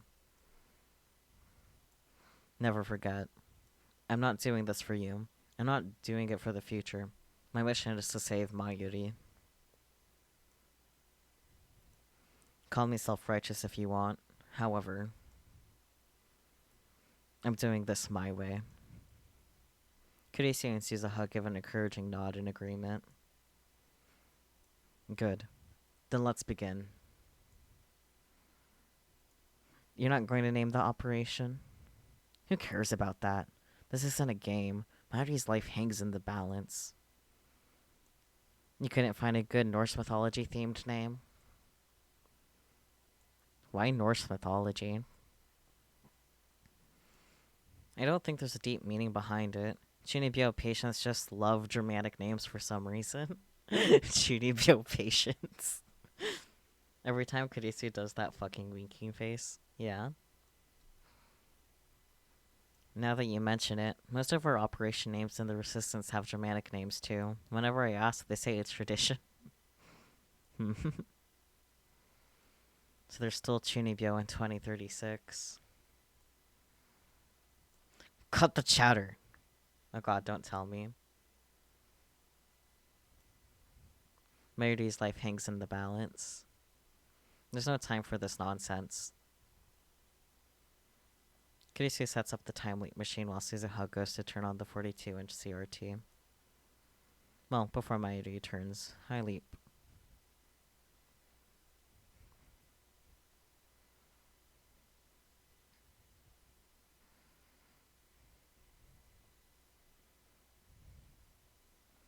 Woo, wibbly wobbly time travel shit.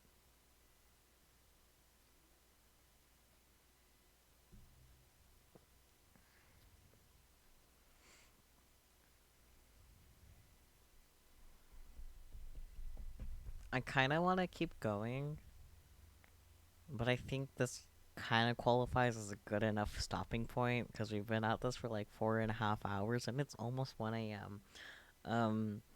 And I don't really feel like competing with Dai and whenever he ends, because if he stops streaming before I do, I can't raid him. Chinibyo and dramatic names, huh? Looks at Fischl. Fischl's in a different world. Don't bring Fischl into this. But yeah, I'm gonna go ahead and save here. Look at that skip of like from 26 hours into fucking 30 and a half.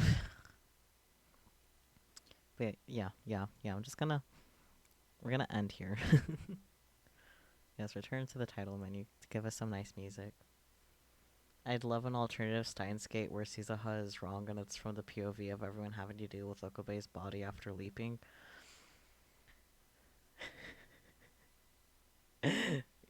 I am curious because I do want to know, but I also don't blame the writers if they never like felt like dealing with that part because that's a little much.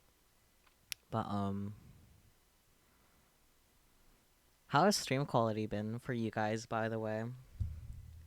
Um, I see it's still zero dropped frames like yesterday, which is good because usually GeForce Now is the one that has like a little more struggles. Um, you know what? Fuck it. I'm actually just gonna go ahead and um exit the game because yeah, I because the songy that pops up is copyrighted and nobody likes that. Not even Twitch. Um, fuzzy but otherwise fine. Fuzzy in what way? Quality has been great. The audio got a little funky at one point, I think, but then fixed itself. Like the game audio, because the game audio does that sometimes. We're sharing an internet, so fuzzy makes sense. That still doesn't answer my question, Spooky, but go off, I guess. Um,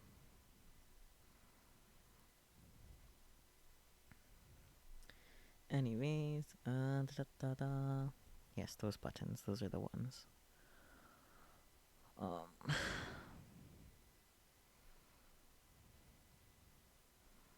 bloop.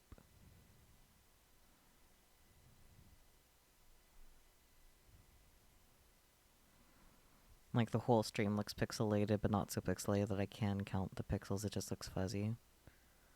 It was probably the game audio, not gonna lie. Yeah, so that's from like the internet connection with GeForce Now, like not being the most stable because I don't have Ethernet connection. I'm using just Wi-Fi, which is obviously not the best for streaming, but you know what? It's what we deal with. It's what we gotta work with. But actually, yeah, I think that that's a good thing because I do have it set up on OBS, so that way it just opts to like lower the quality of the video instead of dropping frames. So I think that might be what that is, especially if that hasn't happened with previous streams. So I'll count that as a win. Also, I personally noticed that the chat lag has been like a lot better too. Like I've been seeing your guys' more responses more in time. So that's also really good. Like I remember hearing Spooky laugh down the hall right after a funny moment happened, like just on time, like on cue for the laughter. So I'm counting that as a win. But for now, we're gonna go ahead and raid Daifuku while he is still live. Don't like feeling like, I wonder if Dai's gonna still be live after I'm done streaming. God, that's a weird feeling. At least we're not anywhere near 4 a.m. Uh, Definitely a lot later than I was expecting to go for. I can say that much for sure. Well, anyways, thank you guys so much for joining this time. I guess time is a funny word to use, but I actually think it's funny for like a good portion of the beginning of the stream, like there was literally no one here, or at least no one saying anything. So like I got to deal with Myri dying a bunch on my own. Uh, Last night I discovered another C-Bun VTuber. You can mention that in the Discord instead, because we are about to leave and raid Daifuku, or actually just mention it to me in DMs instead. But yeah, thank you guys so much for joining. We're gonna go ahead and raid Daifuku. I believe he is playing. Yeah, he's playing Ori and the Will of the Wisp, which is like the second one, and they're apparently finishing up the game. So, but yeah, thank you guys so much for popping in, and I'll catch y'all tomorrow. Bye bye.